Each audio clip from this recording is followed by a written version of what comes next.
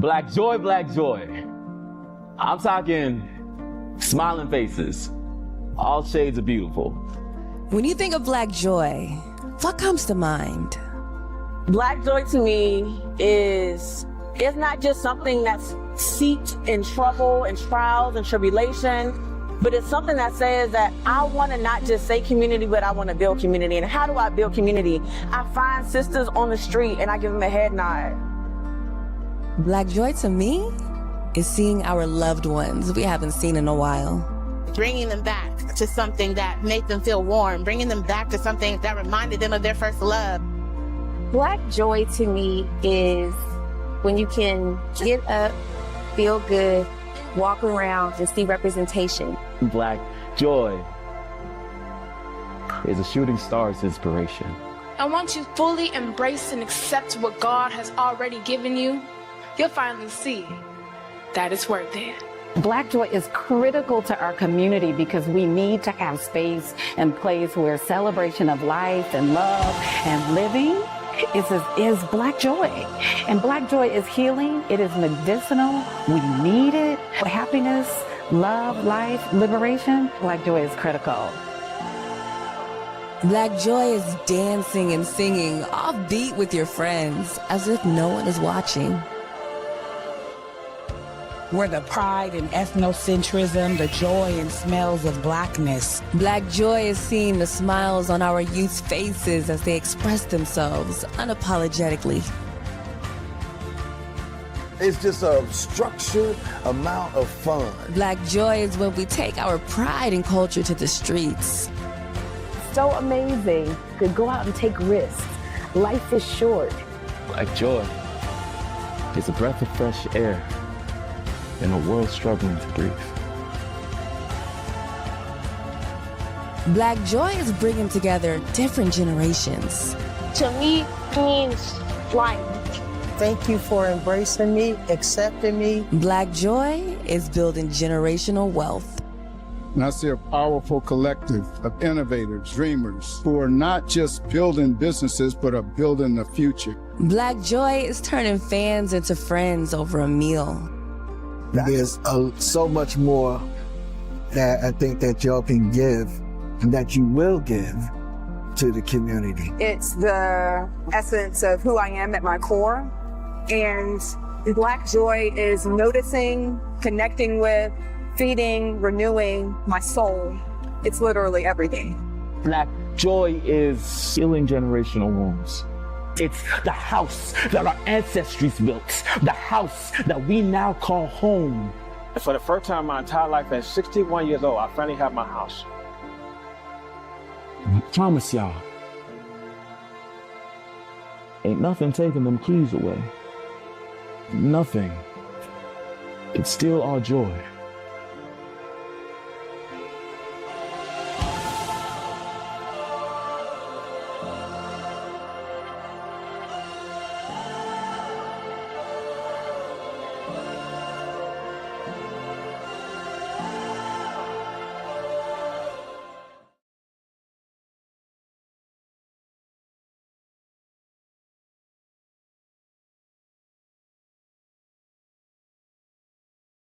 Oh, no.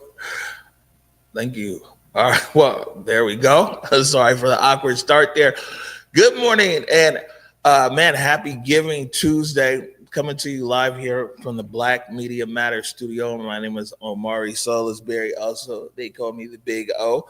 I'm a co-founder here at Converge Media.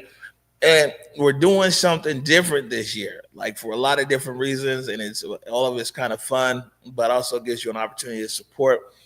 Every year for almost a decade on Giving Tuesday, we use the platform to uplift other organizations, well-deserving organizations in the community, one way or another.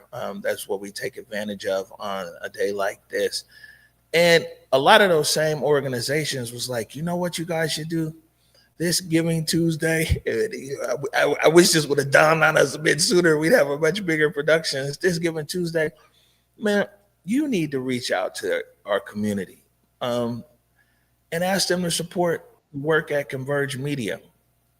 which I mean, I think is important. And clearly a lot of people in the community think is important too. So we're doing something different today. We're going live all day. We'll see if I can make it in the chair. Luckily for me, I won't be here by myself all day long. Today, we're going to be joined by Deontay Damper, Takia Ward, Basa Gordon, Proof in the Play, a whole lot more. And man, we got a ton of video to share with you. We came to realize that people, of course, different people and how they access Converge see different things. We got great stories that might go on back to Basa, but if you only watch The Day with Trey, then you don't see those. We got great interviews that are on The Day with Trey, and of course, you're not going to see them on Back to Basa. If you're on our Instagram, you might only see some things that are different than if you're on LinkedIn. So here over the next, I can't believe we signed up for this, over the next 8 hours is an opportunity as well for us to be able to share some of our fine works with you. Lots of short stories. We got a few Emmy-nominated films that we got lined up for you as well, including Reconciliation Tour, which we got a Emmy nomination for a few years ago, and Nooksack 306, which we got an Emmy nomination for this year. And of course, some news, some information, everything else. I want to invite you right now, though, while we're still here getting warmed up and, you know what I'm saying, we're stretching, getting in for the long haul. I want to remind you that, one, you can go to whereweconverge.com, select donate. You'll see donate there. There's lots of different options. One thing that we did find out is a lot of people didn't know that you can make a tax deductible donation to Converge, like on the real. You can. So if that's your thing, right? And you know, whether you got small money or big money, and if you want to make a tax deductible donation, again, just go to whereweconverge.com and you'll see the donate tab there. And then also, you know, if you just want to shoot over a few bucks on Cash App or Venmo or something, you'll find that info there. As usual, though, even on Giving Tuesday, and the whole point is to give like some money, man. This is Converge. It's big O. I'll be honest with you, man. Blessings and hugs is also welcome too.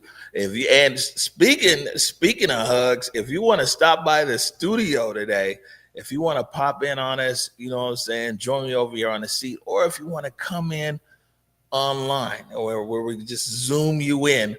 What's the best email for that at the moment? Send an email to info at whereweconverge.com. We're monitoring that. Info at whereweconverge.com. If you want to drop by the studio and say what's up, or if you want us to send you a link and let's chop it up, we want to hear from you. So a lot of stuff there to get through as we sit down and get ready for a very long day here, a very good day and a very giving day and a thankful day. Now, speaking of thankfulness, man, I want to start the show off right in my kind of way. And in doing so and being here in this studio, man, I want to be able to take a moment. I show people this next segment, which is called the report card, but I show people this usually when it's their first introduction to our company. Especially if it's like other TV networks or content people and everything else, it's important that people kind of know, like, man, what is your company about? What are your people there about? And also, this is definitely one of my all-time favorite segments as well. Here in the studio, there's a picture of me and my dad on the wall, and over close to half a century ago, my dad, along with my mom, opened Salisbury Photography on 23rd and right there on 23rd in the Central District. And it was one of the very first photographic portrait studios in this part of America. So I tell people all the time, you see me here on camera. I actually like to be off camera, but they got me on camera today. But this media, it's not on me, it's in me. I literally grew up a small kid in a dark room with my dad, developing photos. I know some of you young people might be watching like, man, what is that? What is that? Developing photos. But yeah, I grew up in the dark room with my dad, and you know, from a small age, learning photography and everything else. And he's been a big inspiration here. He passed away in May of 2023. And some of the last things that he told me was, son, continue to tell better stories and make the uplift real. So I want to start off today by sharing with you guys, people who haven't seen this story before, which is called The Report Card. This is right after my dad died, and I just felt like I wanted to report back to him. Grand Rising and good morning to all of you out there. Welcome to the final episode of the Morning Update Show right here at the Black Media Matters Studios. Dad, June 3rd of last year was the final episode of the Morning Update Show. I took it off air because I wanted to do something different with more purpose. Everyone thought I was crazy, but as usual, you saw the vision and challenged me. You said, son, go out there and tell better stories about our community and make the uplift real. I'm from Fasaha, CEO and founder of Boom Boom Coffee. What up, everybody? It's Acacia Corson. Hello, my name is Jeffrey Cheatham II. Hi, my name is Kalina Bruce. Hi, I'm Avery Barnes. Kyle Boyd.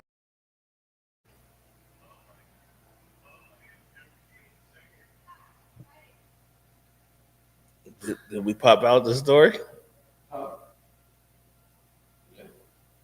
You can press play again. Grand Rising and good morning to all of you out there. Welcome to the final episode of the Morning Update Show right here at the Black Media Matters Studios. Dad, June 3rd of last year was the final episode of the Morning Update Show. I took it off air because I wanted to do something different with more purpose. Everyone thought I was crazy, but as usual, you saw the vision and challenged me. You said, son, go out there and tell better stories about our community and make the uplift real. I'm from Fasaha, CEO and founder of Boom Boom Coffee. What up, everybody? It's Acacia Corson. Hello, my name is Jeffrey Cheatham II. Hi, my name is Kalina Bruce. Hi, I'm Avery Barnes. Kyle Boyd, director. Hi, I'm Ashanti Meese. My name is Tammy Wilson. Israel Presley. Deontay Tamper. And I'm Besa Gordon. Hey, what's up, Seattle? It's your boy, Drew High. We have been telling uplifting stories about our community ever since. The exciting thing about all of this is that you have brought to Seattle, to the Central District and throughout the whole community, a special part that wasn't really reported in the way that it is reported now. And that is a true blessing. And we didn't just stop at Seattle, Dad. We went to Tacoma, Spokane, Portland, and all over America with a mission of telling better stories and uplifting Black voices. The support on South Tacoma Way has been extremely amazing, as well as the Black community, in a sense of when they see their people, they're like, oh, we're coming back, we're coming back. Used to big communities, right? Like how you have in Seattle and other big cities. Spokane's not that big, but there's still a nice, thriving Black community here. I've been getting a lot of support from the town lately. It's people that, never really, bought my brand before, kind of seeing like the changes we made and what we on now and the positive things we doing. And these guys and young ladies out here, the fact that they're seeing positive men, mostly men of color, that are saying, we want to give back to you. They're talking to them like they love them. I have a dream. That's what Dr. King said. Have gives hope, doesn't it? I wanted those young men not be afraid to challenge one another when it comes to race. Sit down and say, hey, let's talk.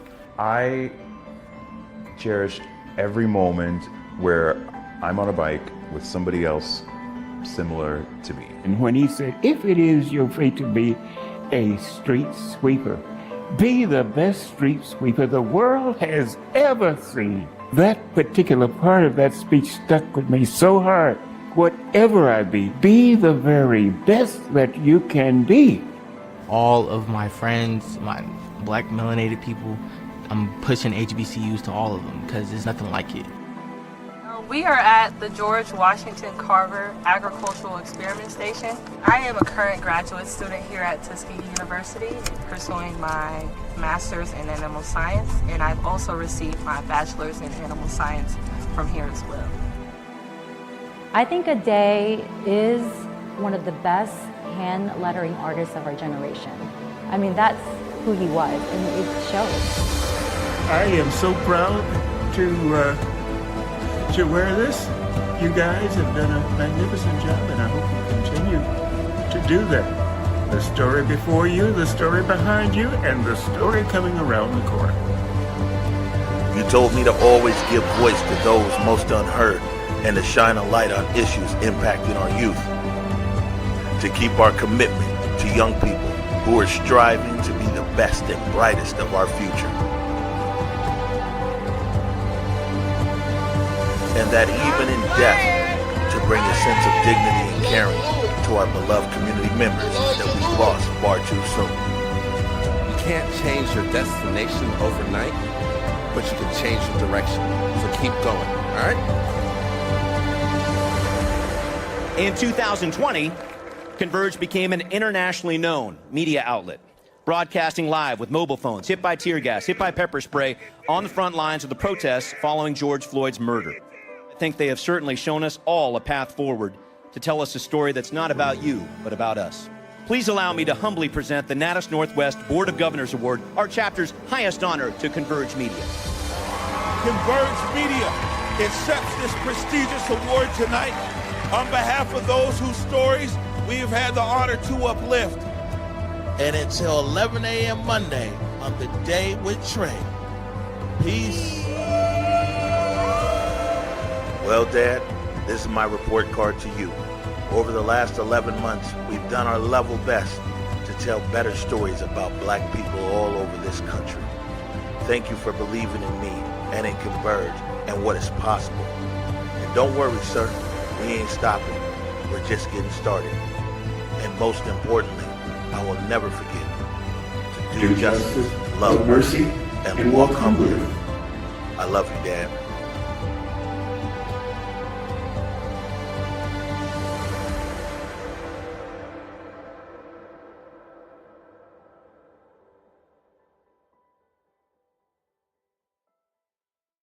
Tell you here at Converge Media, man, there's another video that we'll play later on in the day, and it's called Rooftop Honors. And at Rooftop Honors, I talk about how every time that I pick up a camera, I feel my dad coursing through me. I can feel my dad in the camera. And the impact that he's had on me personally, my career, and Converge, our culture here at Converge, and that push to consistently tell better stories to make the uplift real. It's like, man, it's something that we take serious here, and you see that in our work. And so for those guys just joining us, this is our first ever Converge Media Telethon, which is like crazy. Like, why were we doing this before? Usually because, to be honest, when when there's opportunities around giving, we're usually deploying our resources outside of our studio to help others. And this year we're deploying our resources in studio, and we're making an appeal to you, the general public, to support our work here at Converge Media. And we're going to go through a lot of work throughout the day, so you guys will be able to see all kinds of good stuff. I'm hearing that Takia T-Dub Ward is going to be here in a minute, looking for parking, I believe, outside. So this is actually a good opportunity. And she's going to talk about a few things, but this is a good opportunity here to talk about how we uplift businesses, especially our Black businesses across the Pacific Northwest, our Support Black Business campaign. We got so many great stories that we're going to come at you with today around our Support Black Business campaign as well. And we got a long history with Takia. I mean, we got videos. We could probably play an hour worth of stories from Takia Ward. But before Takia gets here, though, I want to preface something here. She she's an artist. I think it all starts there. She's a co-founder of the Vivid Matter Collective. She's an entrepreneur. She's the owner of the Resoul 206. She's a dancer. She's an activist. I think she kind of does it all. But as we prepare for her in the studio, last year we sat down with her as the Resoul turned 1 year old, and we asked her, how do business owners mark time? This story right here is called The Rebirth of Resoul. How do business owners measure time? By the hours in a day or the months in a year? By the flowers bloom or the falling leaves? Is it a distant memory or an unforgettable moment? As I look back on my first year of the Resoul 206, a few things seem clear. This was one of the toughest years of my life. This was one of the most rewarding years of my life. And I wouldn't trade this experience for anything. Building a business from scratch is like creating a piece of art. It's messy, chaotic, and there are moments where you doubt your own vision. There were days when the weight of it all felt crushing, when I questioned every decision, every sacrifice. But then there were those moments of clarity, when a customer's face lights up because you've brought their favorite sneakers back to life. When you see your vision taking shape, becoming a part of the community. When you realize that you're not just fixing shoes, you're restoring memories, building relationships, and making a difference. I remember the day we first opened our doors. The excitement, the nerves, the overwhelming feeling of stepping into the unknown. And I remember the first customer who walked out with a restored pair of sneakers, a smile on their face and a spring in their step. There were late nights and early mornings, countless setbacks, and unexpected challenges. But through it all, I was fueled by my passion for craft and an unwavering belief in my dream. Owning the Resoul 206 has been a journey of self-discovery, resilience, and ultimately triumph. It's not just about cleaning sneakers. It's about restoring hope, one soul at a time. It's about connecting with people, sharing stories, and building a community around a shared love for kicks. So how do I measure time? In the smiles of my customers, the sweat on my brow, and the dreams that have become a reality. I measure time in the growth of my business, the lessons I've learned, and the person that I've become. And as I look ahead to the future, I'm filled with gratitude for the journey so far and excitement for the adventures yet to come.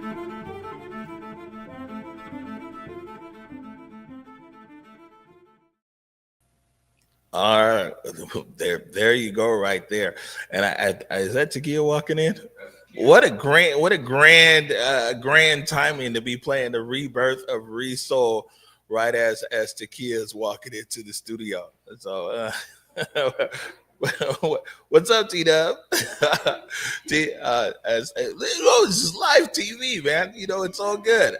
I told everybody, man, don't be sitting in here acting all bootsy and stuff like that. So you'll just walk around those cameras there and see that the magic of television is people won't even see you. as you go and have your seat. So Takia, actually, she's joining us right now. But I wanted to point something out there, guys. Go ahead and have a seat. Guys might have seen a logo there, and that logo, for some people, might not know all the different places our content goes, but you see the logo that was on the top left of that segment right there. It said Back to Besa. And so we actually produce that show. All that content for people who are Back to Besa fans, you go ahead and make some noise in the comments, say something, Back to Besa fans. Man, that's our storytelling on broadcast television, right? So it's the everyday of what we got going on over here at Converge. But yeah, that is our content. So when you watch Back to Besa, you're also seeing Converge Media. Now, before we bring in Takia, I just want to remind everybody as they come in here, today is Giving Tuesday, right? And this is a great opportunity to give to like your favorite local media. Didn't know that would be us. Great way to do that. You can go to whereweconverge.com. Look for the donate tab. You got a ton of options there. If you want to donate $1 million and you want to make it tax deductible, no problem. We got you. You know what I'm saying? There's instructions there how you can do that.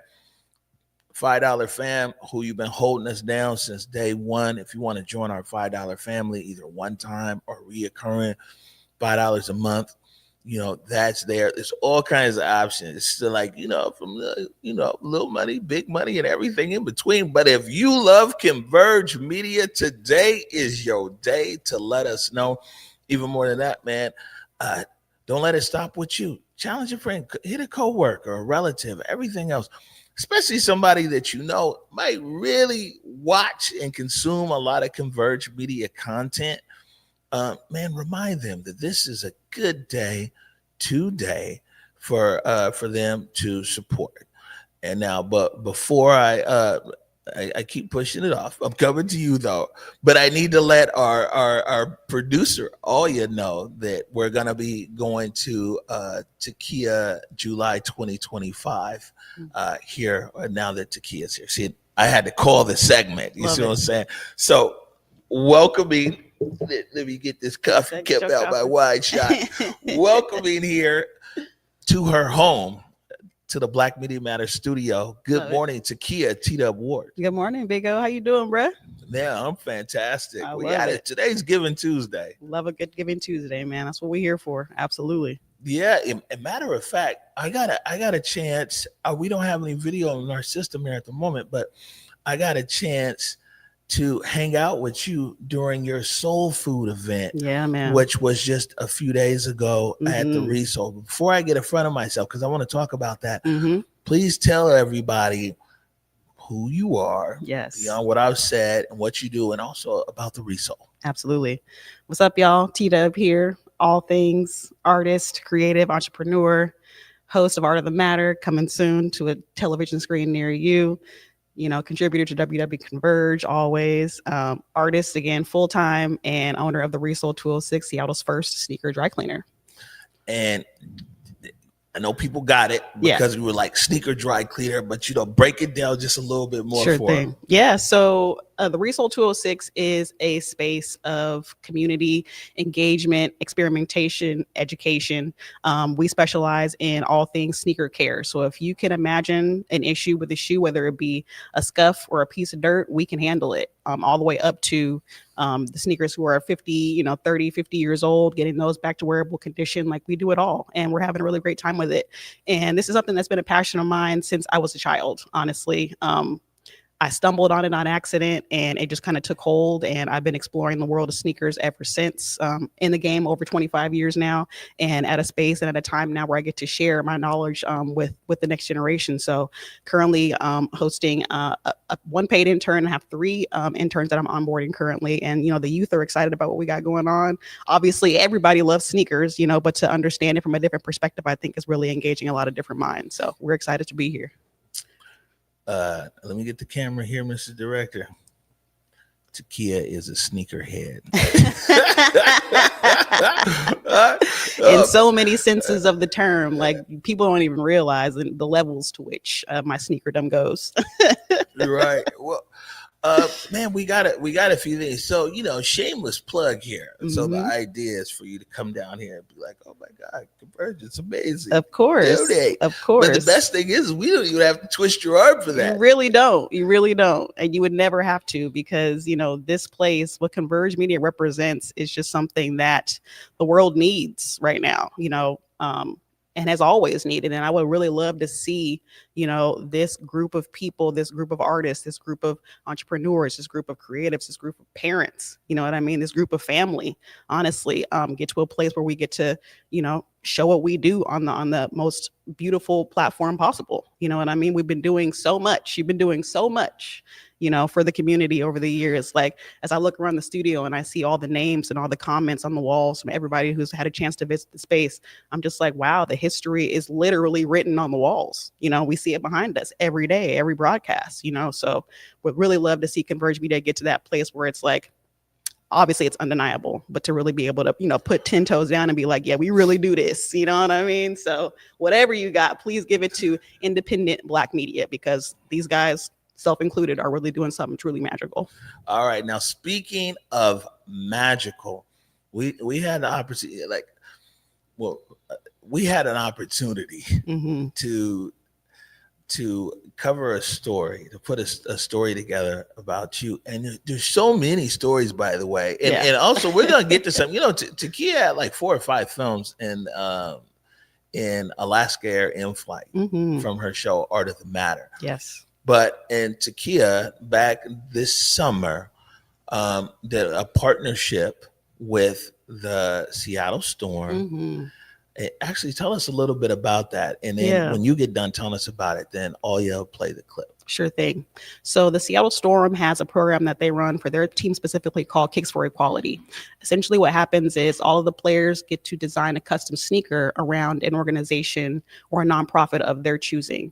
The years prior, they've had multiple different artists kind of work on this event. This year, they chose me. They chose me to be the single artist to create custom sneakers for the entire team, including the coach. So an incredible opportunity, huge experience. Like, this is, as far as customizing is concerned, and I'm a customizer by nature, this is the top notch of what could be possible for this art form. So to be able to show up on that level and on that stage was just a dream come true. And so many things have come from that partnership. And I definitely look forward to next year being able to bring it bigger and better. And this is where you tell Alia, play my clip. Alia, roll the clip. To be seen, by a group of women and an organization like the Seattle Storm, to have that effort be seen in that way it's the greatest gift. So we're here, of course, at the Resole 206 in the lab, creating custom sneakers for the Seattle Storm. I was invited by the team to participate in Kicks for Equality this year as their artist. And so that has me painting custom sneakers for the entire Storm team and Coach Quinn. So we got 13 pairs in total from, I'd say, the design process, again, probably took us about a month and a half of going back and forth and getting final approvals. As far as painting is concerned, I want to say I'm spending anywhere between 7 and 10 hours on each pair. And they're kind of overlapping in a way, because of course I'm the only person doing this. So, it could definitely be a lot, workload wise, because you have to think about prep. You have to tape off all the parts that are not getting paint. You got to do stenciling and make sure that, the artwork is proportioned properly. Make sure that your materials are ready, and make sure that, the canvas is ready to actually receive paint. And it's all a really, really incredibly in-depth and intricate process. You got to be pretty precise, and you got to be precise every time. Definitely full circle in a number of ways. Thinking about, young T-Dub, when I first started T-Dub Customs, when this idea first happened when I was 12 or 13 years old, to get to this point now of like seeing my artwork on national, international stages is just literally a dream come true. I used to do this on a folding table in my mom's living room, getting paint everywhere, but that's what I had at that time, and this is what I did, and now I have this state-of-the-art facility, and we're designing custom sneakers for the entire Seattle Storm team. Everybody who's here so far is like, oh my God, I love what you did. And so it's really dope. I'm so excited to be able to show my art on this level and on this stage. WNBA, baby, we out here. To be able to have a moment to kind of celebrate the accomplishment and just receive that affirmation from the WNBA, the Storm, and from all my people that, you're doing good work, you're doing amazing things. It's been such a joy to watch them play. And I really love this team because you can see the connection and the camaraderie between all of them. They're all very different, but they all bring something that's super impactful to like the collective. I say they're going to the ship, man. I don't know what else anybody's talking about. I'm sorry. I'm not watching anybody else. I'm so sorry. The Storm got it, if you ask me. You know what I mean? So to be able to work with these women also because of who they are off the court, all the causes that they're representing through their Kicks for Equality campaign are all super important and super pivotal. And to be able to offer my expertise and my art craft to that, it's match made. I built this space to help educate people on the importance of maintenance, on the importance of understanding that this is a canvas. There's more to it than what you see, and I've been blessed to be able to have that vision and have that that observation of there's more to it than what I'm seeing, and everything that I've done since then has been an example of that. To be invited to do work like this on this stage is truly an honor. This is the big leagues for a customizer like me. So I'm here for the challenge, and this is definitely one for the books. All right. So what you guys, of course you saw the video, but here in the studio, Takia, we just took this iPad and was watching this video, and I was watching you watch it, and I could kind of see you really, it's a lot of emotion. It looked like a lot of pride and some other things. Tell us about it. For sure. Yeah. It's just, seeing the images of when I first started T-Dub Customs in 2016, it was just an idea. It was a passion, but it was like, really, it was a leap of faith. And, to see the janky setup and it's just, we've come so far. And this is only the beginning. So I'm really proud. It definitely makes me pretty emotional to just kind of think of where all the places that I've been with this art form, literally just paintbrush and paint has taken me so many places. I've been able to interact with and build community and build family and build relationship with so many different types of people from all walks of life from a paintbrush. It's just really, I'm inspired. and that's what keeps me going. Being able to have moments like that be documented in that way is also incredibly important. So I appreciate Converge Media for being with me every step of the way from the very beginning of Resole. You guys were there when I first announced it. Converge was there, so I appreciate how you guys show up for me and just how you show up for the city. Man, thank you. Thank you, Takia. That was kind of like a sentiment we got this year around Giving Tuesday. I said it at the start that every year for 9 years, we deploy all of our resources out into community, and we're elevating other amazing works that need to be elevated. And this year, a lot of people are like, you know what, man, you guys should use this time and space to be able to tell people about what you're doing. What's up, Eric? Oh, okay. Yeah, I forgot. I'm in my whisper comfort voice. I love it. You can also turn up the gain a little bit too. See, it works two ways. Well, as long as all you says we ain't blowing nobody out online, then we're good. I'll let you work it out with her. Yeah, man. But this year it was like, man, sometimes Converge, it's okay to pour back into yourself. Real.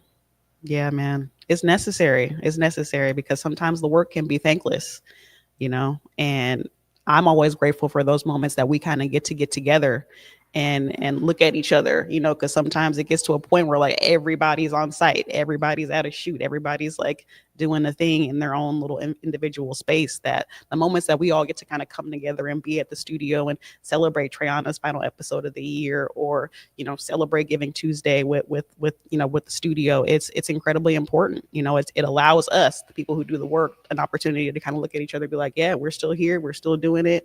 We're still together. We're still family, and let's keep it going. right? And now for people in Seattle and really people all over the world, because there is a landmark here. This is wild. Like you actually have a landmark in this city. Yeah. And it's in its 5th year. You're one of the co-founders of the Vivid Matter Collective. Yes. And this is the group that painted the Black Lives Matter mural right in the middle of the 2020 protest. Yeah. We have it queued up. It's BLM mural 2025. Before we play this, do you want to say anything about it? Yeah, I mean, again, another incredible journey. It feels like everything happened for me in 2020, which is crazy to say because it was such a diabolical time. But like 2020 was wild. Like everything, kind of came to fruition, I think, in that moment. And I think for me personally, it was an opportunity to kind of like look at myself and decide which direction I actually wanted to go with art, with, career, with family, with everything. It kind of put a real pause on the world sort of just spinning out of control. And so I was thankful that I was able to kind of find a space to be like, no, this is where I stand. You know what I mean? And Chop Chaz, created an opportunity for me to stand on business when it comes to public art. And I think we did it in a real major way. So, So real quick, Yeah. hold tight. Oh yeah. So one thing real quick for our audience out there, what I'm saying, appreciating your viewership, make sure and share. But take them way back. Share the stream. Share the stream. Tag and share the stream. Let people know. Let everybody on your timeline know what's going on. You know what I'm saying? You want to share this out with as many people as we can. And I also mentioned earlier, it's Giving Tuesday. Yes. But we know that some people watching, man, they're not in a position to give like monetarily. But I always tell them, Converge, man, I'm saying? We take prayers, we take hugs, we take shares. A plate, a good meal goes a long way. We're open over here. Also, if you want to stop by the studio, man, we're around. Today is something very rare that we actually have an open invitation, or if you want to join us online and chop it up, we can chop it up as well. Just send an email to info@whereweconverge.com. This video that we're about to play is meaningful in so many different ways. It's about the 5-year touch up and maintenance of the BLM mural, like I said, on Capitol Hill. And for me though, personally, man, this was like my last shoot before I got my hip surgery. Yeah. And you remember I couldn't walk around, and I actually had to sat down. I had to sit down there on one of the letters because it was so painful for me to even move. And I was like, man, Takia, I said, anybody but you guys, man, there's no way I would be here. Right. We're thankful Eric Calligraphy also was there as well.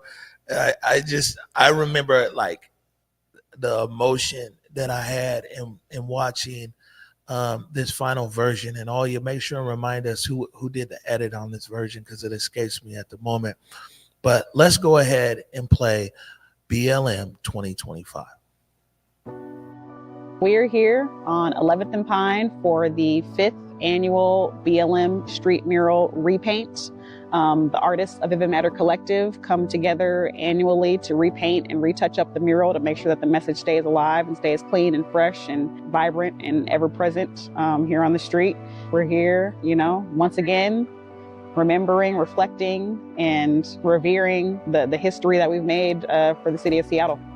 16 letters in the phrase Black Lives Matter. 15 of us total that are a part of the crew, and all of us are here today, again, to put our individual markings on each letter. One of the biggest things was before this mural even happened, before Chop Chaz even happened, we were in a global pandemic. And even still, artists were always the ones who were trying to figure out ways to let the community, let the world know that we were going to be okay, we were going to get through this. And so when the streets closed down and the businesses got boarded up, the artists were the first ones on the street, painting murals for free, bringing their own materials, risking their own health and safety. It was no surprise to me that when Chop Chaz happened, the artists were the first ones on the street. And obviously Chop Chaz came from a different sort of space in the sense of like the murder of George Floyd really galvanized and really lit a fire in a lot of people on, enough is enough. We were actually going to have to do something. And that was really what lit the fire for me too. And the way that it went down, I was like, absolutely not. Now is the time. I called my people and I was like, we have to do this here. We have to do this now. We don't need no, approval from no city. We don't need no permit. We don't want no red tape. We don't want none of that connected to what we have to do, because it has to be pure, it has to be real, it has to be authentic. And literally 48 hours from that call, we had this mural. This is how I showed up. This was my protest. I think art is such a part of all revolutions. I don't think there's ever been one that didn't include art, and the messages that come from it, and the interpretations from the artists in their experience. It just felt so electric and important. I remember that, feeling how brazen and bold, and it was incredible. It was incredible. I barely go back there in my mind because it was so intense. The art that came about after the murder of George Floyd, we think like if you include all kinds of art that were created in that time period from then to now, it is the largest proliferation of art around any one instance, idea, person, etc. in the history of the world. And the street murals are a big part of that. They're huge in scope, large scale, on the street, taking up space, so nobody forgets what happened. We, at the time, were in national news for the small area inside of Seattle, seemingly about to be on the anticipates of having the National Guard come out and shut it down. And during all that, we united and put Black Lives Matter in the middle of the street. The Black Lives Matter mural really changed my life. It means a way to regenerate and remind people of the ideas that humans matter, that Black folks matter, that we have a stake in this world, that our ancestors fought for not just our rights, but everyone's rights. That it's a place I can come back and visit with my daughter, my family, and reflect upon where we've been, where we are, and where we need to go. Originally, this project was this guerrilla kind of protest piece that really became, something so much bigger than any of us ever imagined, 5 years ago. That was such a beautiful, amazing moment in history, and I'd never thought that it would be something we had to do over and over again. Because when you see like a lot of the Black Lives Matter murals around the country, a lot of them have already been repainted and destroyed. So it's a beautiful thing for it to still be here, and I hope they continue to do so. They preserved it. They kept it. You gotta give them that. They kept it. This was a guerrilla piece of art.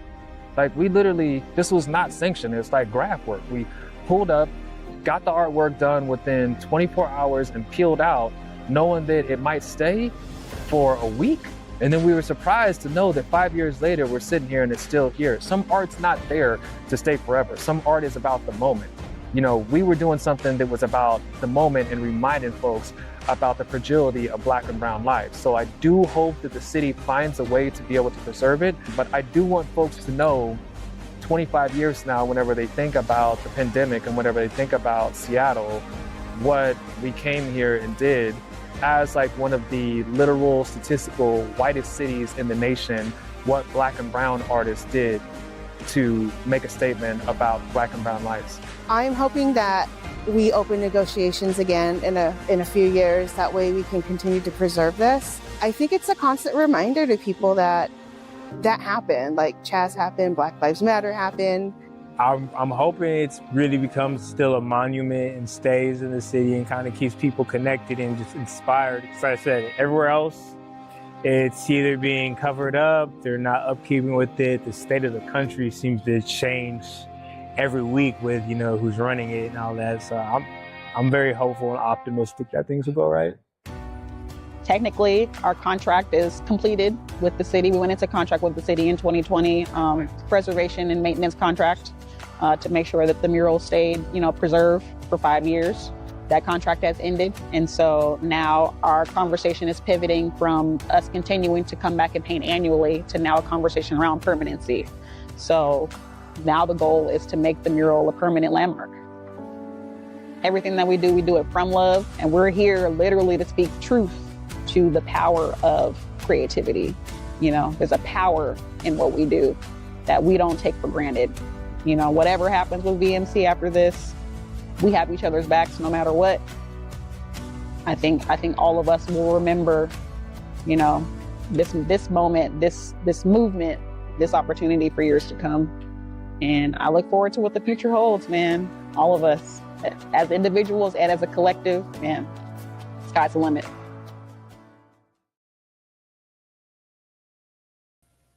All right, Takia is another one where it's like you're Another one. You're watching the story and it's like, wow. Yeah, man. It's beautiful to see. It's beautiful to see, you know, because it can be difficult. You know, as an artist, you get in those modes where you're just head down and you're just doing the thing, and you might get a moment to kind of celebrate it, but you're usually just kind of keep going, keep moving, keep trucking along, and you don't really have the opportunity to just kind of sit back and be like in awe of the things that you've done, you know? So to have our work documented again in this way is just incredibly important. And one of the things I wanted to mention, you know, Carolyn talked about how difficult it is for her to go back there in her mind to 2020, to Chop Jazz, to the protest, you know, and I think about you and, you know, the literal injuries that you suffered in that space. And, you know, the fact that you've been with us every year to document the beauty and the sort of resilience of the mural. I cannot imagine what that must be like for you. You know what I mean? And I think about the fact that you literally drug your body to that place to make sure that story got told before you went into surgery, bro. Man, like I don't have words for real. Like, it's really like, we've been some places, man. Yeah, we've been some places. Wow. Yeah, you're right. Yeah, 20, you know, this is 5 years since the protests, and there's wow. Yeah, it's crazy. And it's true when you go back there in your mind, right? Like the Seattle Times, KUOW, and NPR, they're working on a project around the protests.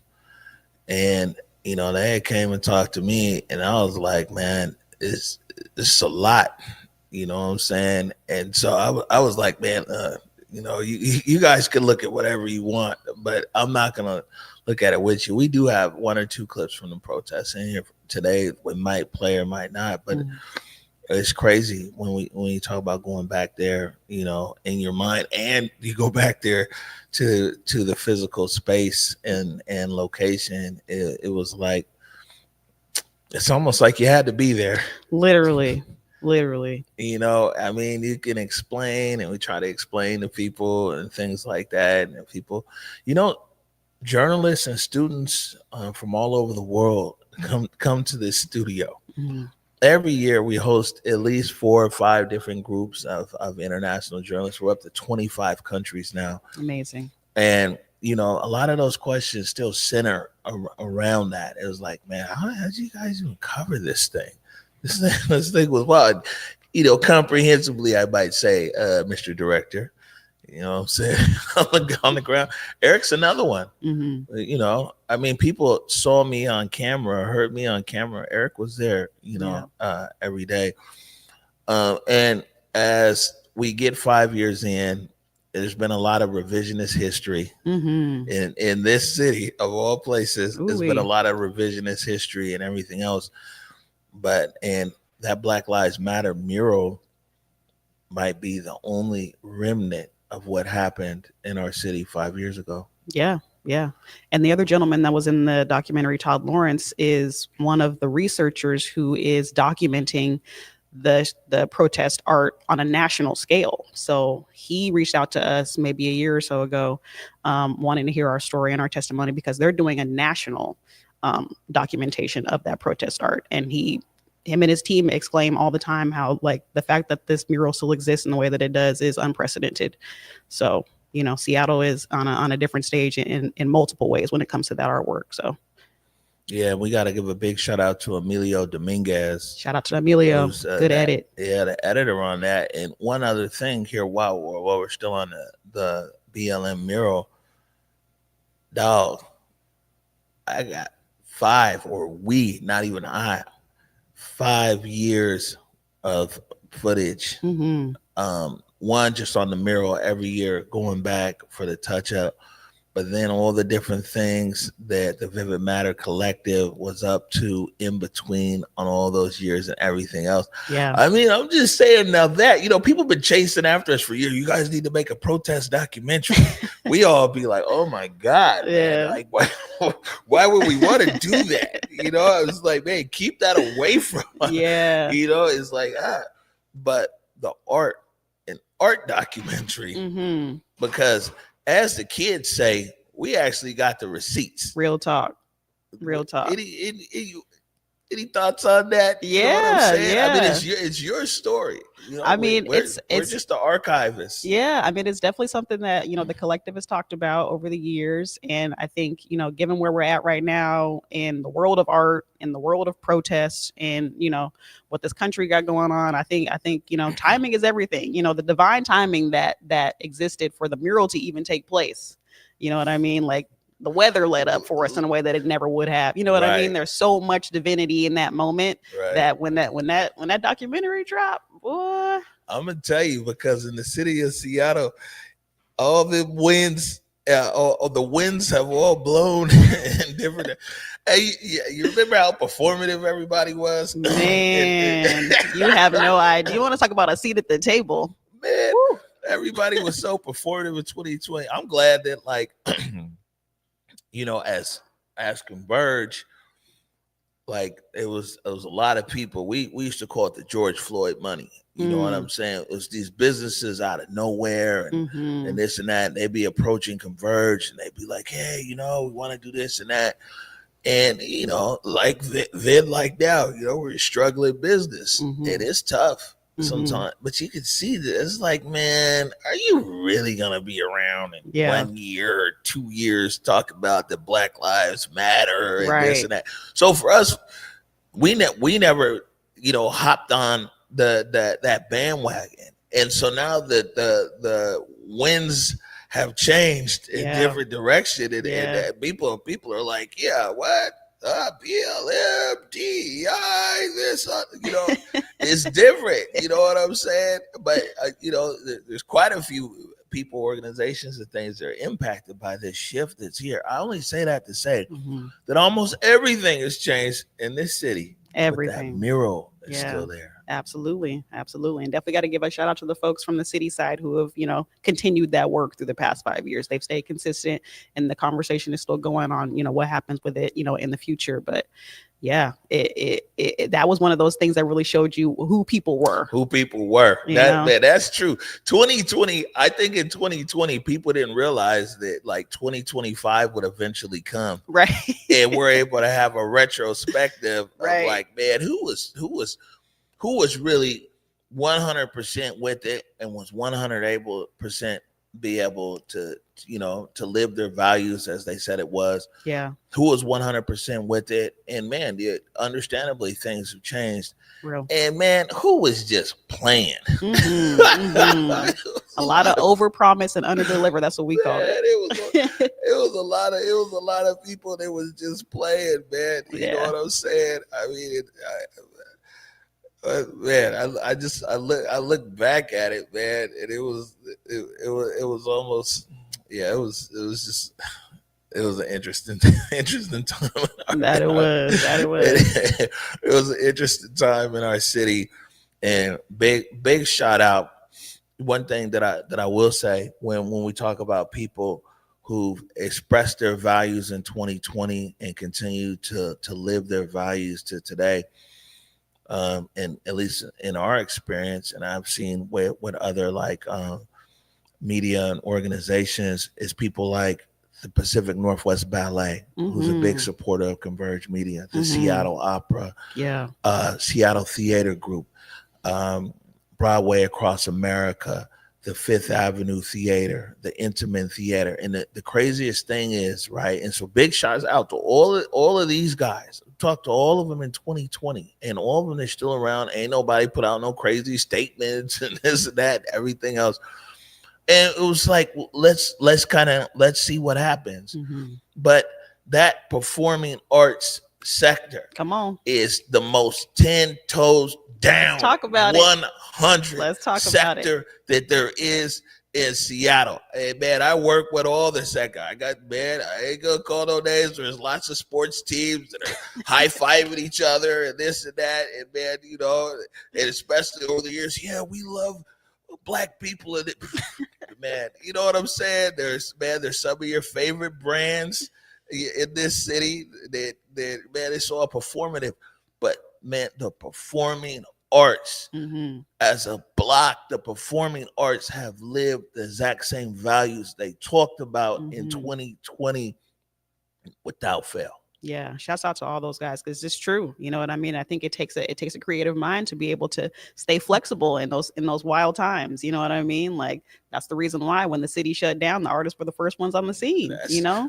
Man, that was why you remember that, Eric? As soon as the Seattle Police Department abandoned their precinct, by the way, you know what I'm saying? Let's be clear. There's an order.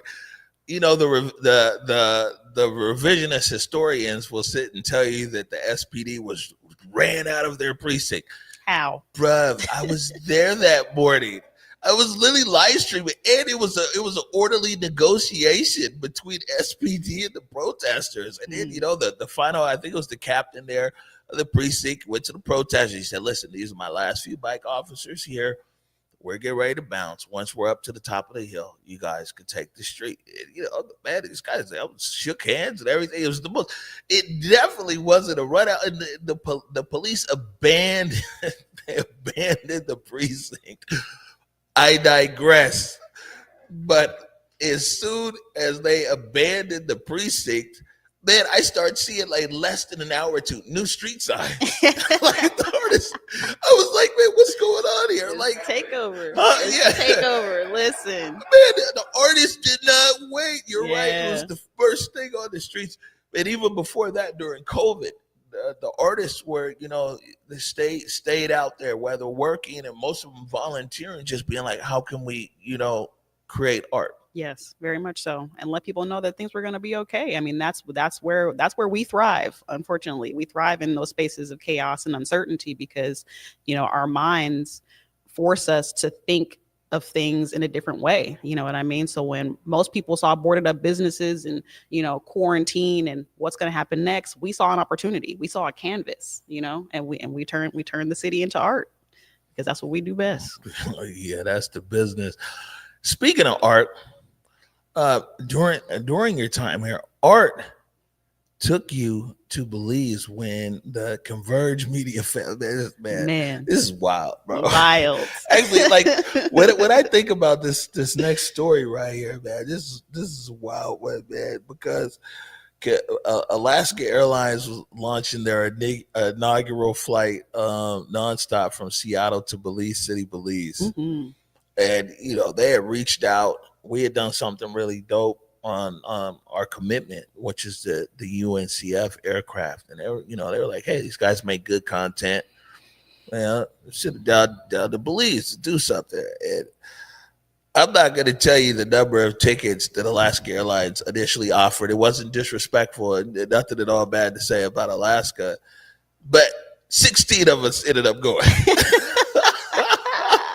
I like how you work that, Big O. I mean, you know, I'm sorry. I'm just one of those guys. I was like, man, you know what? I need my people. Yeah. You know what I'm saying? Yeah. I didn't want to. I just felt, especially coming out of the protest, that it was like, man, these are our folks, and so we went down there to Belize, and I'll let you set this clip up. All you's already got it ready for you. Yeah, man, it was a beautiful trip, and shout out to Big O for that, because that decision, you changed a lot of people's lives. I don't know if you realize, but 16 folks from however many it was to the whole crew being able to have the experience of a lifetime. And I had an opportunity to meet and speak with a couple artists, Kevin Morales and the master Pen Cayetano, who invited us to his compound, his facility, to learn about Garifuna culture, and, taste some delicious wines that he had brewed himself. And, he's got the moringa trees, and it's just like the connection to nature, but also the connection to creativity and creator was just truly, truly magical. And to be able to watch these two gentlemen's, artistic journey since then, it's just been truly remarkable. But that trip was definitely something that I will never, ever forget. And I need to go back. We need to go back. I'm calling it right now. So everybody who's watching, it's Giving Tuesday. Let's get the Converge crew back to Belize. Round 2. Let's go. There it is. This clip right here is where Takia, and she'll talk a little bit more about the Queens on the backside of this, but a real artistic journey for sure for Takia, but also a bonding opportunity for the Queens of Converge. This is T-Dub's Belize Travel Diary. Hey everyone, it's T-Dub. A few years ago, I had the incredible opportunity to travel with my Converge Media family on Alaska Airlines' inaugural flight to the country of Belize. It was an unforgettable experience that opened my eyes to the power of art, culture, and sisterhood. From the moment we landed, the energy was electric. Belize is a country bursting with life, from its vibrant mix of Maya, Mestizo, Creole, and Garifuna cultures to its breathtaking natural beauty. But what truly made this adventure special was sharing it with these amazing women. We explored ancient Maya cities, hiked through lush rainforests, and even swam in crystal clear waters. Along the way, we supported and uplifted each other, sharing our unique perspectives and talents. Basa's infectious energy kept us laughing. Triana's passion for social justice inspired us. And Julia's wisdom and experience guided us. Together, we formed a powerful sisterhood that made the journey even more meaningful. We spent a day soaking up all of the Garifuna culture on Kalipuna Island. We prepared a family meal together, danced, and celebrated the beauty of the Garifuna people. Our afternoon at Sobal Cassava Factory showed me firsthand how natural resource can birth a nation. I was absolutely spellbound by the warmth of these ancestral connections we were getting the honor to make. It's heartwarming that even when you march to the beat of your own drum, together, music is made. One of the highlights of my trip was meeting the legendary artist Pen Caetano. His studio is a treasure trove of colorful paintings, sculptures, and musical instruments, each one telling a story of the Garifuna culture. Pen taught me so much about the power of art to connect people, bridge cultures, and celebrate the beauty of the human experience. He inspired me to use my own art as a platform for positive change. My trip to Belize was a life-changing experience. It taught me the importance of embracing different cultures, appreciating the beauty of nature, and using art as a tool to preserve history. I'm so grateful to the Belize Tourism Board and Alaska Airlines for getting us there and showing us an amazing time. And to my Converge Media family for making this journey possible, I will cherish these memories we created together forever.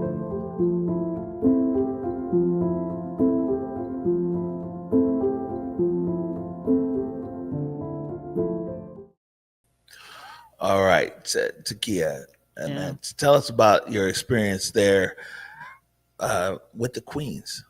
Yeah, man. So, it was really beautiful to be able to share that journey with the Queens of Converge, because I think that was the first time that we ever really had an opportunity to kind of really bond.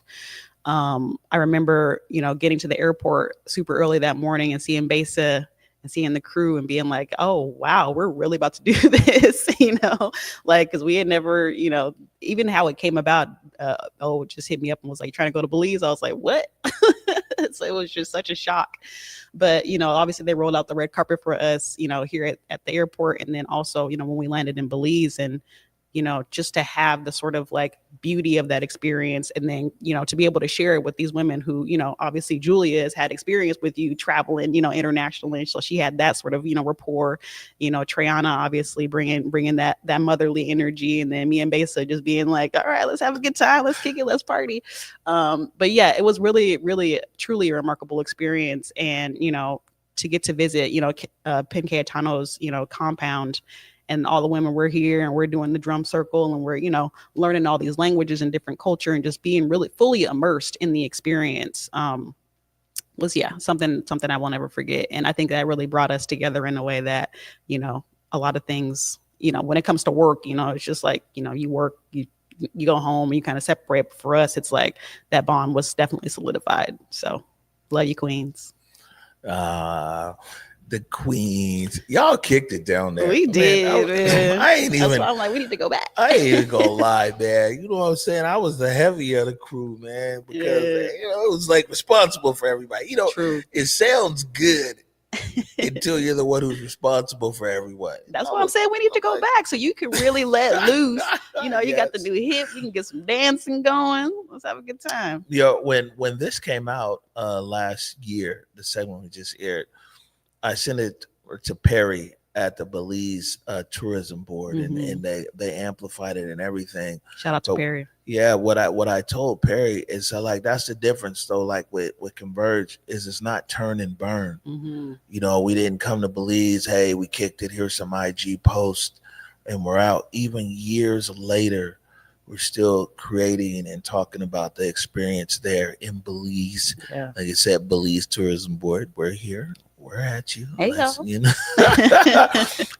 actually, you got a comment here from Bicentennial Babe. It says that saw your story years ago on Kevin, one of the artists there, Kevin Morales, right? Kevin Morales, yeah. And she says she still follows him to amazing. Yeah, Kevin is dope. He was one of those people that, it was beautiful because like the juxtaposition between Kevin and Penn is like the master. He's been doing it for decades. He's the guy. And then Kevin is just like this young star on the rise. So to be able to see those two different stories from that place was just really remarkable. And yeah, I still follow Kevin as well, and definitely got to tap in with bro when it comes to Art of the Matter season 2. Yeah, no, for sure.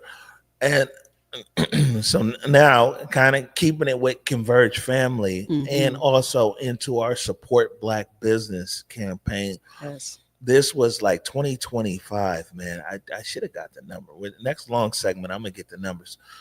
We deployed our resources to support as many Black businesses that were in need across the region, all the way from Bellingham down to Vancouver, over to Spokane and in between. And one of the first ones was Norlux Candles with Kalina Bruce. Yes. And so before we play this segment here, why don't you set it up, tell everybody, what I'm saying, came together and who you went there with. Definitely. So the Queens was at it again, minus Julia, but plus Deontay. So we had an amazing time at Norlux Candle Bar. Shouts out to the team there. They showed us a really, really great time. We got to make some custom candles, which is something I had never done before. So that was really, really cool to be able to have that sort of aromatic experience of mixing the different oils and finding out how the things coagulate. Never made a candle before? I had never made a candle before. I would never think, excuse me, I haven't made a candle either, but I've done so many candle making shoots. Right. I feel like I've made a candle. Yeah. What? Yeah. So that was my first time. So it was really a super cool experience. And they deck out the whole space. They had, drinks and refreshments for us. So it was like a fully immersive experience, and we got some really amazing candles out of it. But we also got a chance to bond, and again, to support a Black local business. And shouts out to the team at Norlux again for showing us an incredible time. And yeah, it was definitely one for the books. All right, here is Norlux Candle Converge fam. I'm Kalina Bruce. Welcome to Norlux Candle Bar. So today we are here at Norlux Candle Bar, and I'm so excited that my Converge fam is here. Besa, Deontay, Trey, and T-Dub. And we're doing an exclusive sip and pour. So we have some cider, we have some wine, and we're gonna be creating custom fragrances today. So we'll walk through the whole entire process, and y'all will get to see it with us. Norlux was founded in 2020 in my kitchen. So it was really supposed to be a side hustle, and it kind of took off and turned into a full-time thing. So we were able to open the Candle Bar in 2022, and we'll be celebrating 3 years in business in February. The concept is that people can come in and create their own candles, so they can walk in, they can make a reservation. We do date nights, team buildings, bridal showers, all sorts of things. And we also have an apothecary where we only carry items by small Black vendors, and that is by design. We're trying to bring people along with us. Our candles are special because they're handcrafted. They're all made with love. They're all soy wax, wooden wicks, and they're crafted from eco-friendly materials. So we are in here pouring candles, creating custom fragrances, and really creating not just a candle, but an ambiance. So we're trying to bring something new to the sector. It is an oversaturated sector at times, so we're trying to bring something new by creating candles that are rooted in culture and that are a conduit to community building. We've created a space where people can feel at home, like home away from home.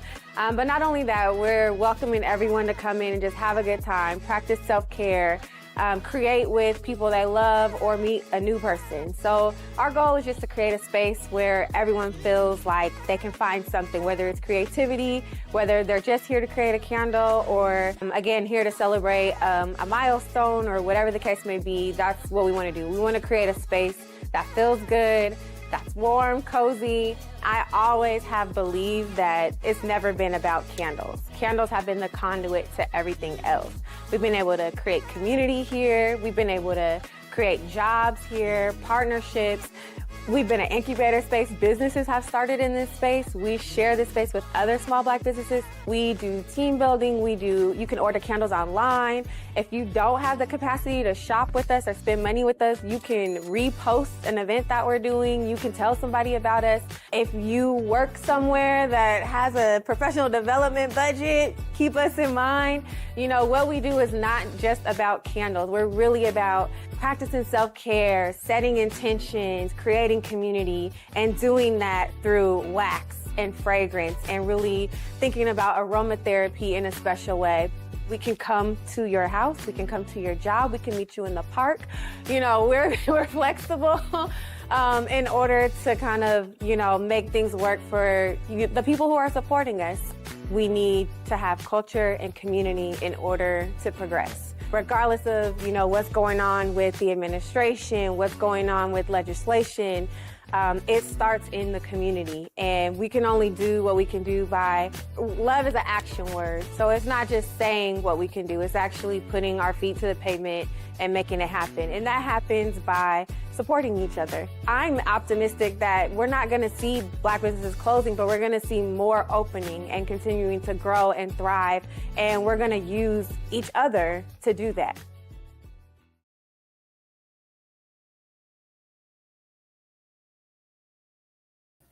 Yeah. So, yeah, first of all, how come we don't ever get invited to that kind of stuff, Eric? Yeah. You need some candles at your crib, Eric? Yeah, I feel like you see all the people who be on screen, right? You see there's Deontay, there's Takia, there's Bayside, Trey. These guys get all the perks, bro. There we go. Yeah, then you get people come in here. I mean, listen, crazy. This is the day with Trey, right? We be sitting here. Man, it's like people bring bounty to the queen. and me and Eric and me and Eliza and Hannah be back there. Man, people just walk past us. There's the peasants. They be like, Queen Treyana, brought bounty here for you. Listen. Yeah. Yo, man, it's wild. So I am happy that you had that experience there at Norlux, and that's something that you would recommend. Absolutely. Norlux is an incredible space. And shout out to Kalina. She's doing something really, really dope. And I love how she kind of mentioned that, you know, wax is the conduit to the actual work. You know what I mean? I think that's important to think about too. Like, because, you know, for small businesses, entrepreneurship, especially as a Black entrepreneur, is not easy. I mean, Converge knows it well too. You know what I mean? It can definitely be very difficult. So to be able to give from that place, knowing that is going to be tough, knowing that you might not, you know, necessarily see that immediate return on investment, but you still keep going. That just to me exemplifies the passion, the dedication that people have to connecting folks with their creativity. You know what I mean? And I think Converge does an excellent job of that too. Giving from a place of, not necessarily having everything, but we're still going to give, we're still going to show up, we're still going to put our best foot forward and make sure that the story is told in a beautiful way. So. All right. Now, and I'm giving everybody, there's a little sticker on the bottom of the screen, which you change throughout the day. And it's a friendly reminder that you can make a tax deductible donation. You feel me? As well. A lot of people is confused, man. Somebody told me, it broke my heart. Somebody's like, man, we wanted to make a sizable donation to Converge, but we seen you went to nonprofit, so we kept it pushed. Wow. Yeah, no, I mean, we not a profit. Seattle has enough nonprofits. Listen. so we weren't gonna add ourselves to that list. Very long list. But we are partners with the Northwest Film Forum, and an outstanding organization that's very aligned with our purpose here at Converge. People can make a tax deductible donation to Converge. So you know what I'm saying, all your sneakerhead buddies that be buying $20,000 custom sneaks. Now. You know what I'm saying? We're here for you. Yeah. That's out. But before, because we want people to also support your store, and we'll allow you to do that, man. Maybe you can through your own experience, you could tell people why it's important to support our work here. Converge came at a time when community needed a voice. Community needed a collective voice, and community needed to see itself reflected in a space that it hadn't before. And I think Converge does an incredible job of that. I think the work that we do here is incredibly important. I think the family that we've built here is just so dynamic and so beautiful and so honest that, this is the type of work, this is the type of energy that needs to be amplified. It needs to be broadcast nationally, internationally, we have a story to tell. And the city of Seattle has an incredibly rich history. We haven't even scratched the surface on what some of the people have done to make this city what it is, to make it viable, to make it thrive, to make it, be able to stand on a national, international platform, to have that spotlight. The spotlight is on the people, and Converge makes sure that spotlight and that camera is in focus. So let's keep doing the good work, people. Man, thank you, Takia. And this is one right here that you're used to. Takia, tell people how they can keep up with you. Of course. You can find me at the Resole 206, 1133 24th Avenue, right in the heart of the CD, Tuesday through Saturday. You can always find me on Instagram, or you can reach us via our website at theresole206.com. Right now, my focus is on that. And then hopefully 2026, we'll be able to get back to some media stuff, Art of the Matter Season 2, and so many more things. But I always appreciate y'all. Take care. I love it, man. Takia was the first one where I was like, yo, man, what's up? Who's coming through? Takia, boom, I'll be there. And Takia opening her business late today because this was how important it was to be able to support our efforts here. Yeah. You know what I'm saying? I'm so thankful for you. Likewise, bro. You know what I'm Likewise. saying? Man, me and Tina have been through a lot, man. And woo! One other thing that I would say too, I think you understand, you've been such a moral compass and someone, my dad all the time would be like, there's never a right time to do the wrong thing, and there's never a wrong time to do the right thing. Real. And it's like you embody that. And even when tough things, tough decisions, and tough conversations, I admire how you always push us to confront and face obstacles that are in front of us. And you challenge us to always be the best version of ourselves and to uplift our character or who we are as individuals, as a company, or regardless. I'm so thankful for that. Thank you. Oh, I really appreciate that. And I always tell you, I try to tell you as much as I can how much I appreciate you for all the work that you do, for all the stuff that nobody sees. You know what I mean? Because I understand that space too. With the stuff that we do behind the scenes, the late hours, the sleepless nights, the dragging our limbs to shoots and all the things, but making sure that shot gets recorded and making sure that audio is clear. You know what I mean? It's the little things but you do that consistently, regardless of what's going on around you. So I appreciate you always. And I'm so thankful for Converge as an opportunity for me to challenge myself. You know, I never really saw myself, necessarily getting into the media space in this way, but now I got skills to pay the bills. You got skills. I remember that initial conversation about Art of the Matter, about your show. And it was like, man, when we tell stories about artists love it. We think artists are dope. Artists think Converge is dope. How do we feed that? Right. How do we grow that? It was like, yeah, okay.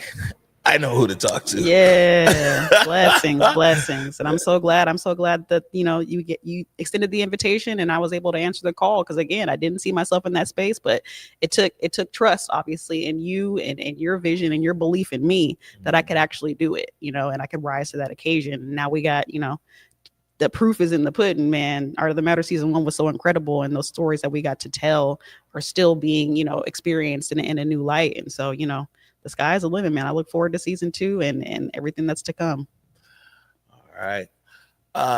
So the director's talking to me, and I missed my mark here. We're gonna go to Black Joy next. I was saying, like, we don't have to be out, but we're at home. This is like being in the living room. You know what I'm saying? Which is comfortable in being in your own space, and also not having to be all pretentious either. Real. Okay, Bob.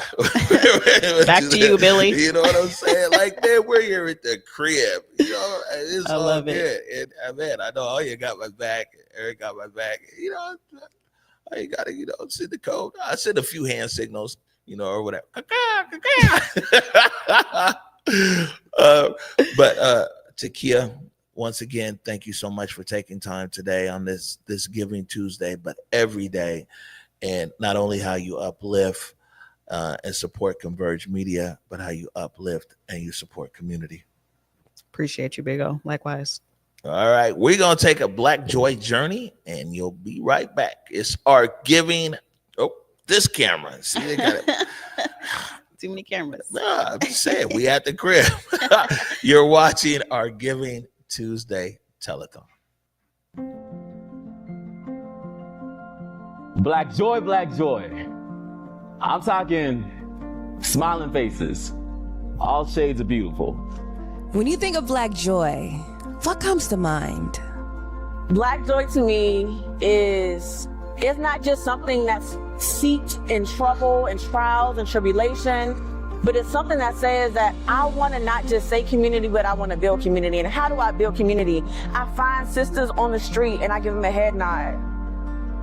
Black joy to me is seeing our loved ones we haven't seen in a while.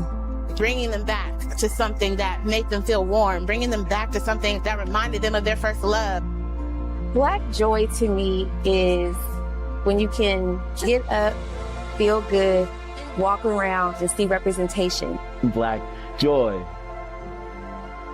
is a shooting star's inspiration. And once you fully embrace and accept what God has already given you, you'll finally see that it's worth it.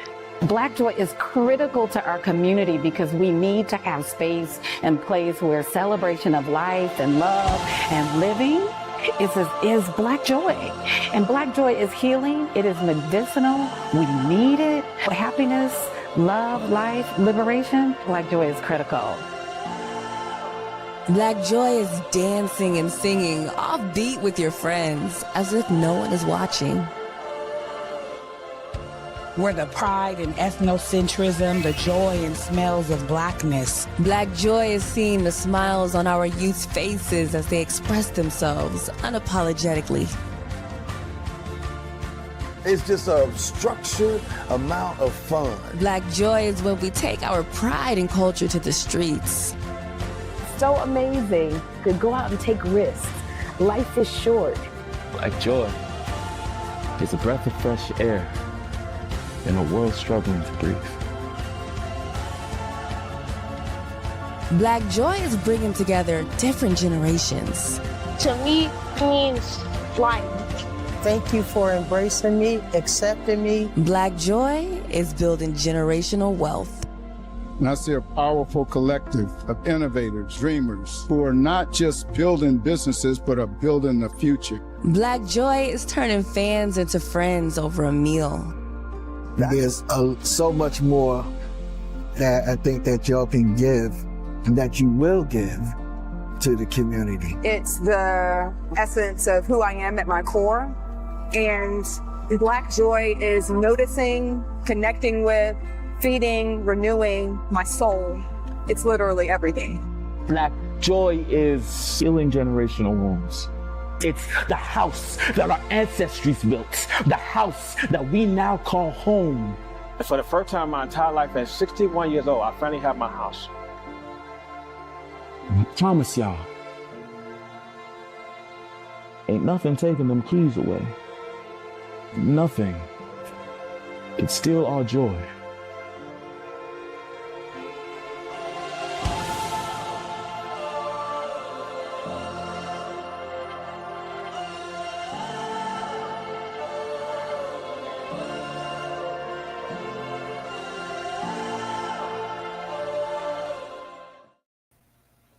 All right, so Black. Oh, you ain't gonna hear me with that. Thank you, Mr. Director. All right, so a few things. You know, they're working on Black Joy Journey 2026 now, and there was a lot of Black Joy in 2025 to include in that version. And so, what you saw right there, we actually premiered January 1st of this year, and now it's a poem by Daryl Photo, which he originally performed on the day with Trey. And when I heard the poem, I was like, oh man, this can't stop here. And so like we had clipped it, we put it out, everything else. And then last year, this time, when we were working on the video that we just played, we were like, man, well, Black Joy, man, how are we going to put this together? And it was like, man, Daryl Photo. And so what you see there is the original poem by Daryl Photo and then remixed with Besa Gordon and then edited beautifully by Emilio Dominguez. So it's like, you know, we feel it's like, man, you gotta have joy. No matter what. We go through a lot, believe me. There's a lot we go through. But Black Joy continues and is here every day and all day. And speaking of that, this next thing we're gonna play for you, this next production, by the way, that we're gonna play for you, is about the soul pole. And before we play it, though, I can tell you that this was one of our earliest productions. And when you call like a short film or mini documentary, we're just kind of ambitious. We're like, oh yeah, you know, we're gonna tell a story. It was an important story because Stephanie Johnson Tolliver, who's the president of the Black Historical Society of Washington State, by the way. She's also the one who curated the photos here of this Al Smith. Our back wall here is it's mostly photos from the Al Smith collection at Mohi, but also pictures from the Black Heritage Society of Washington State. And Stephanie Johnson Tolliver is the one who curated the photos, and our guy Damon Brown, Creative Lou, is who created the mural. But anyway, she was telling us about the soul pole. And if you don't know about the soul pole is right there on 23rd and Yesler at the Douglas Truth Library. Some might say that it's very similar to a totem pole. So I say totem pole, people, you know, you kind of get it. But it's the soul pole, right there in the neighborhood. The soul pole had been deteriorating over the years, and Seattle Public Libraries was saying that it needed to be restored, which it did. There was some concern, though, that when the pole came down, would the pole come back? And all of a sudden, all I know is we were just documenting as much as we could during this 1 year process around the soul pole. And we ended up, by the way, winning an award from Historic Seattle for as being part of that project for the 2022 Preservation Award for this short film that we're getting ready to show you right now, which is called The Soul Pole.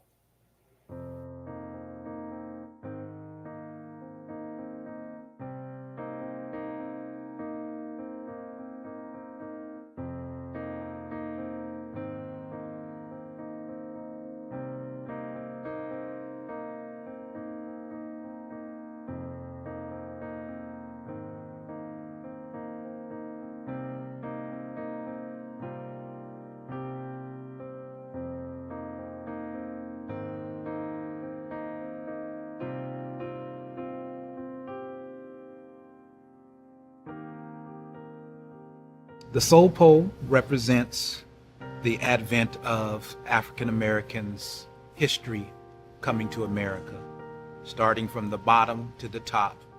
When they got us in the homeland, brought us to America to enslave us, up to freedom, which is the top piece. So in conversations with my father,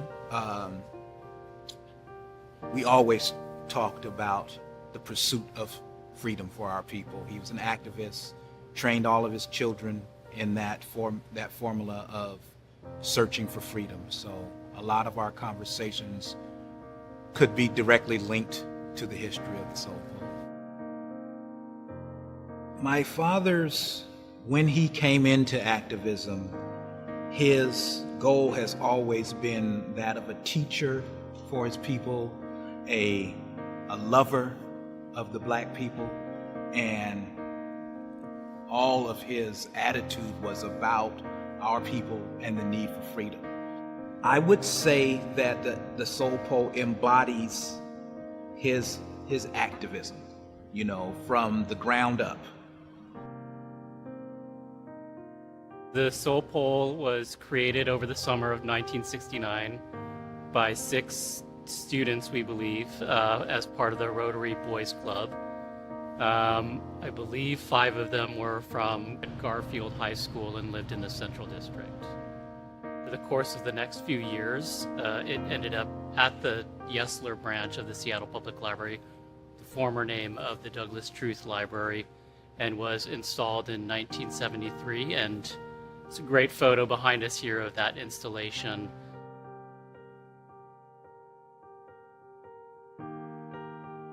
We started recognizing its deterioration and wanted to spend the time and effort to ensure that we extended the life of this important artwork as long as we could. And we are thrilled to be working with Art Tech and Corinne Landreau, who's one of the top conservators in this area in the Pacific Northwest. And it's really come together through the collaboration with Black Heritage Society as well. There's just been a lot of community outreach and education, trying to make sure people knew why we were taking it down and what our interests were, making sure that we could preserve this piece of artwork for years to come.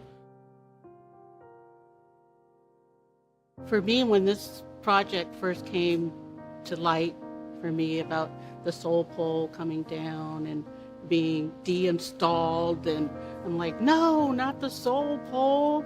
But reaching out to Seattle Public Library, hearing the intent and the story, and them wanting to preserve the integrity of the pole, that's everything that we do at BHS, is the preservation of our legacies, our stories, and definitely the Soul Pole that stood at 23rd and Yesler.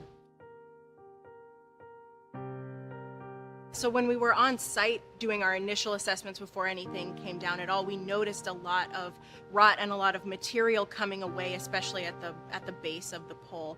The mount is actually a really great design, allows for a lot of airflow, but it also meant that we could really see the way that the interior of the wood was deteriorating. And so once we got it down and into the warehouse, Corinne Landreau, the conservator who's working with us, she suggested going to resistography, which is a process that an arborist can do, and that tracks the density of the material at different points throughout the pole. And that report allowed us to see that, in fact, the pole was stable internally, and we were going to be able to put it back out vertically, because we knew that would be the most important thing. That's what success would look like. There's a fine line between conservation and restoration. And if a piece is to be put indoors, it just needs to be preserved and stabilized in its current state. I mean, as long as it doesn't continue to deteriorate. And then, but if it's going to be outdoors, you really need to do sort of a more involved intervention by removing the rot and doing fills and such things, so that it does not continue to deteriorate when exposed to the elements. So right here there was a crack that was, you can still see, signs of it, but it was pretty large here and there was a big loss. So after we removed the rot that was there and put some borax to address the fungus, we put some fill that's made of epoxy paste. And after we've carved and shaped the fill, we in-painted it. And I left this one here so that I could show you how I can try to match the existing color of the wood here. What happens is that the wood has wood preservative in it, and the wood preservative darkens the wood temporarily because it's oil-based. Eventually, that will lighten up. And at that point, it might be needed to sort of do a little more touch-ups because by then the fills will look a little bit too dark. So this is made out of zinc, and zinc is a really great material to use because it actually acts as a biocide as well. So when the rain hits the zinc, little metal ions, just kind of go down on the wood, with the rain. And they do act as biocides. It's ready to go. I know, and I'm very happy about how it turned out. It's a fun partnership for us because it really allows us to do the component of our work that I think gets masked really frequently, which is how do these things get cared for? You see them all over the place, but you don't maybe see that there's this whole host of arts and culture workers who are here, many with master's degrees. They have, decades of experience that are caring for these pieces in your community, and it allows us to do more education, to do more outreach, and to really be have that be a visible part of the process and not just sort of this hidden, oh, that's a thing you can do. It is a thing you can do. When I look at the pole, I think about the history of it and the way we preserve it and tell the stories, but what does it really mean to what's happening now and to the future? And so when I look at the pole, I want to be energized by what I see and the direction and dynamic of where the central area is headed and the evolution, of Black people in the Central District. Soul Pole represents the tenacity and significance of the African American footprint in the Central District. This is a beacon on this corner, and I'm so proud today to see it back and just, kind of fighting back the tears, just a teensy here. He carved the top piece, the head, which represents African American awakening, our freedom, which many of us know we're still working on that to this day. It ties into some things that I'm doing as a creative myself. My dad was a wonderful creative artist, writer, painter, sculptor, of course. And I am in the process of taking some of his paintings and reproducing them in canvas. I already have some of them as backdrops for some of my poetry in poster form. So for me, it kind of brings some of my own work full circle. It is one way of reintroducing the community at large to him that a lot of people, even back in that day, did not realize. They knew him, Gregory X, the activist. They did not know Gregory X, the artist. So I am going to reintroduce them to Rakib Mueed, the artist. May the memory of Rakib Mueed forever be cherished May his legacy live on, and may his people finally find their fuel and full humanity.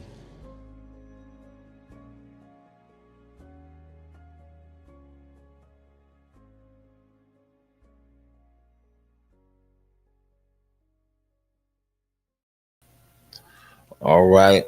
The soul pole right there. The soul pole. And this was a really a dope effort. We we shot it. Like I said, it was about a year from the beginning to the end. Big shout out to Winfield Ezell Jr., Brady McAtee. Did I shoot something on that? And I believe Ruben, this is one of Ruben's first edits. Editor Ruben. It was tough. They needed exactly at 10 minutes. And we're like, man, there's a lot of stuff to tell here. But it was really dope to see the Seattle Public Library, the level of care, and that they invested in the preservation of the soul pole, and to be there when it was reinstalled up there at Douglas Truth Library. Excuse me. Speaking of Douglas Truth Library, later on this month is the celebration, the 50-year celebration of the renaming of Douglas Truth Library, right? It was like, this is one thing, right? I tell people, I think about this being from Seattle and going to a lot of other places across the country and everything else. They're like, man, you from Seattle, man, black folks, black this, all this and that. Excuse me. And I remember growing up, and it's still true today. I tell people like, well, I'll be honest with you. I went to Frederick Douglass Sojourner Truth Library. I swam at Medgar Evers Pool, and I live in Dr. Martin Luther King County. So, I just kind of point that out that, growing up in the Central District, clearly it's changed a bit. So I've aged a bit since those days, but some of those institutions are still there. Pratt, still in the neighborhood, but to go to a library named after Frederick Douglass and Sojourner Truth in Seattle was like not mind blowing. To swim in a pool named after Medgar Evers, and all of these things are just like a few blocks apart. And when they finally did when they did the name change of the county, that it's Dr. Martin Luther King County, and here's his actual face. You know what I'm saying? Like excuse me.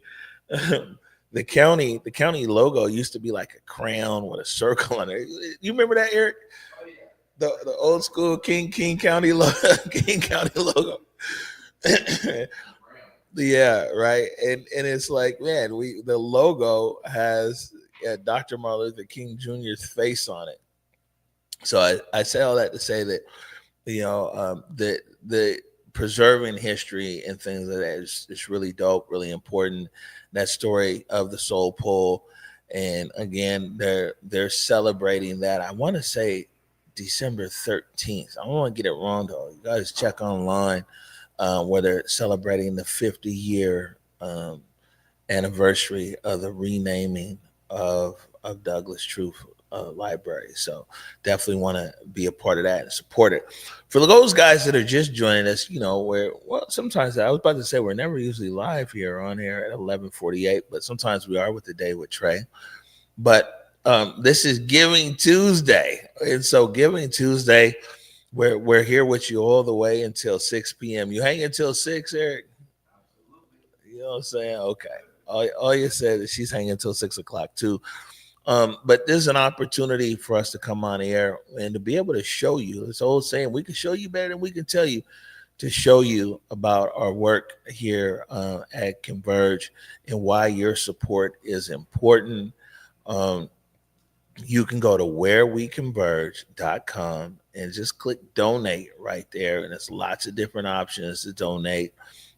Whether you're looking for a tax deductible donation or you just want to drop a few bucks on the fam, You know what I'm saying? That works out perfectly as well. We're here for it either way. And as usual, man, we're also open for sure for prayers, good wishes, hugs, you know, whatever it is that you're offering here today. We're here for it. Over the I know we're going to a break soon. Over the last 9 years on days like this, it's really been where Converge has deployed its resources into the community and uplifting the work of amazing organizations and what they do on the everyday. And this year, we took it back in-house because a lot of people tell us, like, you know what, man, you guys need to uplift your work. You guys need to ask for what you need. So we're asking for what we need. We need your support. Let me say it. Look, I'll say it twice. We need your support. You know, our future here is never guaranteed, and it's already razor thin most days here, and it's a tough business to be in a very tough city, considering our content of what we're trying to do and what we're trying to achieve. So anything that you can give is very beneficial. As we prepare for the great Deontay Damper, who I have to say, man, it's always early. He's never even late. This guy is always early, which I appreciate, Deontay, because I'm never nervous. Anytime somebody's sitting over there on that couch early, I'm like, that's what it is. But I wanted to share with you a story from earlier this year. I actually appear in it. You know, it was pretty emotional. It was called, the name of the story is called History Lives Here. It's where Marcus Harden, who had been writing profiles on, like, you know, Black leaders, community members for years, actually had an event at NAM, at the Northwest African American Museum, to kind of give people their flowers to their face, literally. And I was fortunate enough to be an honoree, and sometimes this was something that was special for me to go out. Again, this was like before I had this surgery. My mobility was really tight, but like Marcus Harden has been so dedicated to his work and to uplifting community. I wanted to make sure and show up for him. Couldn't stay the whole time, but was able to talk about how much the event meant to me. And you'll find so many other community members in this story right here. This is History Lives Here. Excited to celebrate History Lives Here museum exhibit at the Northwest African American Museum. For the last 8 years now, I've been writing a blog every Black History Month, celebrating local heroes, people who I've met. It's expanded for other folks who have also written it. So tonight we're here to celebrate the honorees that we have chosen to exhibit on the wall. I'm from here, I'm 206, born and bred, right? Arena Beach, all that good stuff. I was tired of us chasing heroes that wasn't in our community. We'd ask for all these outside experts and showcase all these people, and really inspired me to just celebrate our own. And for 7 years, I worked in alternative education and buried 23 of my students. And I've come to hate funerals. I've come to love giving people their flowers while they're here. So what really inspired me was just to tell people I admired or I cared about, surprising them with this article that they mattered, and to keep them inspired and serving. I didn't want to wait for people to be gone, right? Like sometimes the encourager needs an encourager, right? And so you needed to be in the moment. You need people to know that what you're doing is mattered. Oftentimes we wait too long. We wait for events like this, or we wait for weddings or funerals. It's like, nah, man, tell the people you love them today. We spend so much time in the negative. We don't spend enough time really lifting people up. It's been beautiful. Like tonight, for all the stuff that it's been, has been the only thing I wanted, which was to get everybody in the room together and just share love. This was such a heartfelt event. I can't really express how much that really means to me. In my 25 years in working in education, I can count on one hand how many times someone said thank you. I didn't realize it, right? You do this work and you do this unconsciously just because you have love for community. I never thought to be recognized or honored, never thought I would ever be sitting in the Northwest African American Museum. I looked up to people that were.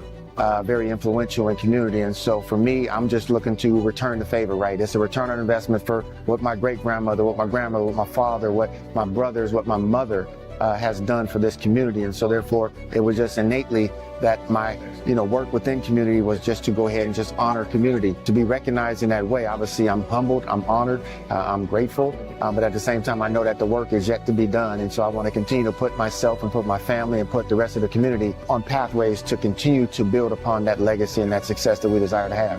This is gonna live on longer than I'm gonna be alive. And to have my story, and then I read it and I was crying. He captured some things like, he's been watching. When he called me, I was like, what are you talking about? What do you think? What are you talking about? I'm like, I just did my job. What are you saying? And he was like, no, you touched so many lives. You've done so much for so many people. And I'm like, but I just do it not to get any recognition. And I didn't know people were actually watching. You don't realize the impact that you might be having or the influence you might have on other people. It's definitely one of those things that puts that added battery in your back just to feel recognized and appreciated. I am honored to be in the room and be at the table with some illustrious, wonderful people that we are celebrating and that have been celebrated. It's not about me. My work is all about giving. It doesn't take. And I can't take credit for the gift. I'm grateful for the gift, but I got sense enough to know it's a gift. So just like I was given one, I need to give the gift to somebody else. Is my ancestors' wildest dreams. Continue striving to build the Black community and focus on the legacy of strong Black leaders in Seattle. Be honored. I feel that I'm standing on the shoulders of my ancestors, and I'm also been held accountable for how I contribute to the community. Like I said, I've been working in education and in the community, serving children and families for 25 years. And I can count on one hand how many times someone said, thank you. Just a simple thank you, And I don't do it for the accolades. I do it because I love my community. But tonight, Marcus saying thank you, just a simple thank you, giving somebody their flowers while they're here, just really touched my heart in a way that is going to inspire me for years to come. It's always a big deal to be honored by us and for us in our neighborhood. I didn't realize that I actually was an honoree here. And so to come here, see myself on the wall, see so many other people on this wall that I admire, look up to, and respect, man, it's a wonderful feeling. Other people have different metrics for success, right? And it might be this many likes or going viral or this or that. Bruh, I wake up every day and I say, will this make my mama and my daddy proud? Will this make the Central District proud? Will Black folks who see what we make see something in themselves?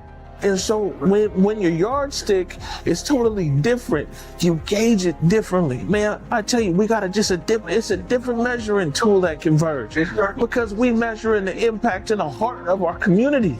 So that's just kind of who we are. You care more than just your words, right? Because you're showing it by your actions. And I think that's where actions speak louder than words. And our actions, even though as this whole group, this collective of people being honored, it's because of their quiet leadership. It's because of their servant leadership. Because it's not about all the things that they have to say. It's about what they show up and how they show up and what they do to ensure that the people that they care about have the support that they need to carry forward. That's my greatest hope, honestly. I think as an educator, I've had to mature in loving people at the level they're at now and not what I see in them. I'm a developer, I'm a believer. Like, I'll see a young person, especially be like, you are so great, you just don't know it yet, right? And so I hope they can come here and know they don't gotta look at somebody who they'll never meet, but like there's somebody who's right there with them. If they wanna be an entrepreneur, there's Jebediah. If they wanna be a barber, there's Jamil. If they wanna be a teacher, there's me. If they want to start a media company, there's Amari. If they want to write, there's Marcus Harrison Green. Like, there's just so many different levels for them to just show up, and it's right here. Like, you don't got to look at somebody on Twitter who's never gonna see you. It's right here in front of you, and most importantly, the next person up is you.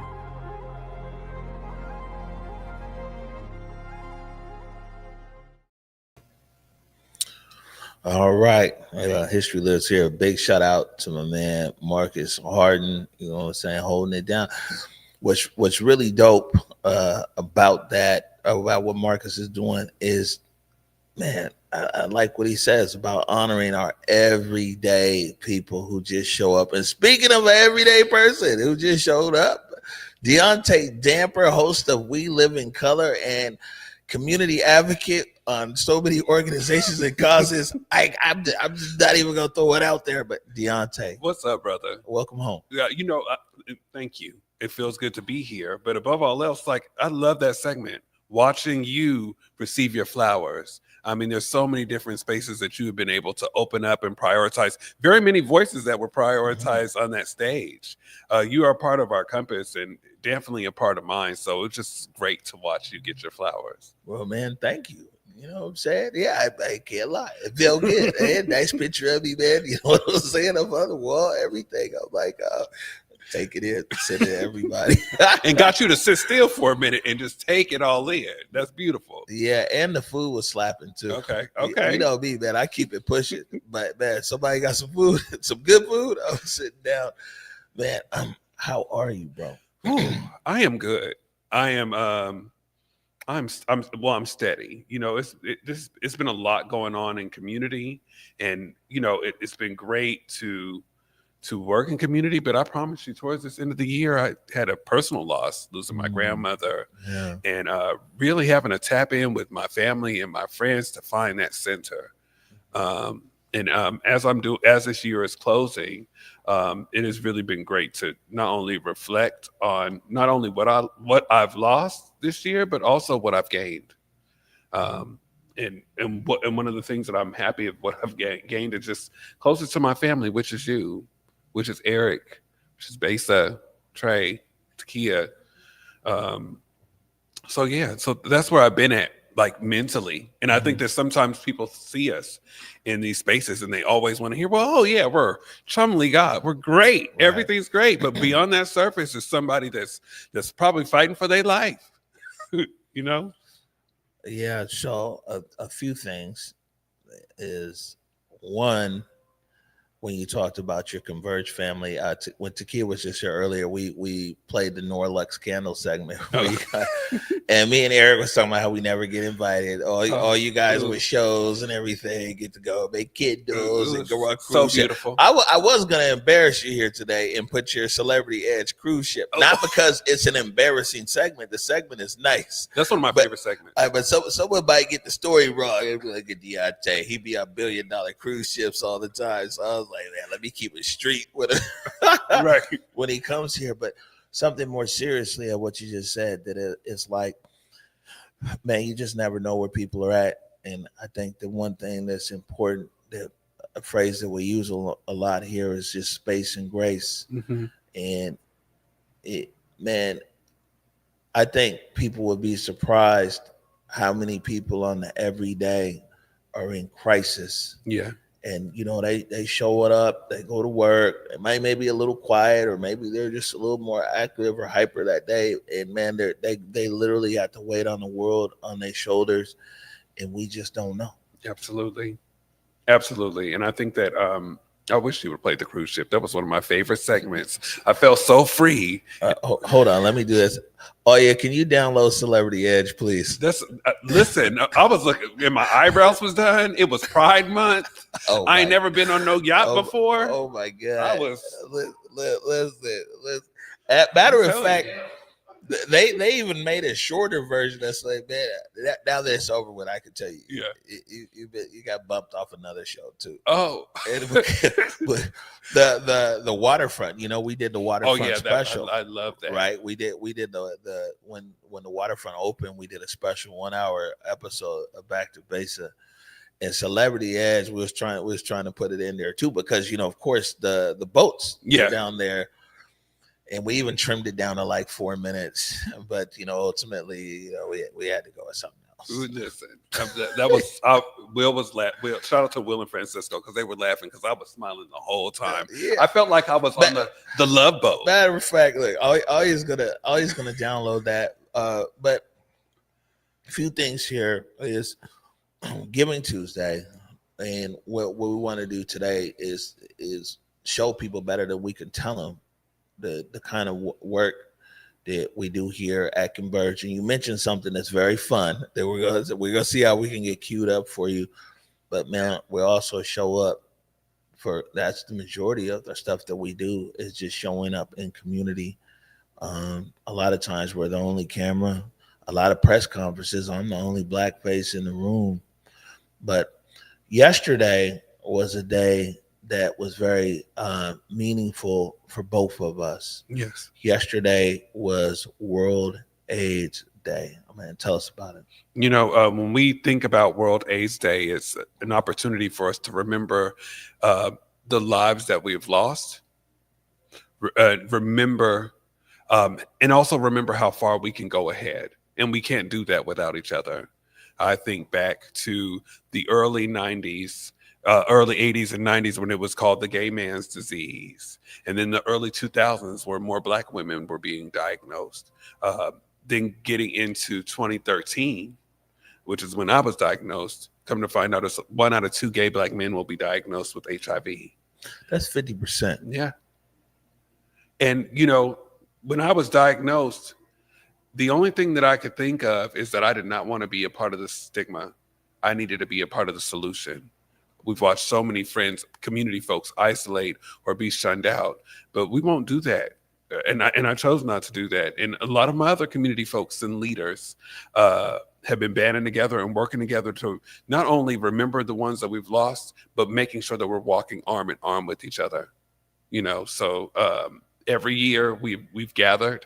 We weren't able to do it this year, but last year it was something magical.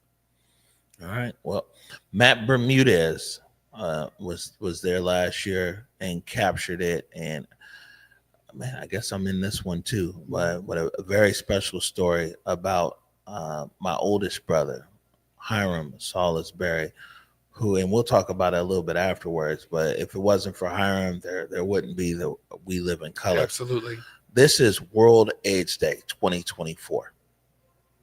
We want to make certain that if we're really serious about ending HIV right now in our lifetime, we want to make sure that we're ending the stigma and ending the discrimination. I want us to think about the organizations and the advocates right now that we can turn to who are doing the work right now, so that then for anyone who's in the room, that they can know who to turn to in these moments. Today is National AIDS Awareness Day. We want to end HIV. We want to look at prevention. We want to celebrate those who are pushing the message forward, who are coming out of the corners and being marginalized, and making certain that we are getting treatment, that we have the research going on.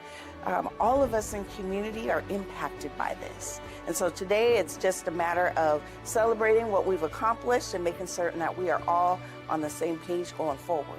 When we are talking about HIV, y'all being in the room right now, is you're a part of the solution. So many times in our households, we sweep so much under the rug.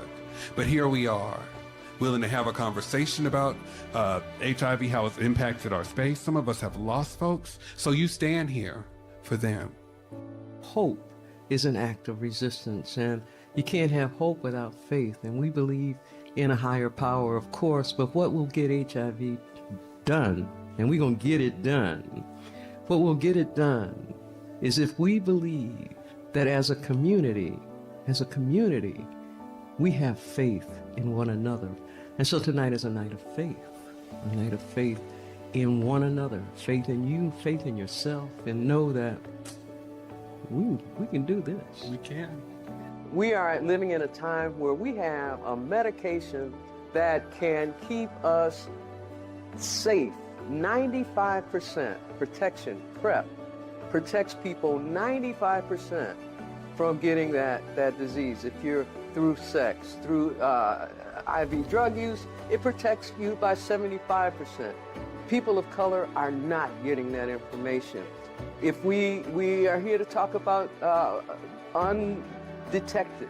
If you are taking your medication, HIV, have some treatment, are in care, and your numbers are out, your numbers are undetectable, you will not transmit this disease. We're here to end HIV. When someone tests positive, the first thing we want to get them connected to care as quickly as possible. We want to make sure that they have other services they need as well. And what we see is that overall, we've got 83% of people are connected within the first month. With all our partnerships, I think this is the big thing, that working together, we've made huge progress across our county. We have further to go. We want to be able to make sure that everybody who needs care is getting the care they need in an affirming and supportive way. Everyone who needs prevention is getting the prevention services in an affirming and supportive way. And we can only do that together with the advocacy and the community that has been brought together here tonight. Today and every day, the trans community, my trans community, our trans community is under fire. Our rights debated fiercely, our right to affirming care, to self-determination, actualization, to simply exist. The struggle is woven deeply into the ongoing fight against HIV and AIDS. This fight and my message is about healthcare. For those of you who are healthcare workers or service providers, let's talk about how trans people are experiencing our services. This isn't a time for passive allies, it's a time for warriors. It's time for inspiration and resilience. If not now, then when? Not only is this a time to remember those that we have lost and to have hope for the future, but that we must fight for a policy environment that will make the dreams a potential reality and to protect the gains that we have already accomplished and continue to make improvements in that vein with HIV prevention, treatment, and care and support. For me, World AIDS Day is not just a date on the calendar. It's a deeply personal journey, a journey that compels me to share a story of love, loss, and resilience. It is a story of my brother, Hiram Salisbury, who passed away in 2005 after a courageous battle with HIV/AIDS. Hiram was more than just a brother. He was my protector, my confidant, my hero. On this World AIDS Day, let us recommit ourselves to the fight against HIV/AIDS. Let us educate ourselves and others about this virus, challenge stigma and discrimination, and support organizations like POCAN and so many others in the room that are making a real difference in people's lives. Let us remember those we have lost, honor those that are living with HIV/AIDS, and work together to create a world where everyone can live with dignity, respect, and access to the care they need. Let us remember that the fight against HIV/AIDS is inextricably linked to the fight for social justice. We must address the underlying social, economic, and political inequalities that make certain communities more vulnerable to the virus. Let us strive to create a world where these things are not just dreams, but a reality for everyone, regardless of their race, sexual orientation, or HIV status. Let us work together to build a future where HIV/AIDS is no longer a threat, where everyone can live healthy and fulfilling lives.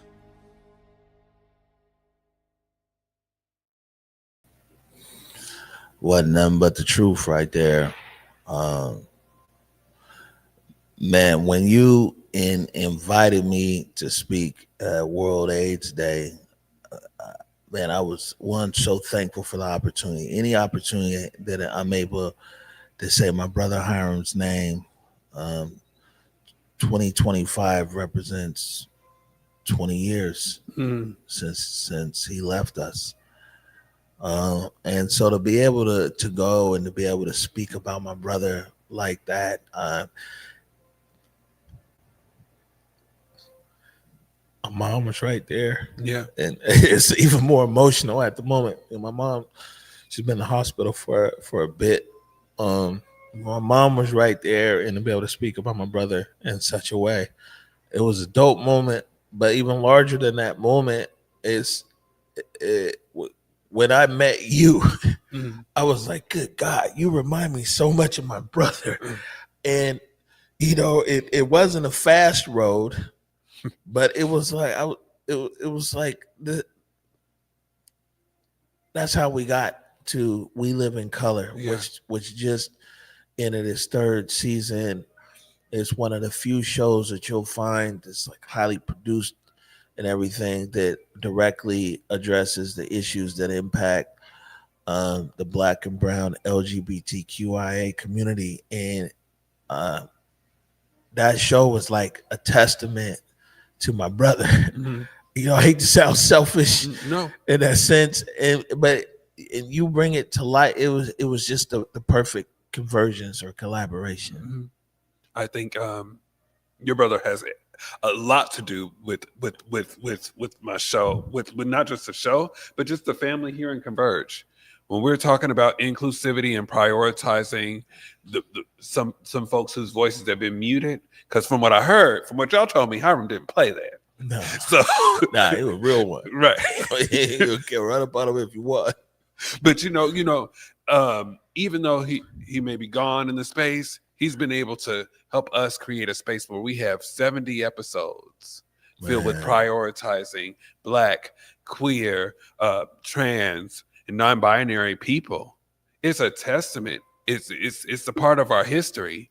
People don't have to. We've had to spend so many years Googling what gay, Black and gay look like in other spaces, but when folks that are growing up here can Google and look up Black LGBTQ, they'll see right here in Converge that we have the stories that are a part of our compass. Yeah, no, it's dope, and we're looking forward to season 4. Season 4, it's gonna be something interesting. We're gonna do Yeah. some different stuff, Mhm. more news. Yeah, now more than ever. Yeah. News and information, right? News and information and partnerships. And You're partnerships. gonna see a really dope partnership coming very, very, very, very soon. See, you got some magic in your bag there.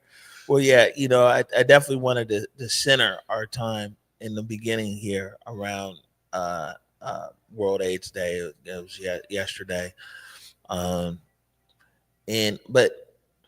we're not going to stay there, because there's so much more about you, right? And this surprise right here, and I'm actually gonna get right to it. Okay. I'm not gonna. We'll let it catch you by surprise. But we were so amazed here, and it's not Celebrity Edge, by the way, but I think they got it, and so we'll get to that. But we were so amazed because this was your first time that we sent you by yourself with a camera operator, Montrell Lavoy Cooks. And man, but it captured an historic moment. This is Cutting Up grand closing. Oh.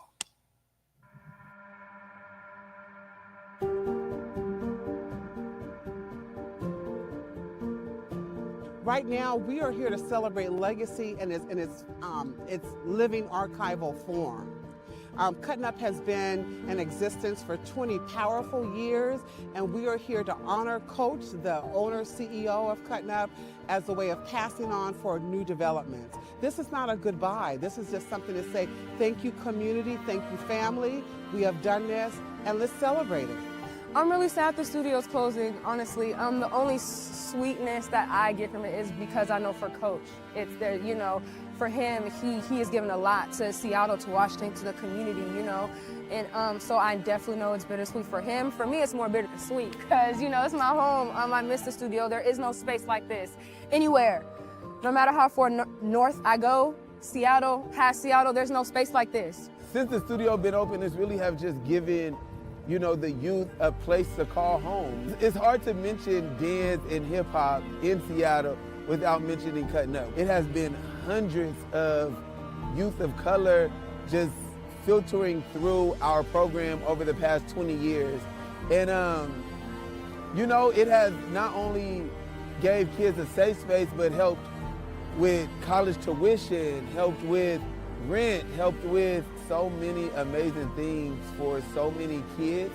And to know that the next 20 years of youth coming up and through Seattle will not get that same love and pouring into as Cutting Up did and as I did, it's a little disheartening. But with that said, I'm just hoping and praying that someone will step up for these next generations to come. Tyrone, Coach, was a big influential part of my life. For a majority of the upbringing, you know what I mean? You think about it like 14, 15, 16, 17, 18. Those are very influential moments, especially being a gay black boy in the town. You feel me? So that was my life, you know what I mean? Dancing was my life. It was something I was very good at. It gave me a place of security. It gave me a place of grace. It gave me a place of appreciation. It gave me someone, not only in rehearsal, but also in private life, that I can like kick it with, you feel me? I think today, in today's society, we look at older generation mentoring younger generations in a different, specific, icky kind of way. But I feel like I wouldn't be the person I was today if I didn't have Cutting Up.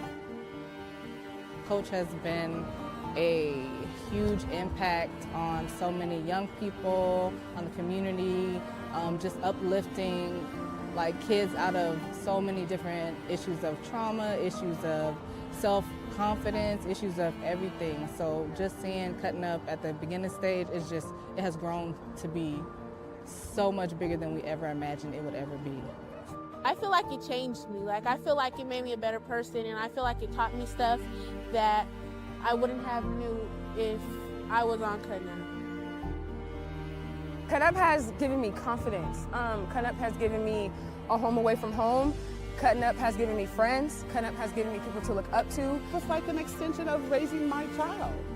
You know, that's the fond memory. So whenever I see Coach and the work of Cutting Up, it's always going to go back to the discipline that he instilled in my daughter. I'd honestly say, Coach, thank you for being more than a coach. Thank you for being a role model. Thank you for stepping in for a lot of people who just don't have, even if they do, right? It's always nice to have another adult figure who supports you outside of your parents. It's such a huge impact on my life and so many people. We appreciate you. We love you. We are so proud of you. Keep doing what you do for yourself. Keep taking care of yourself so that we can see you grow through these years. No matter what you're doing, we're here to support you. You have been here to support us. We're here. Lean on us like those walls that you built us up to be. Thank you so much.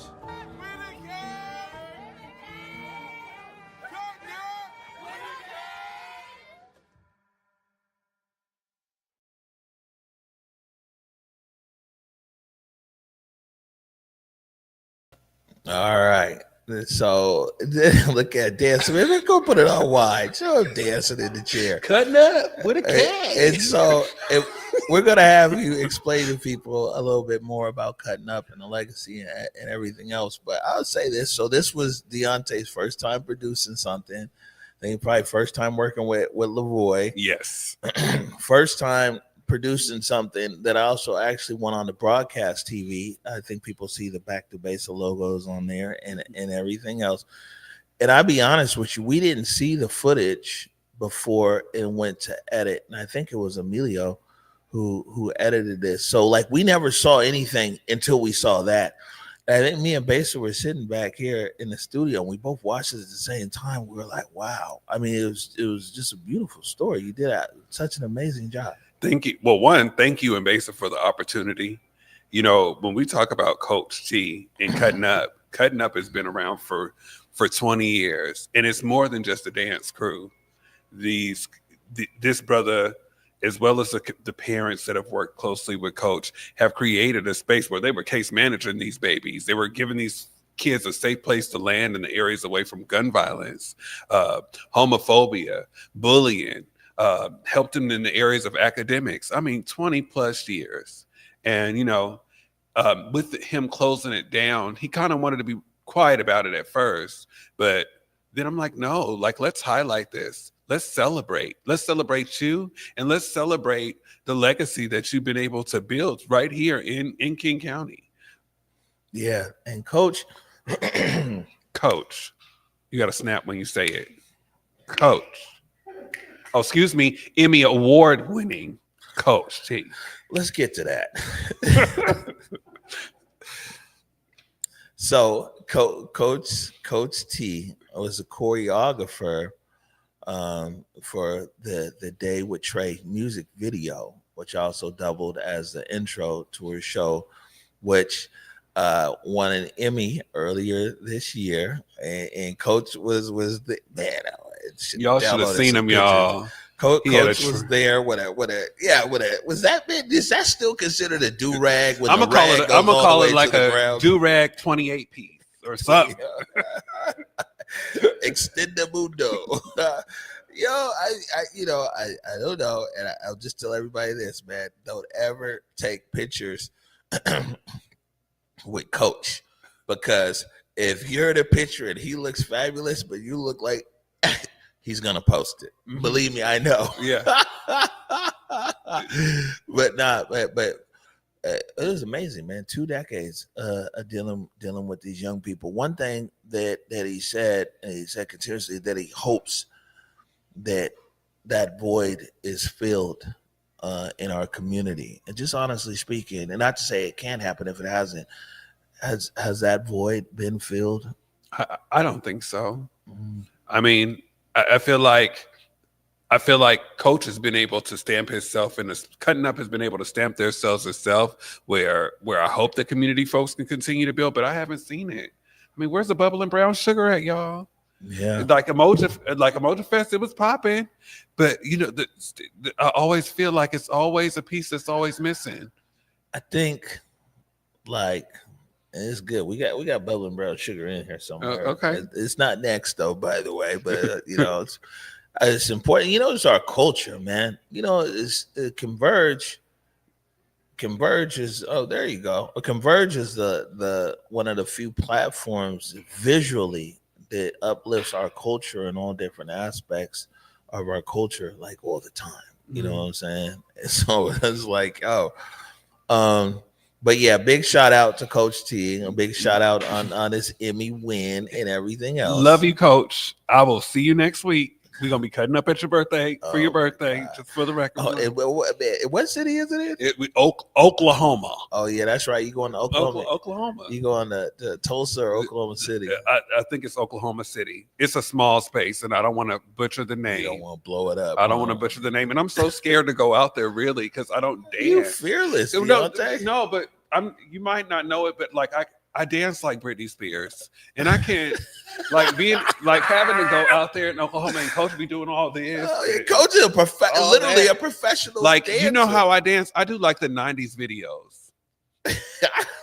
Oh, that's cool. Like, that's all. I do the big old 2-step. Yeah, do it. What you got? Okay, yeah. Okay, I like that. You know what I'm saying? I do 2-step, and if I'm really feeling you, I might. Okay. Put some whatever in it.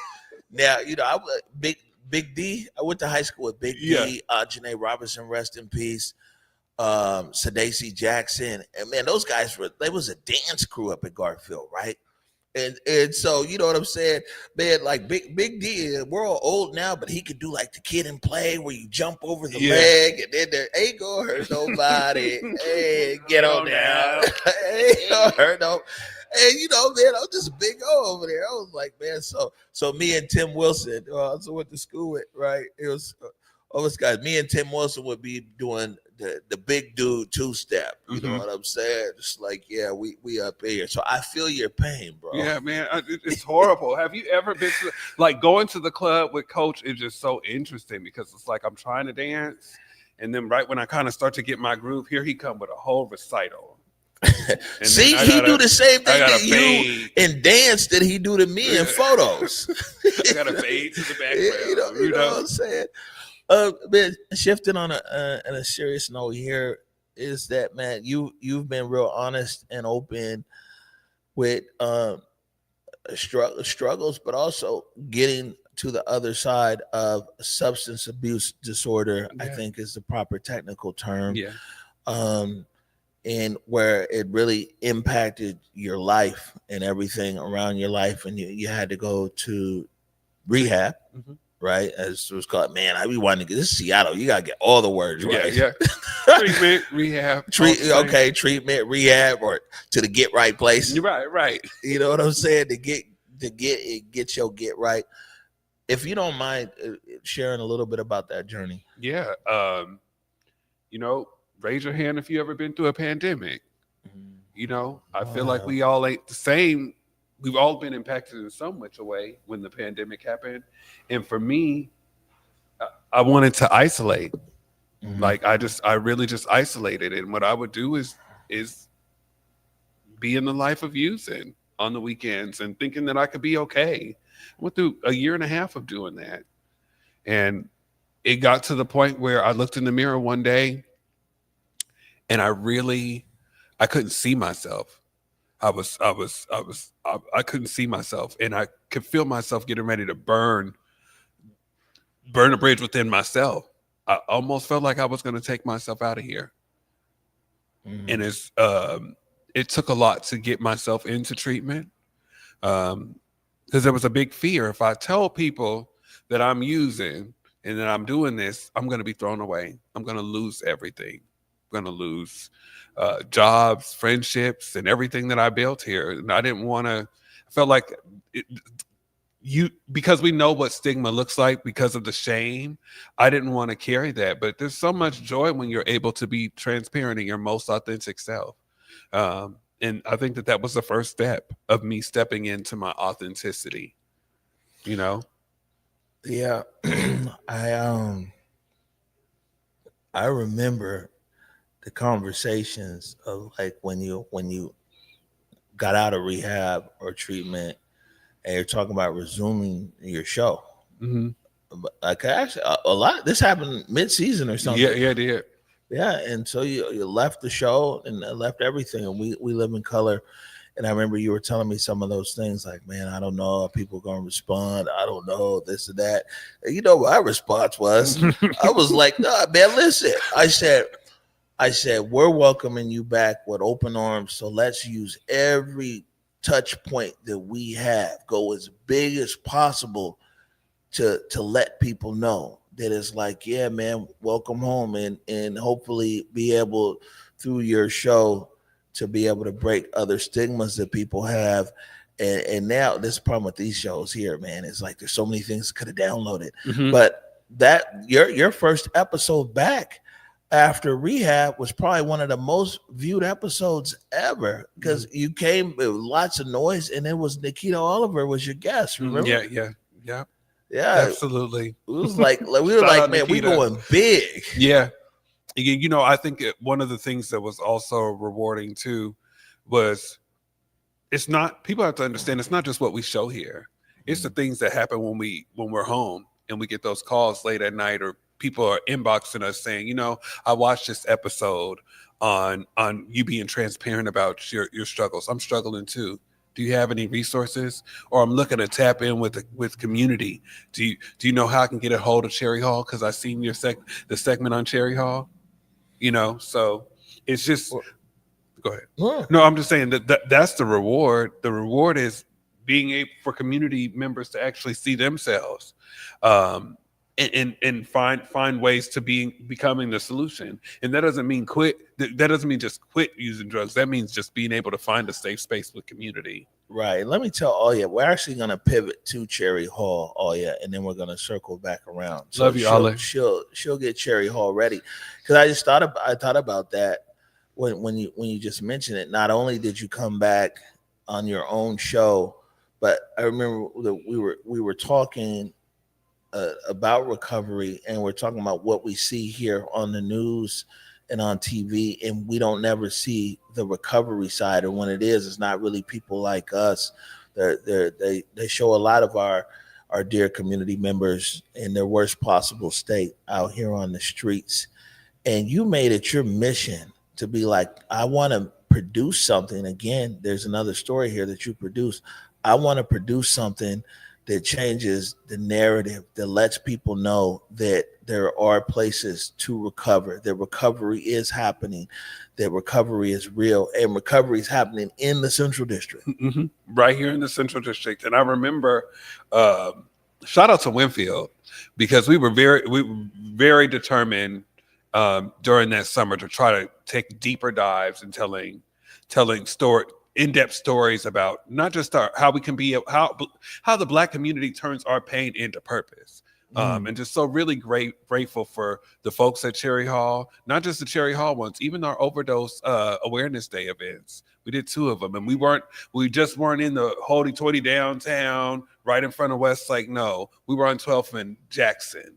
We were in Cal Anderson Park. the spaces where our impacted folks are. We're going exactly where our community is. 12th and Jackson, that was Emilio Dominguez's very first edit. Was International Overdose Day. So what we got right here is actually something special. This is a beautiful story right here. It's called Cherry Hall.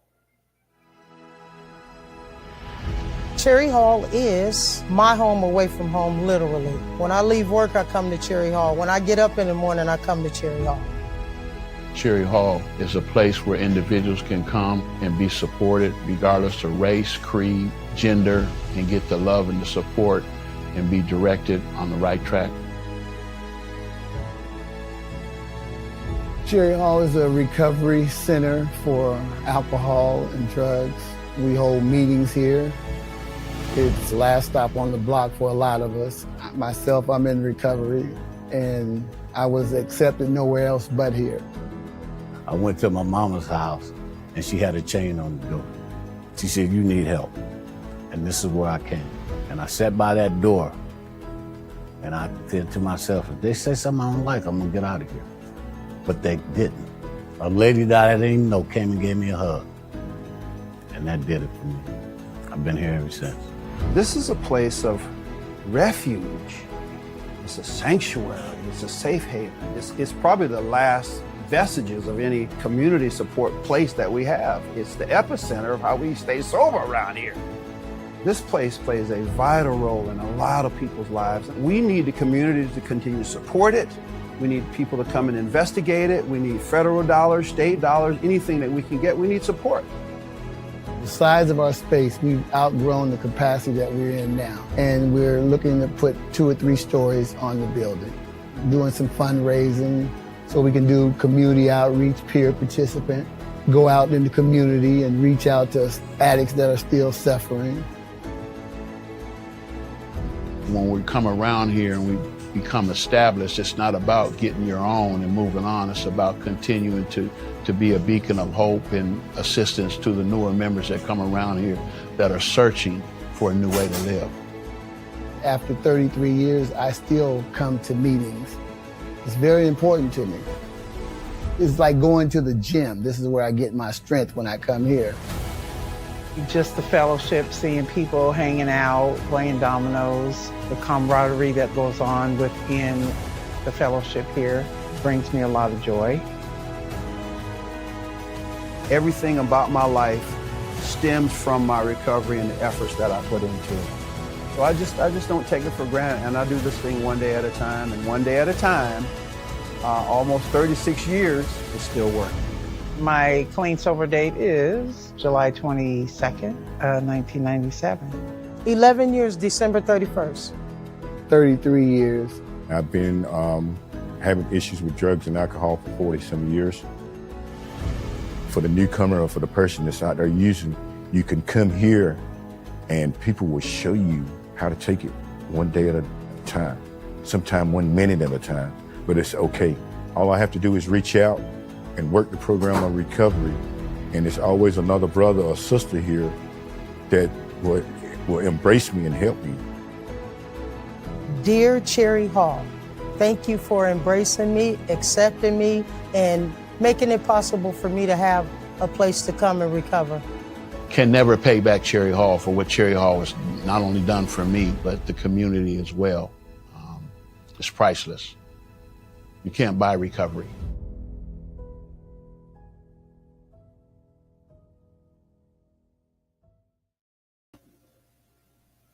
No, you cannot buy recovery, Smitty. And thank you, Smitty, and everyone there at Cherry Hall.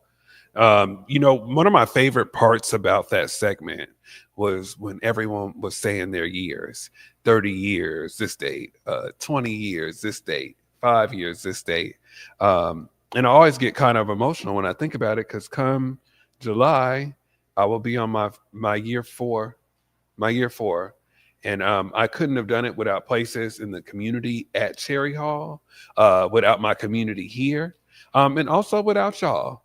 It feels great to come to community events and y'all saying, I heard your story, and that is impactful. So, and what can I do to support? I can tell you, if you know someone that is suffering or needs some assistance with finding ways to recover, take yourself down to 2701 East Cherry Street and tell them Deontay sent you, okay?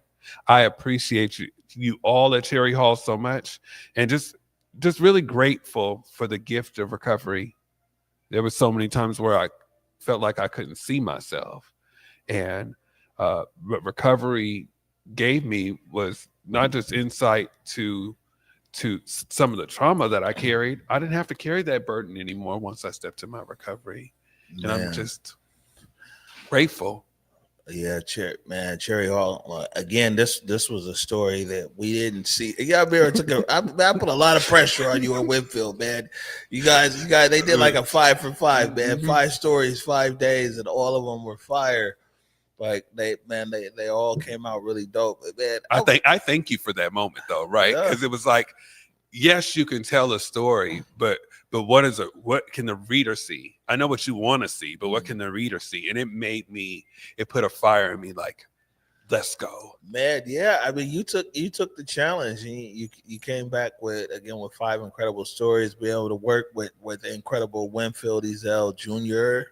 and Winfield Ezell III. Trey was there too. Huh? Yeah, like I said, you had a dream team with you. It really did. You couldn't ask for nothing better. And usually Cherry Hall's doors are closed.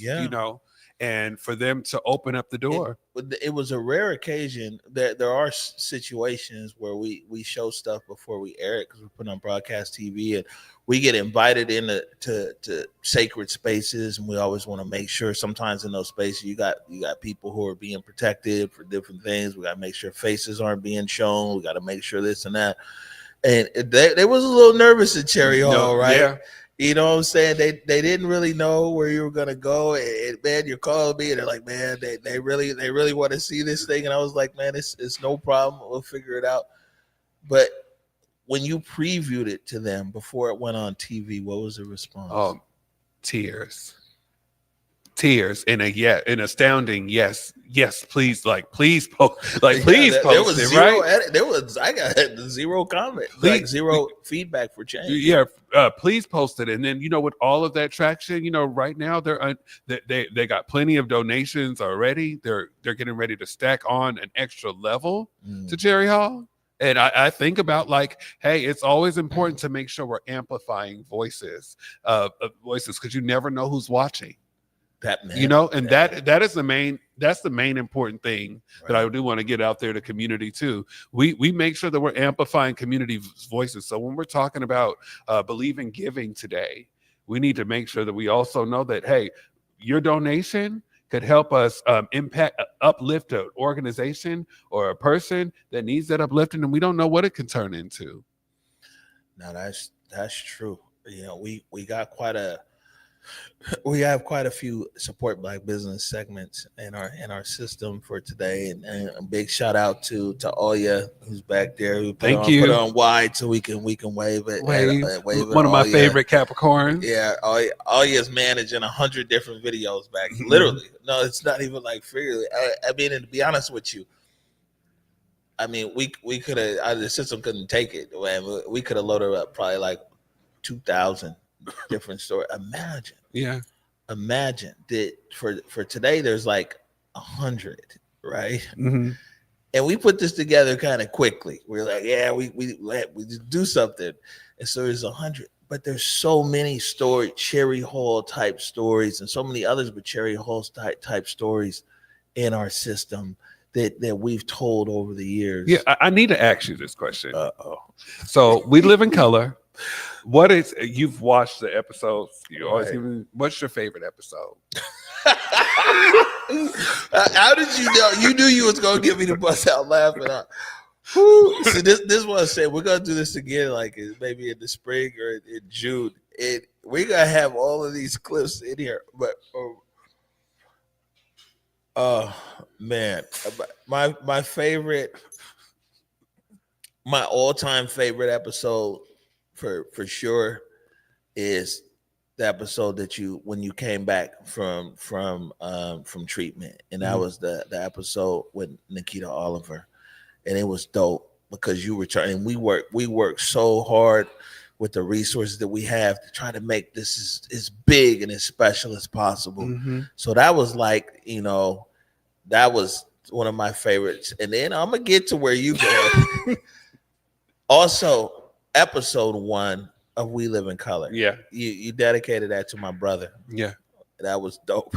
But the one where the I'm gonna get all the terms wrong, but basically they tied you up. Yeah, the pleasure people. Yeah, the pleasure people came and they tied you up, right? And Curtis Delgado, I think, was the director at the time, and Curtis had an obligation, so I was directing the show. Shout out Shaylon. Shaylon was here too. Yeah, Shaylon, and so they had Deontay tied up, and the show was like it was supposed to end, right? Press end. But I was sitting there like, man, what's going on? They had that mask on me, and I couldn't take it off. And listen, he's sitting up there. He's like, what do you say? Press stop. I said, oh, you see the camera rolling, man? Cut the camera off, man. Cut the camera off. He's like, cut the camera. And I'm just sitting there like, whoa, what's going on? And so the crazy thing is that until like when you watch it on the episode, like real time here in the studio, I'm like, oh, okay, whatever, I pressed stop.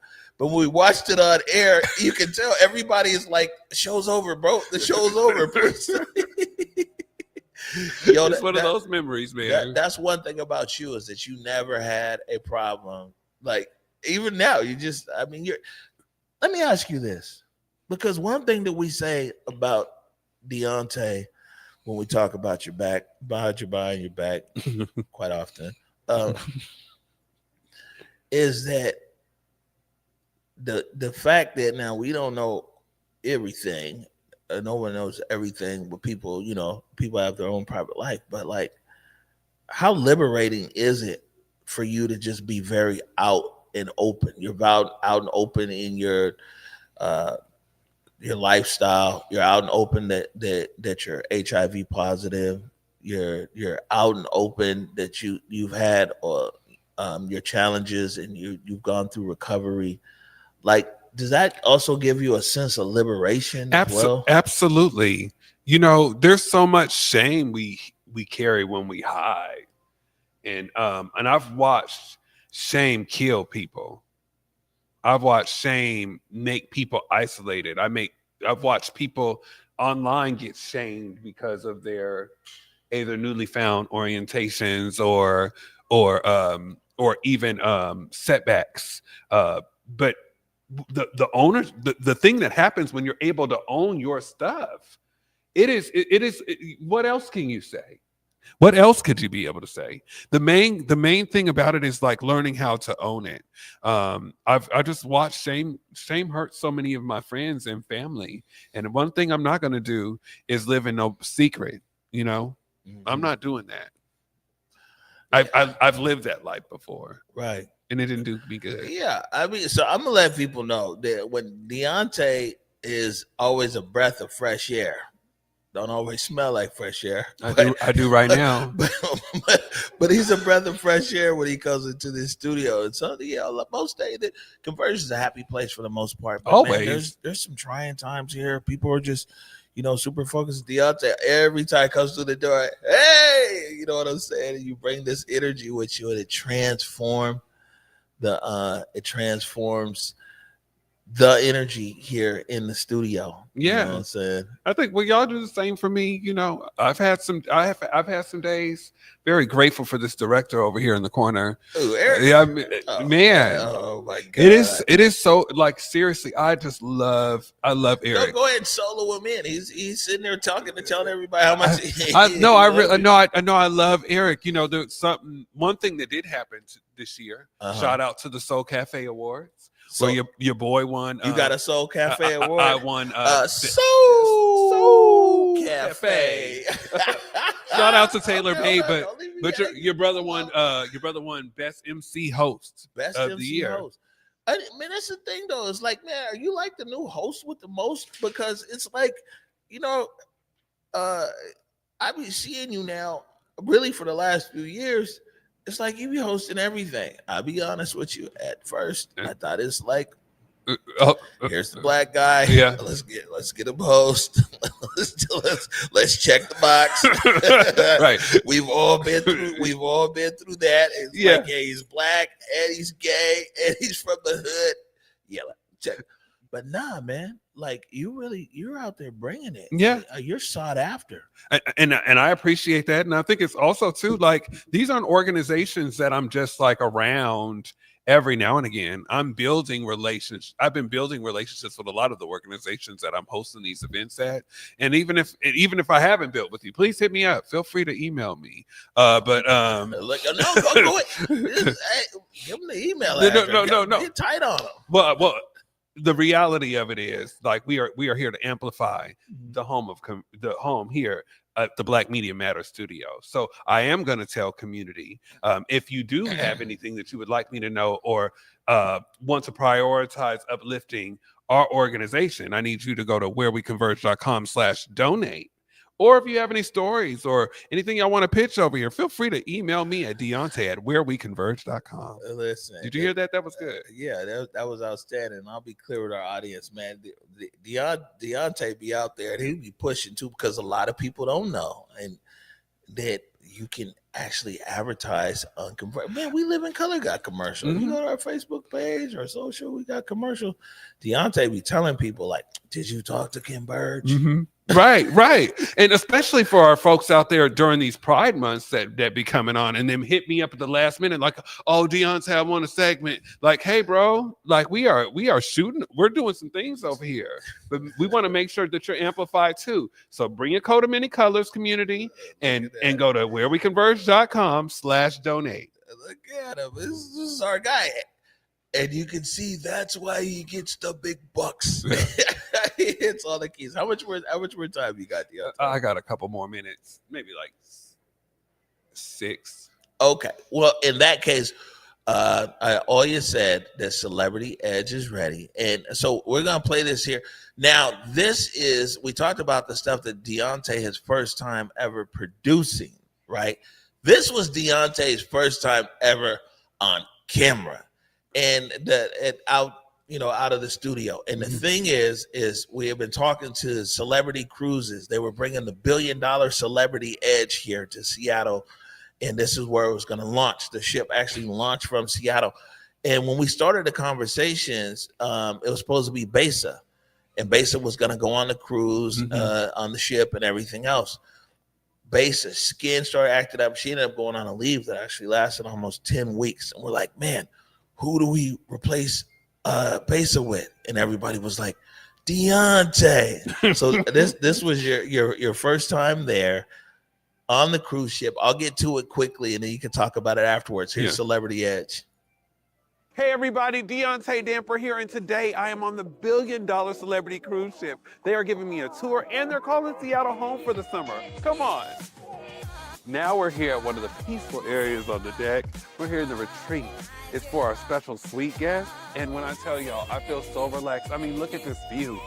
We have a pool in the back. And I just feel like relaxed. Now I'm here on the Celebrity Cruise Ship on the magic carpet. And what's so great about this space is that it goes up and it goes down. And while it's doing that, I got a fabulous mocktail. Okay, we're here at the Grand Plaza at the heart of the ship in a stunning martini bar. There's always something exciting happening here with live music, performances, dance classes, and so much more. Oh, wow. Okay, I knew when I was coming to the martini bar, I was in for a treat. Did you see that? These performances were amazing. From the staff to the performances, I would be in the martini bar all day. I'm a little hungry now. I'm now here at Eaton's Restaurant, one of the specialty restaurants on the ship, and it's a venue like none other. When I say they have delicious treats and eats, look at this food right here. Come on, come eat with me. Wow. In case you haven't noticed, Eaton's Restaurant is more than just a meal. It is a specialty food journey. This food is delicious. The staff is amazing. And this is like food for the soul. Celebrity Edge is changing the future of entertainment at the sea or anywhere else for that matter. I mean, check out their amazing theater. I'm talking about shows. I am talking about an exclusive board. Come check it out. For entertainment, we have some incredible production shows, as I said, stadium-style concerts, to our Shakespeare show, which is all based on A Midsummer's Night's Dream, with our acrobats are the lead characters. We have 1920s speakeasy-style shows, along with our incredible live music program around all of our venues, such as Eden, in the club, in the Grand Plaza. We've got a brilliant youth program, so all the kids, it's very family-friendly. And then celebrity activities from axe throwing to archery to aquafits. There is so much to do. Even in Alaska, we can do games in the pool. Compared to other cruise ships, because it's a theatre in the round, you can sit in any part of the theatre and see a show completely differently. It makes you feel more connected to just the performers. The performers come out into the audience, they interact with everyone, so it is just more of a more blended audience experience. Just come and join us, come see what it's all about.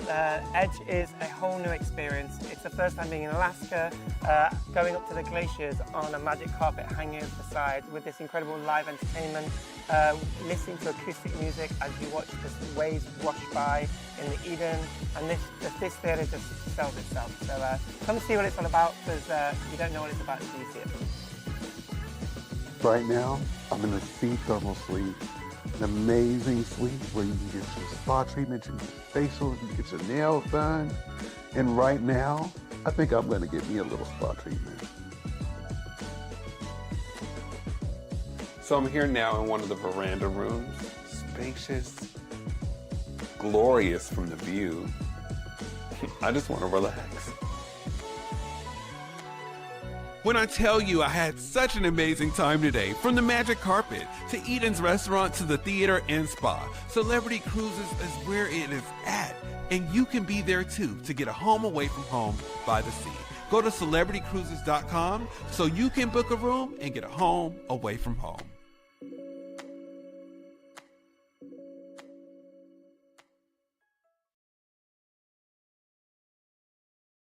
And listen, what the kids be doing 6, 7. No, it was when I say like the Celebrity Edge was just so amazing. First of all, Ruben, Ali, thank you so much, because first of all, trying to doing the scheduling and editing for this, I know it had to take a lot, but I just want to take the time out just to thank y'all for all that you do. But when I tell you I had the time of my life. Yeah, listen, they don't work twice for you on this. Yeah, they put the original shoot together. Literally, since you sat down, that file was in a different format, and it was hella big. So they took the file. See, this is whatever Deontay wants. Deontay, while we've been sitting here, they took that file, what they compressed the file, they transcoded it, made it into a different codec, and then uploaded it for you. I'm sending y'all love. You already know you my Capricorn sister, and Ruben, you know you my birthday twin brother. So I appreciate y'all both for all that you do. But when I tell you I had a good time on that boat. You see this, Eric? I had a good time on that boat. You see how this guy was eating good. But we sounded, man, me and Eric, we get left out on all the good stuff. He seemed like, I'm being pampered. I'm eating so well. It felt so good. And listen, and it was during Pride Month. So it was just like I was feeling extra good. Great. When Besa saw that, listen, she just looked at it. She was like, this eczema's ruining everything. Oh, she was so mad. She was so mad. But shout out to my girl Besa. I do also want to give Besa a huge shout out to. Yeah. You know, we support one another, and you know, when I was feeling it for her, the first time around, it was I was having a rough time, but she came in here each time. Yeah. And it was that push of support that she gave me, and also that push and support that you gave me as well. Throughout that time, because when I came back the next time around, you came back and it was whoop that script, whoop that script, whoop it, you know that script. Yeah, nah, man. As the what you call it, I forget the brand. Back in the day, it would be like, "You've come a long way, baby." Yeah, nah. Big shout out to Besa. She'll be in here later on this afternoon. An amazing platform for storytelling, for our stories in such a broad platform there on Fox 13, Fox 13 Plus, nationally on Fox Soul and everything else. And is man, I can't wait to. A lot of people, they always ask us how did Back to Base end up with Fox. And it's a real interesting story. Well, I'll let her tell it this afternoon. Man, Deontay, I know we're up against the clock, brother. Yeah. I am so thankful.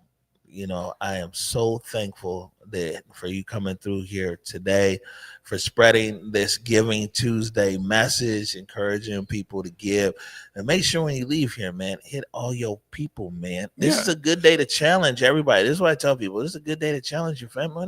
Challenge, but you remind, encourage your friends and family, especially that watch Converge, consume Converge. Give a little something. Right. Well, listen, community, I'm just going to say it because we was going to go back and forth, but forget that. Listen, if you have ever been touched by any of our stories or have seen a relative in one of our segments or have been to any of the community events that we have highlighted or want to be highlighted, this day is also for you. If you a small commitment of $5, $20, $200, or $200,000 will be able to help amplify our stories. Keep in mind, we're not just in one space in Seattle. We have gone as far as Portland and even further. What was it? What was the one documentary we did when we went down south? Oh yeah, we did Reconciliation Tour. We did Sankofa tour there. Matt Bermudez just got back from Anchorage, Alaska, covering something on the black baseball team there. Spokane knows us well. Tri-Cities, Yakima, even Boise. Man, I like our footprint across the region is big. Right, and the thing is, we need to continue to be bigger, but we need your help, community. Like just last year, we were nominated for an Emmy for NUCSEC 365. NUCSEC 306. 306, excuse me. NUCSEC 306, prioritizing our indigenous community members, right? Omar put his heart and soul into that. And there's more stories that need to be told. We need you, community. So remember, go to whereweconverge.com/donate. I'm sorry. Go to whereweconverge.com/donate and just believe in giving. I'm looking forward to 2026. It's only big from here, Big O. We all the way up. And let me just say, I don't know about y'all, but are you happy to see back in the studio, back kicking these interviews? Yeah. You've been kicking it up. What's next? Literally, I can tell you, we have Mayor-elect Katie Wilson here in the studio next week. Ooh. Sit down. Yeah, we ain't talking on politics with you today. Yeah. We're staying away from that. Yeah. Katie. It's my guy, but congratulations. I did see that you were. I'm gonna let you explain because all I saw was, I don't remember all the categories, but that you were named to the 60-member transition team for Mayor-elect Wilson. What I will say about it is I'm just very happy about looking forward. I wouldn't have thought that I would be asked to be on this transition team. And if you look at all 60 of those names, every community, from what I see, are community organizers, community builders, elders in our community, queer folks in our community. I just love that the diversity means that, hey, Mayor Wilson ain't playing, and I'm very happy to be a part of this. Be a part of this compass. I'm excited. Yeah, man. Just make sure you ain't checking no box. No. Honestly, we're always gonna keep it a buck around here, man. Make sure you ain't checking no box, man. And I know, and y'all already know we don't check no boxes over here. But I'm very happy to be moving forward with this administration. I'm excited. Yeah, I mean, she takes office literally less than a month. Mm-hmm. I do have a follow-up question. Okay, it's like, what is it? The transition. I'm sure they gave you some job description or something, man. What are you supposed to be doing? I think one of the things about it is just figuring. I think it's what I've always done. Mm-hmm. What does it look like to do bridge work between like city and community, right? What are the needs of the community, and how can we make sure that is prioritized in this administration? Yeah, no, it's tough.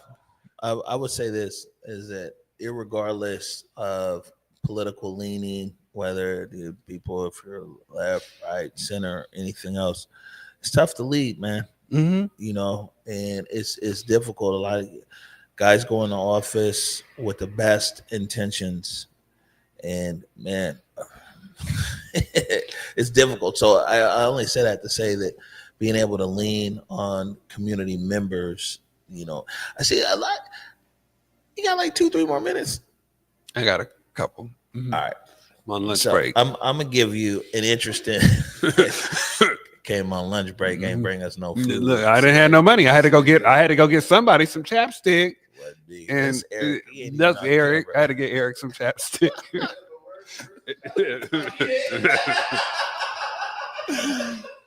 Man, what I can say is what I've seen in different administrations over the years is that having a connection into the community, an authentic connection into the community, being able to talk to people, man, is real. And there's administrations that I've seen that have really put an emphasis on being able to talk to anybody, anywhere, right? And I think that when City Hall loses that touch of being able to authentically communicate across community, yeah, you know, we Black, so we got, you know, like, yeah, Black, man, you know, for you, Black and gay, man, too, you know? And some other things, but there's other communities, you know, there's so many other communities that are equally as important. And absolutely, it's difficult for the chief executive of a city to really on their own to be able to stay connected. And if they don't recognize that going into the door of like, man, I need to be able to maintain this, then when you walk into City Hall, you walk into an echo chamber. You walk into an echo chamber of the people who are just around you and everything else. And even some of the very best ideas the guys have going into office is lost because it's drowned out by that echo. Yeah. And so I hope that during your short role here as on the transition team, because that disassembles once she's sworn in, right? So I hope that over the next 4 weeks that whatever feedback and information and heartfelt thoughtfulness from community and the multiple communities you represent, I hope that plants a seed with this new mayor and that it doesn't get drowned out as things often happen in City Hall, even with electeds of the best intentions. Yeah, I would receive that. I would say something counter to that, but that is I think that's my hope as well, to be able to make sure that I continue to hold space. And, you know, I'm always authentic community. So just really looking forward to this new leadership, new administration. And, you know, leadership is not when we walk ahead, it's when we walk along with each other. So I'm just happy to be walking along. Yeah, man, walking along with you too. Oh, and Oya said that she loves you too and says hello. I bet you she's cheesing right now. I appreciate you, brother. Thank you so much for having me. No, man. Thank you to, I appreciate you, Deontay Damper. We Live in Color season 4. It's on its way. Sooner than you think. We're going to take a quick Black Joy break. And when we come back, the Converge Media Giving Tuesday Telethon continues. Black joy, black joy. I'm talking smiling faces. All shades of beautiful. When you think of black joy, what comes to mind? Black joy to me is not just something that's seeped in trouble and trials and tribulation, but it's something that says that I want to not just say community, but I want to build community. And how do I build community? I find sisters on the street and I give them a head nod. Black joy to me is seeing our loved ones we haven't seen in a while. Bringing them back to something that made them feel warm, bringing them back to something that reminded them of their first love. Black joy to me is when you can get up feel good, walk around, and see representation. Black joy is a shooting star's inspiration. And once you fully embrace and accept what God has already given you, you'll finally see that it's worth it. Black joy is critical to our community because we need to have space and place where celebration of life and love and living is Black joy. And Black joy is healing. It is medicinal. We need it. Happiness, love, life, liberation. Black joy is critical. Black joy is dancing and singing offbeat with your friends as if no one is watching. Where the pride and ethnocentrism, the joy and smells of blackness. Black joy is seeing the smiles on our youth's faces as they express themselves unapologetically. It's just a structured amount of fun. Black joy is when we take our pride and culture to the streets. So amazing to go out and take risks. Life is short. Black joy is a breath of fresh air in a world struggling to breathe. Black joy is bringing together different generations. To me, it means flying. Thank you for embracing me, accepting me. Black joy is building generational wealth. And I see a powerful collective of innovators, dreamers, who are not just building businesses, but are building the future. Black joy is turning fans into friends over a meal. There's so much more that I think that y'all can give and that you will give to the community. It's the essence of who I am at my core. And Black joy is noticing, connecting with, feeding, renewing my soul. It's literally everything. Black joy is healing generational wounds. It's the house that our ancestors built, the house that we now call home. For the first time in my entire life, at 61 years old, I finally have my house. I promise y'all, ain't nothing taking them keys away. Nothing. It's still our joy.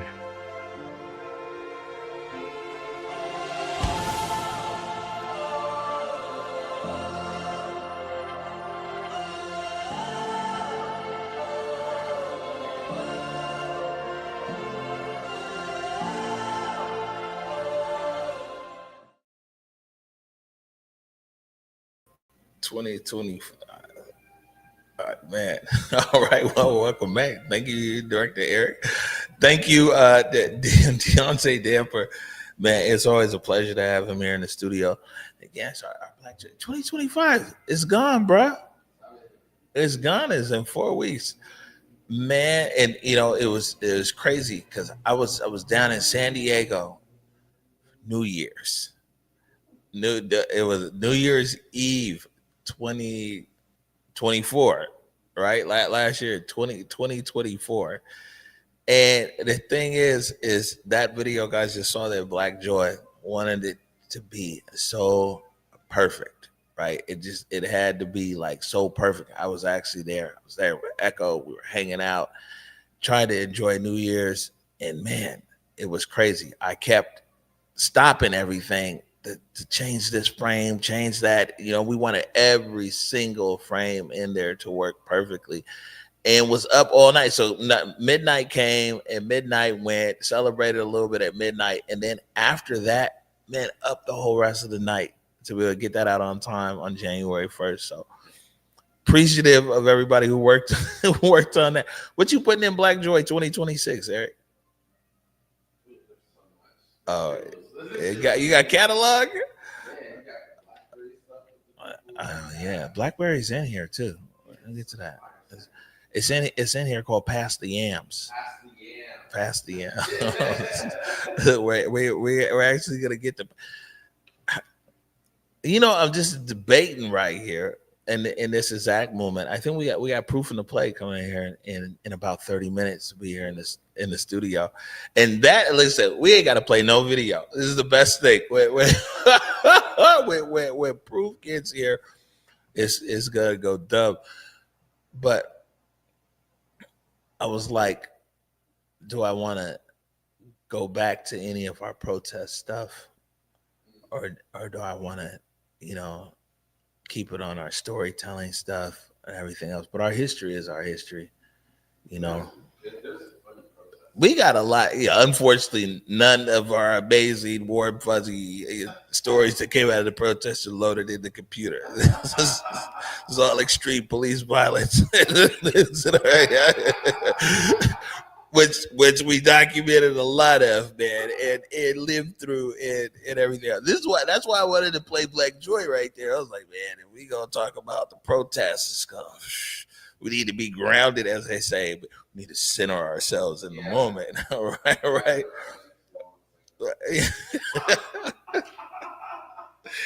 Oh my. So I'm gonna have something for after the protest stuff. So letting all we're gonna do Facing the Rain after the protest stuff. My mama always says you can't leave people in an affected state, which is true, and that's why no matter what, on so many of our shows, studio shows, is always a positive message at the end. But but I think it is important, though. It's a lot of people who they're new to Conversion. We're so thankful for you. And man, we kind of looked for this day, though, Eric, is when people, because for so many years people thought that we were just protest live streamers. They didn't realize that, like, Converge was going on 5 years old in 2020. August 18th, 2026. We'll be 10 years old on paper, but probably like 12 years old on the streets where it matters. we'll be 12 years old. But we were moving and grooving and doing our thing before the protests, and we had launched the morning update show earlier in 2020, in March of 2020. So we had a daily news and information show on our platform. We had Tip Jar. We was really like the first people who was out, because the same day that Governor Inslee shut the state down, the next day the morning update show popped up. So it wasn't only just the morning update show. We had Tip Drill, where we had the DJs who would come in and they would spin on air and everything, and people could hit their Cash App and Venmo and all of that. And then we used to have Goodie Bag come in on the weekends. You know what I'm saying? Big shout out to DQG, Daryl Glover, Dancing in the Rain, who made all of that stuff happen. And so, but when the protests came, and people in our neighborhood at that point, they knew Converge, they knew what we was doing, everything else. That's what we was out there for. But the rest of the city and beyond had never heard of Converge, and it was like, oh, look at these, these live streamers, who are this and that. Like we lucked up on something to be able to like cover this event, not realizing that. I guess what I'm trying to say is, people was always amazed at the different ways of coverage throughout the Seattle protests. And not only was during the whole protest, we kept the morning update show. We used to do all the updates on the actual protest itself, walk the whole chop. We had a podcast on, Voices of the Chop. Man, we were like, during the protest, we were recording and releasing podcast episodes. Plus, I was writing like an article like every day. You know what I'm saying? You don't just luck into that. It's because we'd been working at that level. And then, of course, the protest occurred. All that being said, though, a lot of people, they very first heard of Converge around the Seattle protests. And so for years after the protests, we'd be like, man, we can't wait till the day when people see no Converge for like all the other stuff that we do. I mean, it really took years to kind of get there. And we're still pigeonholed in this city. It's really weird.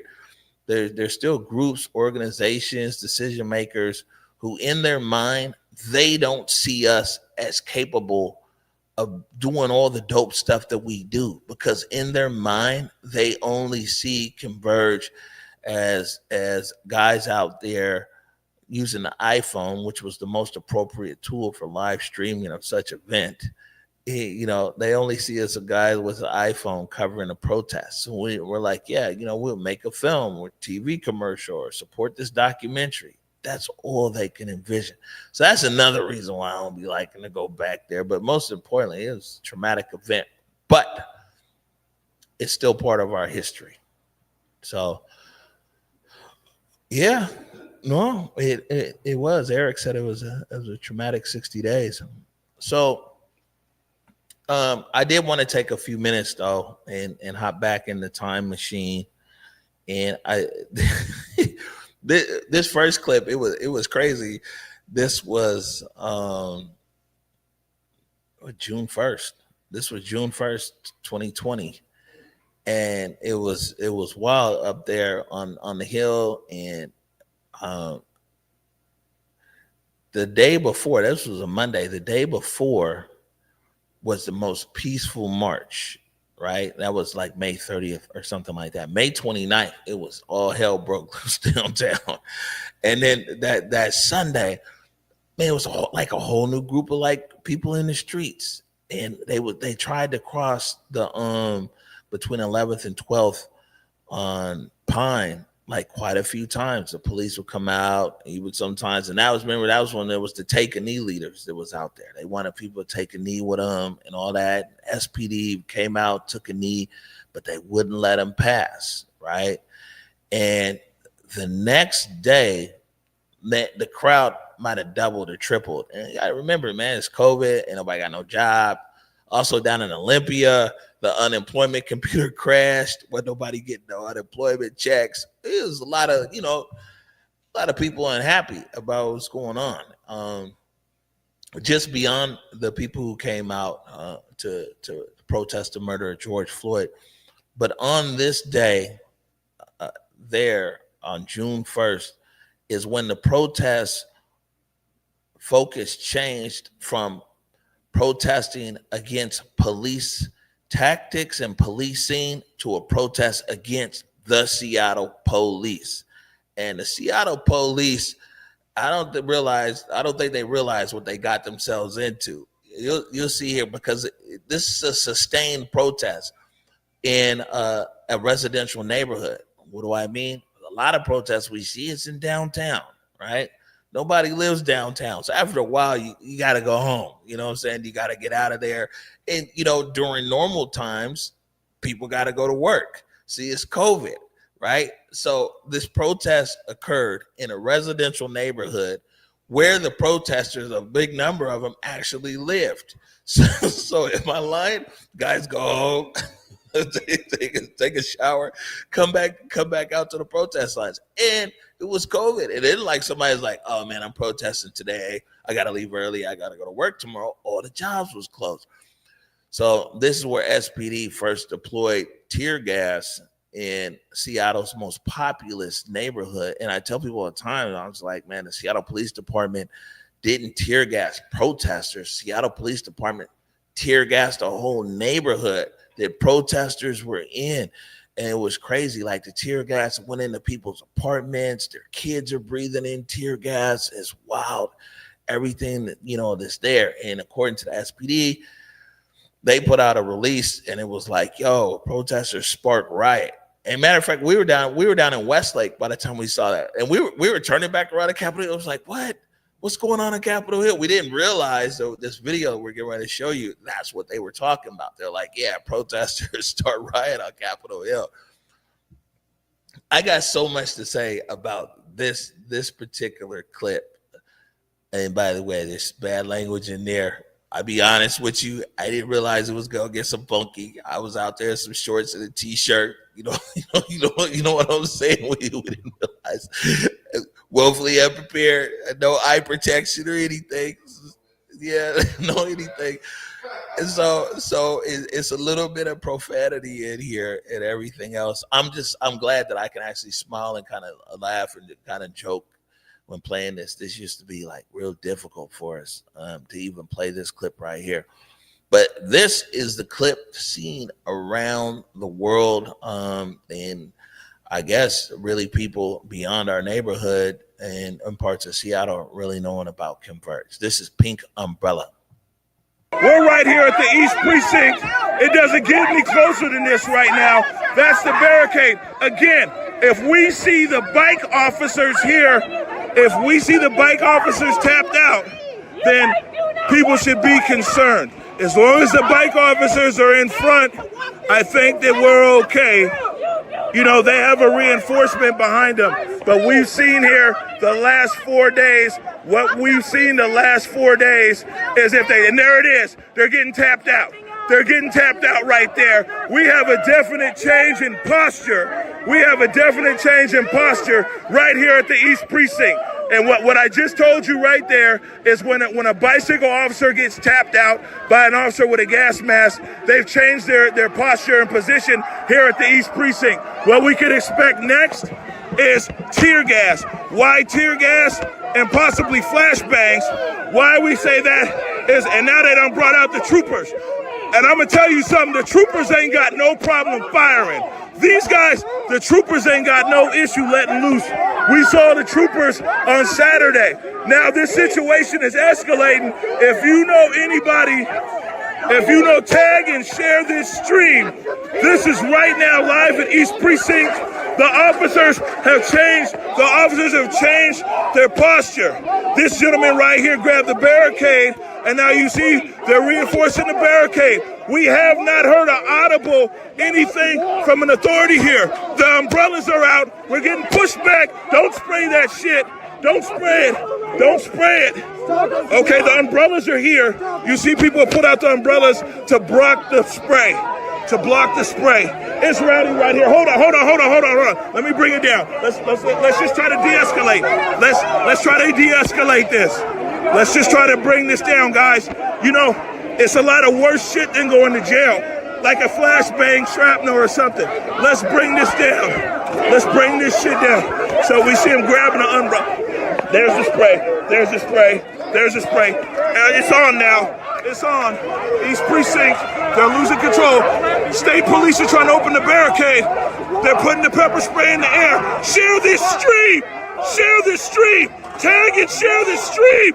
Share this stream. This, God damn it, they got me, you motherfuckers. I'm gonna eat this shit though. There it is. There it is. It's a crush. It's a crush. I got pepper spray all over me. They're not moving. I got sprayed, but shit, I've been through worse. Barricade is up. Barricade is up. The officers are coming with the spray. And this is exactly what's happened here. Get the fuck out my way. Let's see here. This is what's going on. I only got one eye. These are flashbangs. This is flashbangs. They're deploying flash. Hey, bring this shit down. Bring it down. Bring it down. Bring it down. Bring it down. This is, share this stream. God damn it. It's the tear gas. It's the fucking tear gas. Police, stop. Holy shit. Tear gas is everywhere. Holy shit. Oh, shit.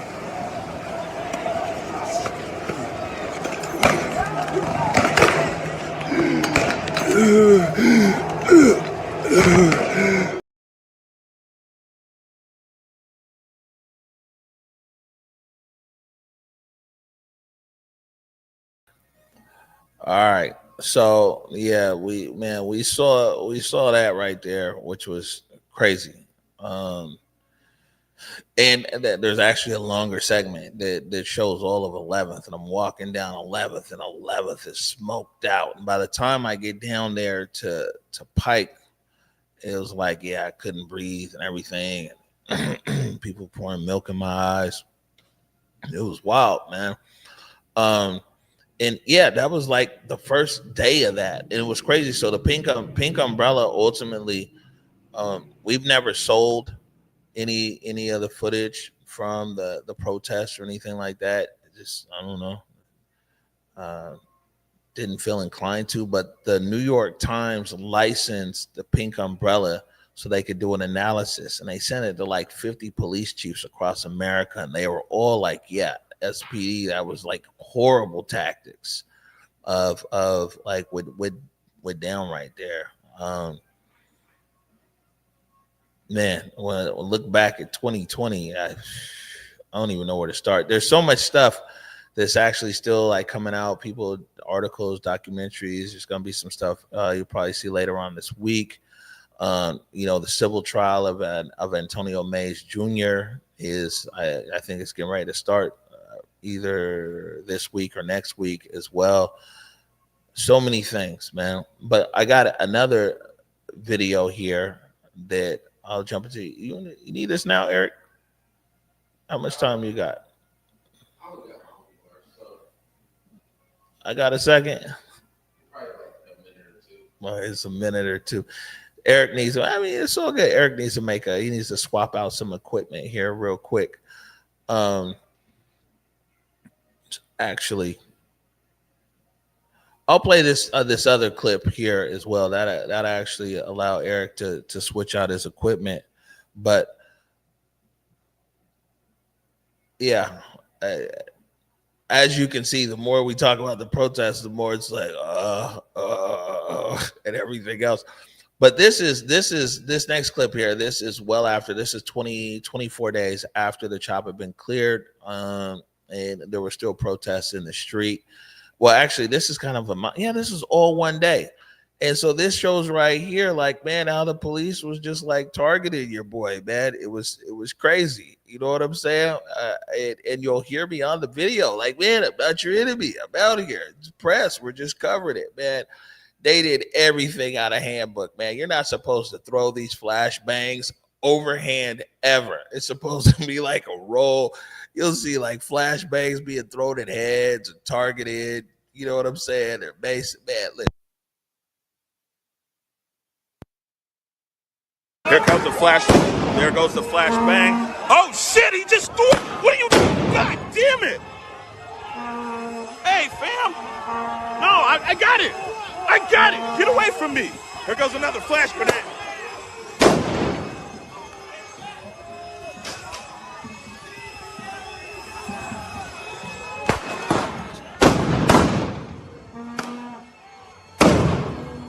Well, this is it, I guess. More flashbangs down. All right, hold on. Not right there. Oh, shit! Dog, you just... What are you doing? What are you doing? I mean, he just threw it right at me. Bro, man. He just threw it right at me. There go another one. He just threw it right at me. Bro, I'm not your enemy. I'm not the enemy. No, get off my back. Get off my back. I need my gas mask.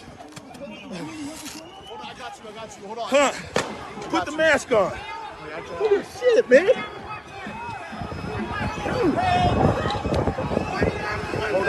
I'm not. Dude, I'm not the enemy out here, man. I don't know why. He's throwing these balls at me. I'm not the enemy. First time over here, man, it might have been an accident. But goddamn. I'm all right. It's all right, man. I'm not trying to inflame nothing, bro. I'm just sitting here. The camera speaks for itself. The camera speaks for itself. Garbage cans are out. They flipped the garbage cans. Now you've got a barricade. Oh wow. They're throwing the flashbangs now over the barricade into the crowd. You see the. Oh shit! God damn it! We got hit with the flash. I can't hear. My ears ringing. This is John. He's been hit. Take the camera. God damn it! I can't hear in one ear. I can't hear in this left ear. This shit is ringing. Hey, we need some cover over here. We need some cover over here for a second. He's hit too. Your media, you've been hit, man. I'm telling you, the media taking it worse than anybody out here. Are you okay, John? John got hit in the face. It exploded right by my ear. This shit is ringing, bro. I can't hear out this left ear at the moment. Media! Fuck! Shit, I just maced us. You see it? Right there. Just got maced. You okay? It's our producer. He just got hit with a flashbang and just got maced. We're over here. He's tagged. He's got his media stuff on. He's got a credential. We've identified ourselves who we are. We followed every police instruction. Yeah, it was wild out there, man. And like, I mean, we got hundreds of hours of the Seattle protests. And what I was talking to Takia Ward about earlier this morning was it's just a lot of revisionist history that's out there. I'm glad we got some receipts, man, because people just be lying on the internet, lying on social media about like what happened and this and that. And I mean, it's best, we got the video that actually tells the truth. But the people most impacted they're still the people traumatized. They don't. And so when people just write revisionist history about the Seattle protests, the people, a lot of people who just lived through it, man, they're exhausted. And so guys got a loud voice out there, and they create a narrative that it's just not true.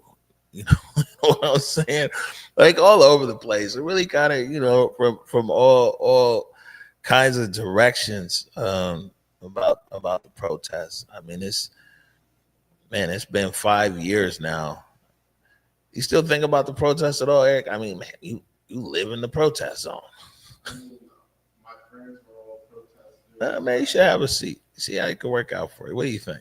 Go ahead, put on wide. Let's go. All you gotta tell us if it's all bad. hold on 1 second. I didn't come dressed for it either. Don't worry. Let's see. We keep on. Look at you. You into the tight too. We gotta plug the switcher in all your computers. You know what I'm saying? Switch back and forth and everything. But I was saying it's been 5 years, man. What are your thoughts? I mean, it was a protest, right? It came, we were there, and then it went away. Yeah. It's like in 2020, you had all these Black Lives Matter signs everywhere, in every window, everywhere you walked down the street, everybody was friendly. 5 years later, it's all out the window. You know what I'm saying? So the protest was a wild time, right? Mm-hmm. I think that it got away from the point of the protests, right? Yeah. But I do still see the people that were in the protests. I seen the people that came in one way that walked out differently. I saw the people that came in and were able to grow, but once it was over, they fell back onto wherever they were at, And then ultimately, there's also a lot of people that came there and never got to leave. You know what I'm saying? Yeah. So I think about it a lot, Yeah, that's real. One time for the people who came, never got to leave. You know what I'm saying? For sure. Wow. That was just how you worded that. Man. Yeah. I think like one of definitely on one of the positive takeaways where you say you saw people change. I seen a lot of like young people who I wouldn't say that they didn't have direction, but they, you know what I'm saying, they were figuring it out, and now they left there, and 5 years later, like some of the biggest mutual aid programs in Seattle, they got their start during the Seattle protests. Yeah. You know what I'm saying? And you got people who had no idea, well, what is mutual aid or how does this work and everything else, who are just, they're providing a mutual, like they stuck to the script. You see what I'm saying? It's like the takeaways from it, and people like Malcontent, who's still delivering news every day. You know what I'm saying? Malcontent was there. He was delivering the news then. He's delivering news 5 years later. And I kind of like, those are like bright points to me, is for people who came and learned something or built or developed something, and they're still at it in one way or another. I mean, there's a lot of people still at it. There's a lot of people that grew, like we earlier with Takia, she said, man, in 2020 was like her real like jump, where she was like, oh, the media push, right? Where I got to do this, Vivid Matter Collective, right? Starting her business. A lot of people had the time and space to grow, right? A lot of people, because I will also say there was Chaz, there was Chop, and then there was Chopchella, right? So, you know, there was just a bunch of crazy stuff, all perfect storm of things happening. But there were so many people that found purpose, right? A lot of people that I know from there are still grinding out, like you were saying. There are a lot of people that are still grinding out what they were doing then. There's a lot of people that are still out here protesting, fighting for, this cause or that cause, or, standing up for their stuff. I'm watching venues change. I'm watching people 5 years later, there's a lot of change. This is not Black Lives Matter. Yeah. I mean, you got people who've elevated the level at what they're how they're trying to make change. Like TK is a perfect example. You know what I'm saying? TK was out Shouts there. Out to TK. Yeah, TK got injured in the man. Didn't she get a skull fight when the police were tackling her or something over by the West Precinct? A skull fight. And she worked construction. She couldn't go back to her job in construction.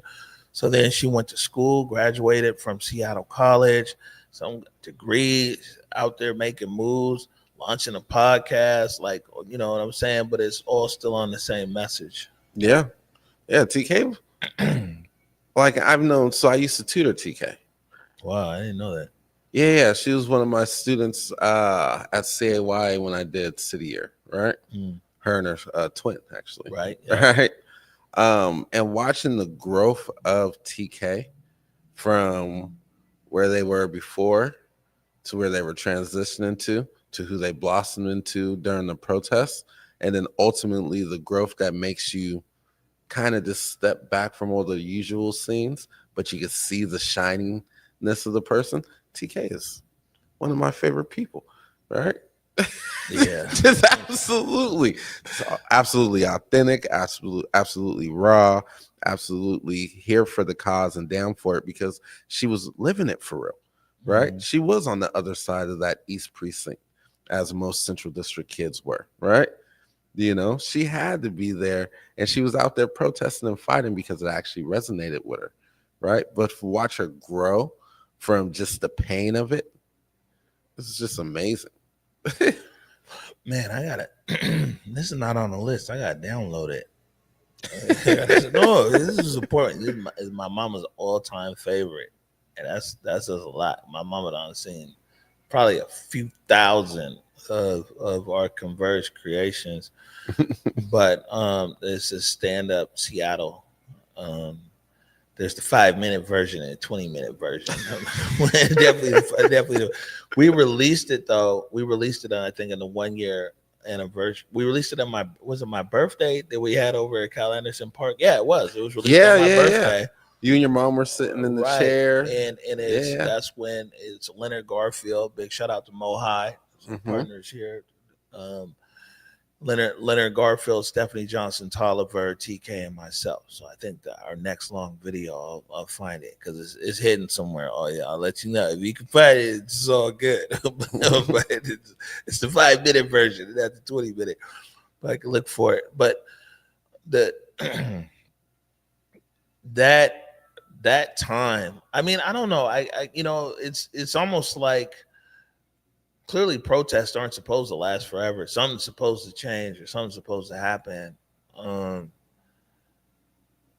But it's almost real that in Seattle, I think the only remnant left of that time, almost like, or at least something that stands out, is the mural.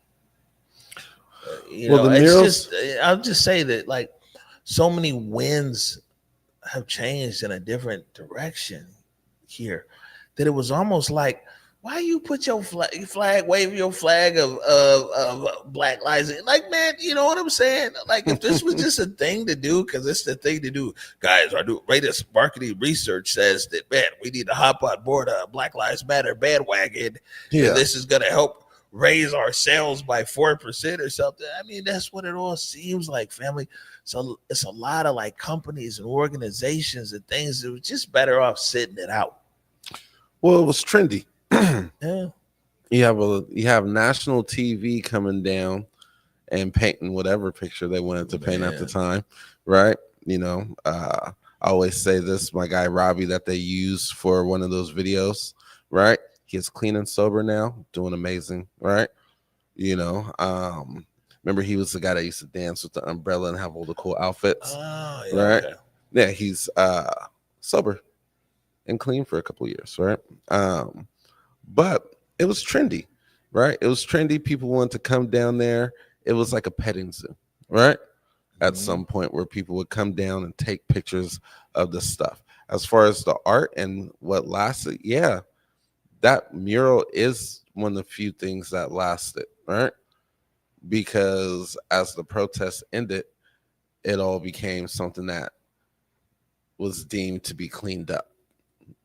People they cleaned up all the beautiful art that was in that area, right? They took it down. I know some of it was preserved, some of it. Chop art. The chop art, right? Man, yeah. We could do a whole show on that. Yeah, man. And pay the artist if you ever sell it. Right? I'm all for that. Right. Pay the artist, man. Support the artist, support the people, man.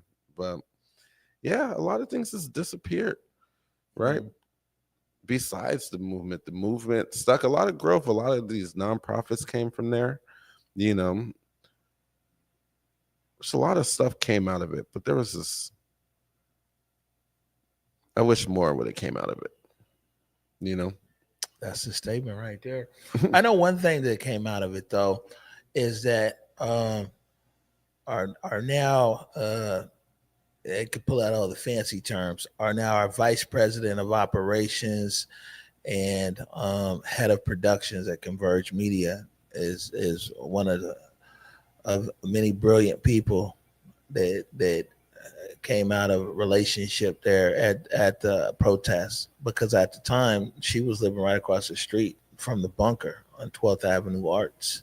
And so she went from having the National Guard in front of her building for a week to being included, being basically part of the job for a month. And Oya came, what's really dope is Oya came to volunteer. Yeah. And a lot of very excellent people came to Converge to be able to volunteer. They saw what we was trying to do. We was outnumbered, outgunned, and, came to help.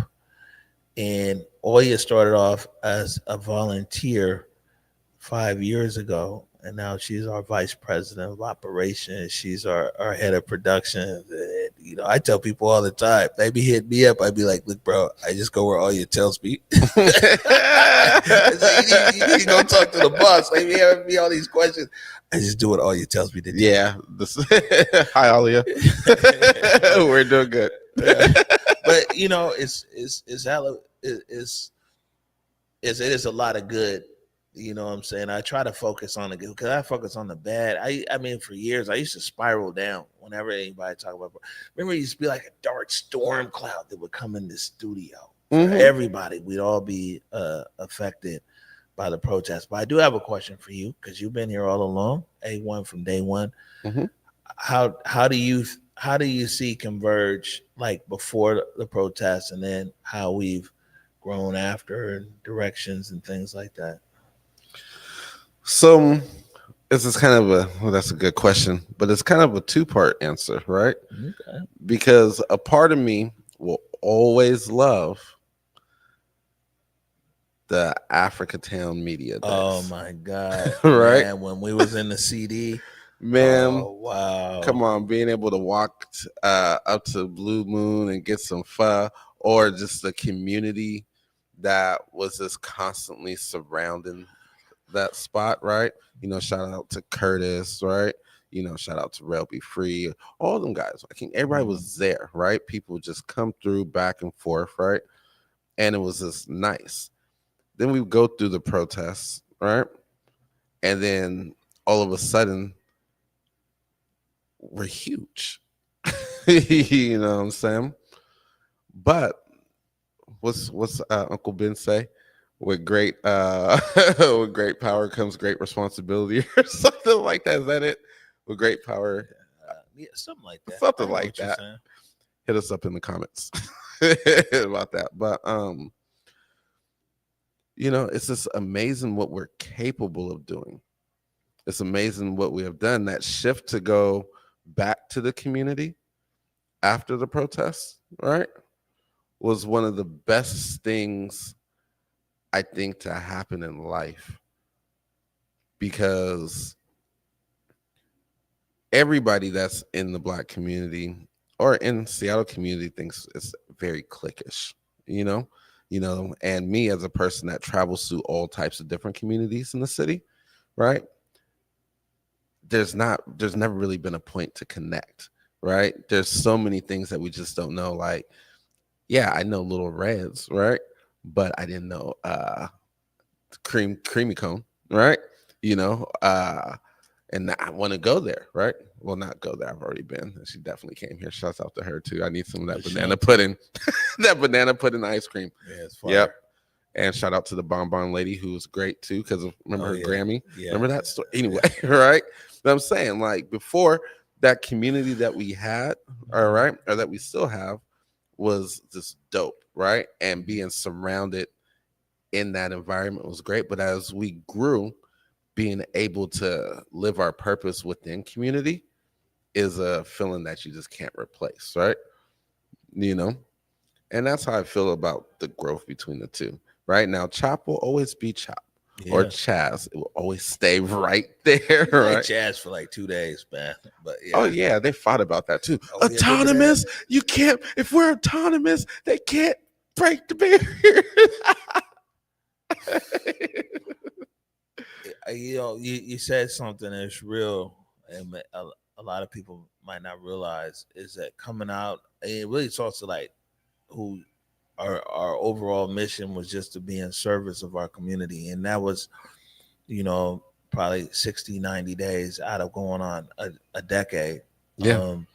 But we came out of the protest hot.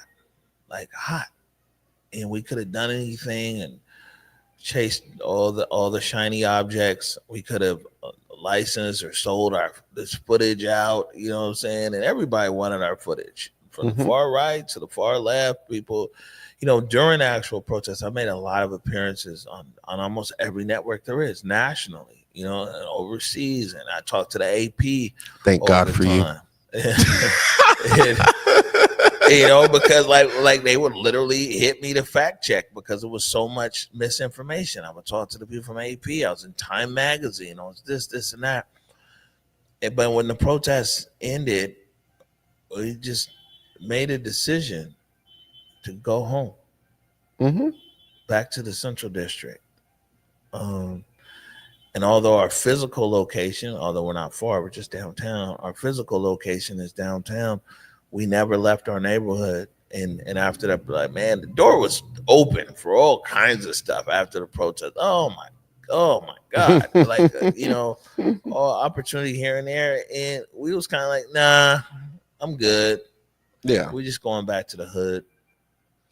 Well, I mean, after an event like the protests where, let's be honest, for the first half of Chop, we got beat up physically, right? And the second half of Chop, we got beat up mentally, right? Yeah. So when you get done with a long football game, or you're a swimmer and you done all your laps, or you're running track and you done all your workout and exercise, what do you want to do?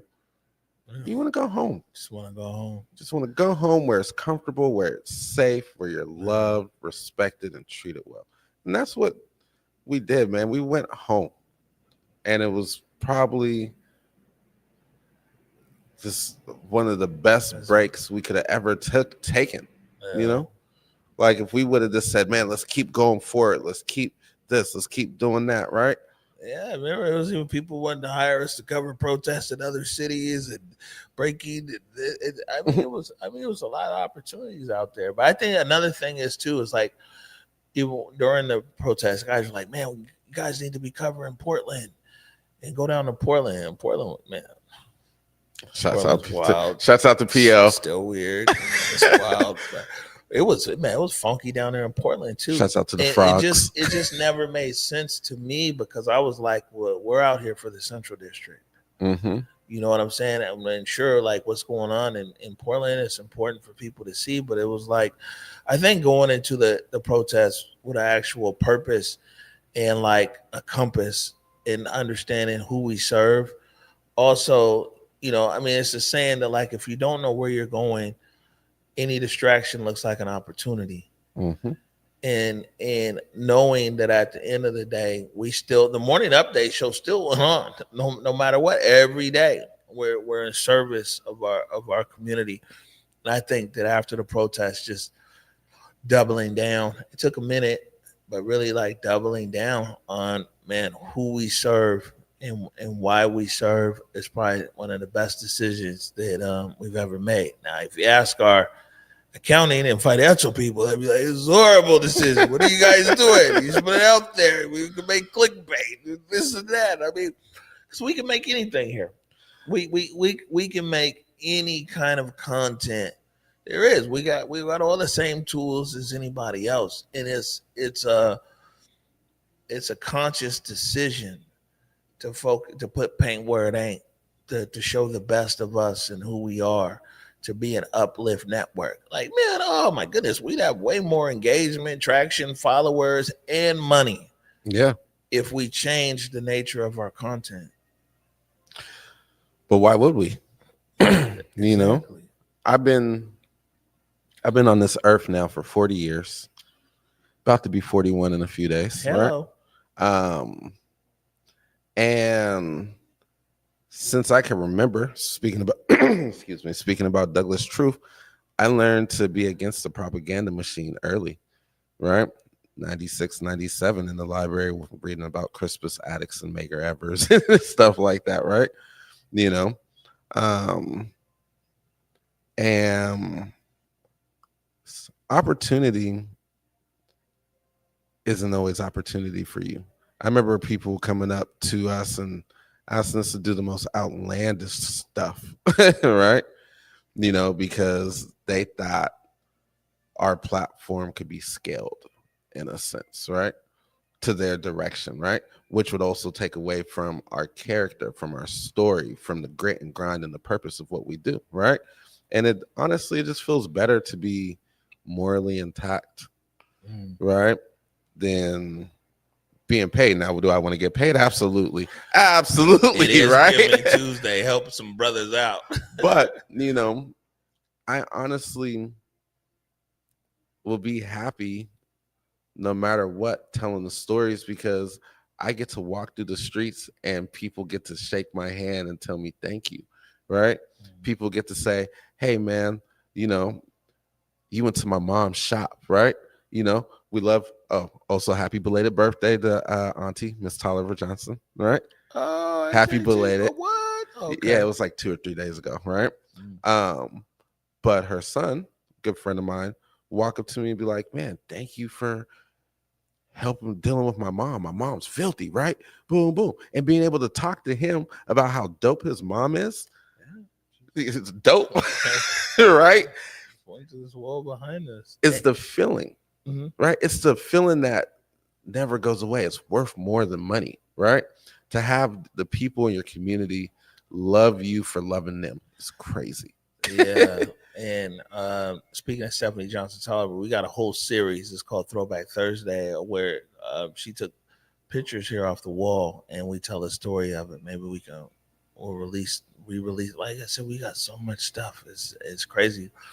But going back to what you said is that, yeah, I mean, it feels good to be able to go back to the neighborhood and have your head held high. And I mean, and with people who will just tell you to your face if they feel that you're not really doing it right.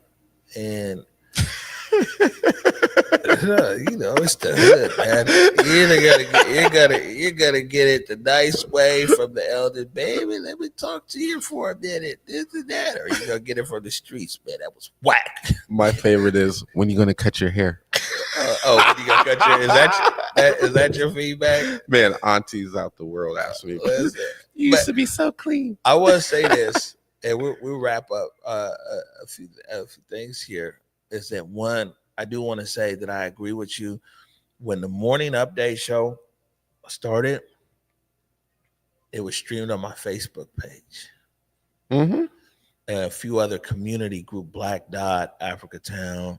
It was, and so Converge Media, as far as the morning update show, it was contained to a community, and it was the most positive community ever that you find online. I mean, it was just dope and reaffirmation. And you gotta remember, man. I mean, we started with you know, we definitely didn't have this set up here. You feel me?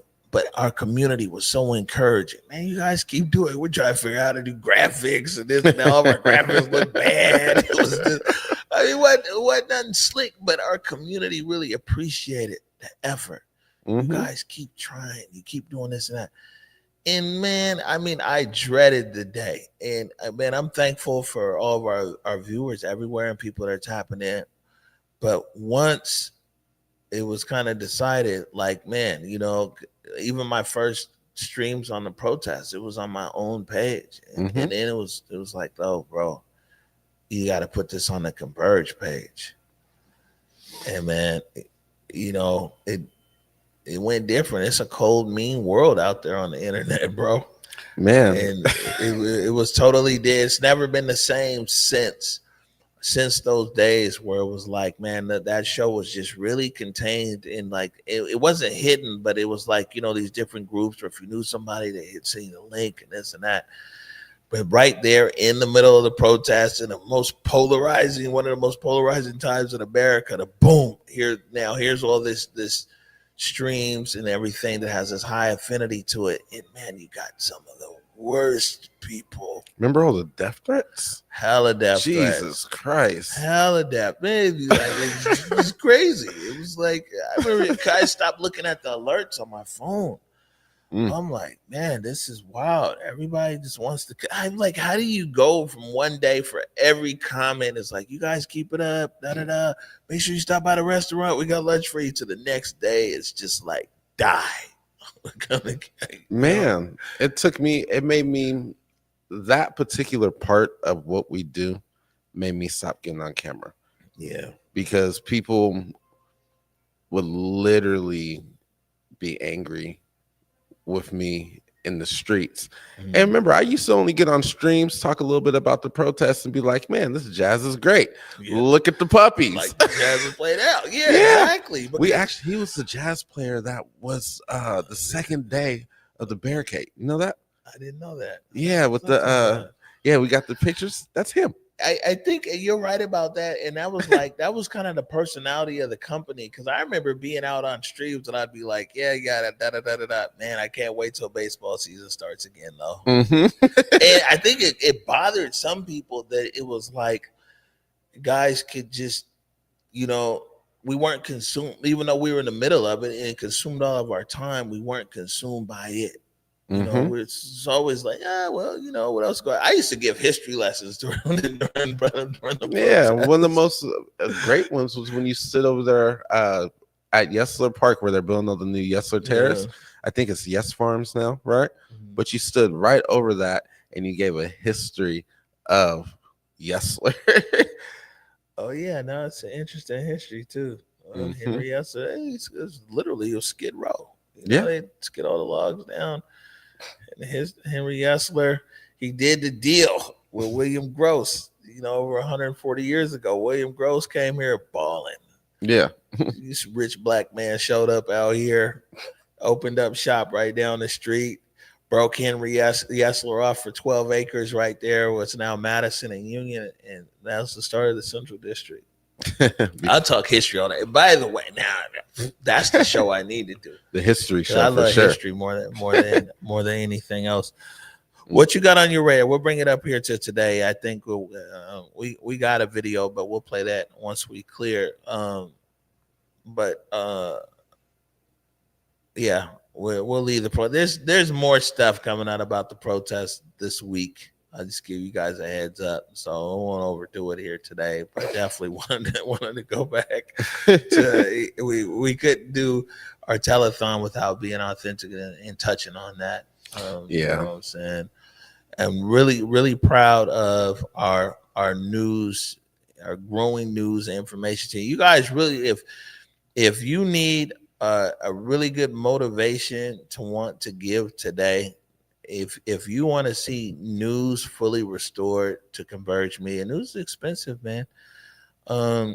And consistently restored here to Converge, man, give. And if you're in a place to give on an institutional level, all you got to do, whereweconverge.com, click on donate, and you can make a tax deductible donation. News and information is what we want to desperately bring back here, and that's what our community needs. So please donate to that. But as our news continues to grow, we're getting it. Mead's doing his thing. Big shout out to Mead, Gil, to Eliza Rondario, to our writers. There's more and more stuff. Our blog is kind of where it's at right now when people talk about news and what's happening. But we've never abandoned the daily news. It's just taken different formats here. And of course, the broadcast format is the most expensive. It's definitely the most expensive. and plus Eric's like, yo, man, and also I gotta be here all the time. Proof of the play say he running a few minutes behind, but he's on his way. That's our guy. He's man, definitely switch all the energy here. But before I do let you go, man, anything you want to fill in the audience on other stuff, not protest, what's going on to you or your interest, what to be on the lookout for? You're a real eclectic dude. You know what I'm saying? Where Eric can tell you where to be buying the weirdest things too, man. He's like, yeah, man, if you're ever looking for like, a miniature pinky ring that's that's hand engraved, that's from the 1800s, he knows the store for it. Yeah, actually, for something like that, there's an antique store closing off of John. Right, I think they got like 2 weeks left, but they always got hidden gems. Anything I want people to know about? Generally speaking, so we're just like, yeah, Mr. Director. You might got some other stuff going on. There's more dimensions to you. I mean, no, I got so much stuff going on. All I can really say is 2026, man. You guys better watch out. You're gonna see so much more of me because I'm in a good place in life. I got peace, right? Got rid of some things that weren't bringing me peace, right? Low. And it's been nice to focus in and lock in, right? Because I could say one thing, just not to bring it back to the protests, right? The thing that the protests did for me really was throw me into a little box. I had to get away, right? It's my neighborhood. I live there, right? I couldn't walk out the house. So we had on masks, but if I would laugh, people would run up on me, right? And it just got like overbearing and stuff, right? So that took a step back to really focus on what peace is and what I love to do and what the purpose is, and and enjoy friends and family. So I can tell you right now, 2026, just expect a lot more community engagement, a lot more us bringing y'all to our world, right? Us being more visible. And I always got music. If you know me, you know I got music somewhere, somehow, right? If you know me, you know I throw events. It's really hard to get tickets to them, but I will make it way more accessible this year, right? Because what I do, 5, 6 private events last year? I ain't get invited to none. You're invited to everything I do. What? Odd man out around here. What? All you gotta do is wear the new merch, the Big O Show. That's the ticket, man. But nah, man, everything's gravy. I don't really have too much Converge music. That's the thing. Something on the horizon. Well, I appreciate you, Eric. And now I guess you'll go 10 feet across the room, maybe 20 feet across the room, and continue over there. A big shot to Alia for holding us. Thank you, Alia. And she found the segment that we were talking about, and so we'll go to that. This is Stand Up Seattle, the Democracy Project.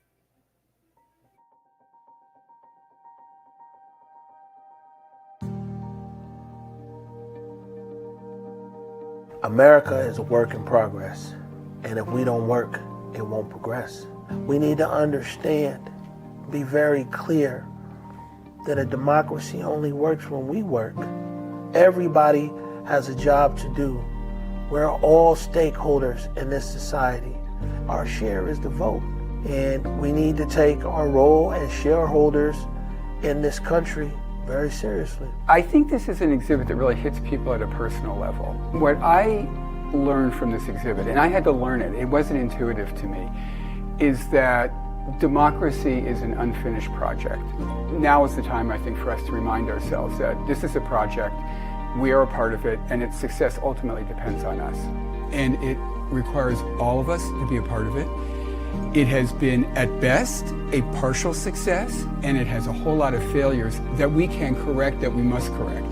And to me, the exhibit was revelatory of that. My entire life, I've always believed that actions speak louder than words. You gotta walk the walk now. Now it's time to go walk, bro. You talked enough, now let's go walk it. What if the city stood up like this for itself? How much change could we affect here? How much change can we get done here if we come out and stand up like this for where we live? Democracy is everything to me. I think that the United States has that open system. I mean, I've visited other countries. I've been outside of the United States and I've seen it in other ways and forms. And still here in the United States, we have probably one of the best forms of democracy, though it's really hard for us sometimes, and particularly now.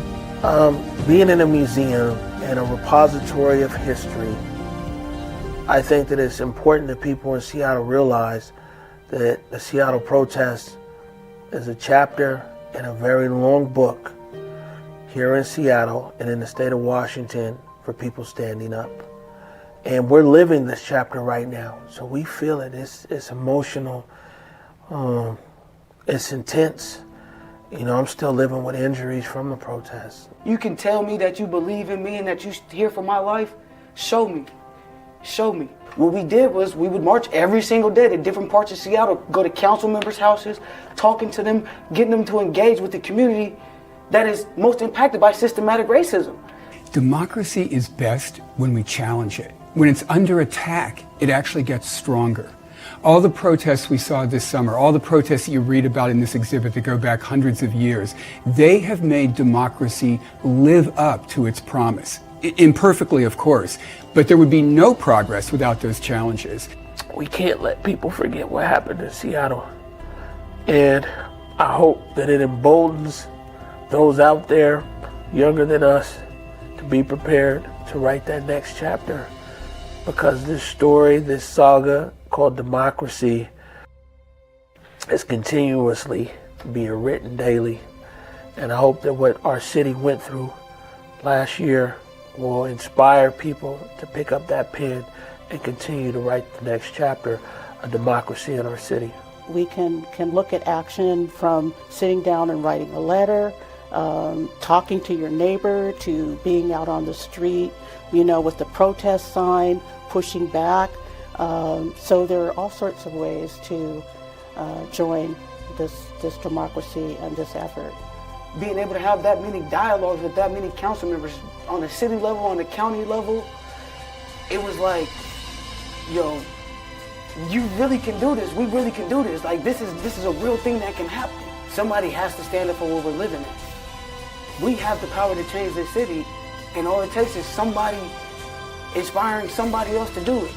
And this is who I gotta be. Whether I like it or not, you know, this is who I have to be in order to ensure that my brothers grow up and die from natural causes, not the police. We, the people, the citizen stakeholders of this city, this county, and this state, we have to reclaim our power.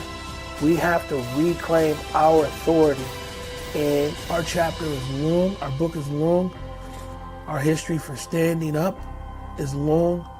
Our history of getting beat down is long. But you know what? In the fight for democracy is very much like that phoenix that continues to rise from the ashes. And if there's anything that I want people to take away is study this museum, study these movements, study things that occurred, study advances, and then see what happened when people took their foot off the gas.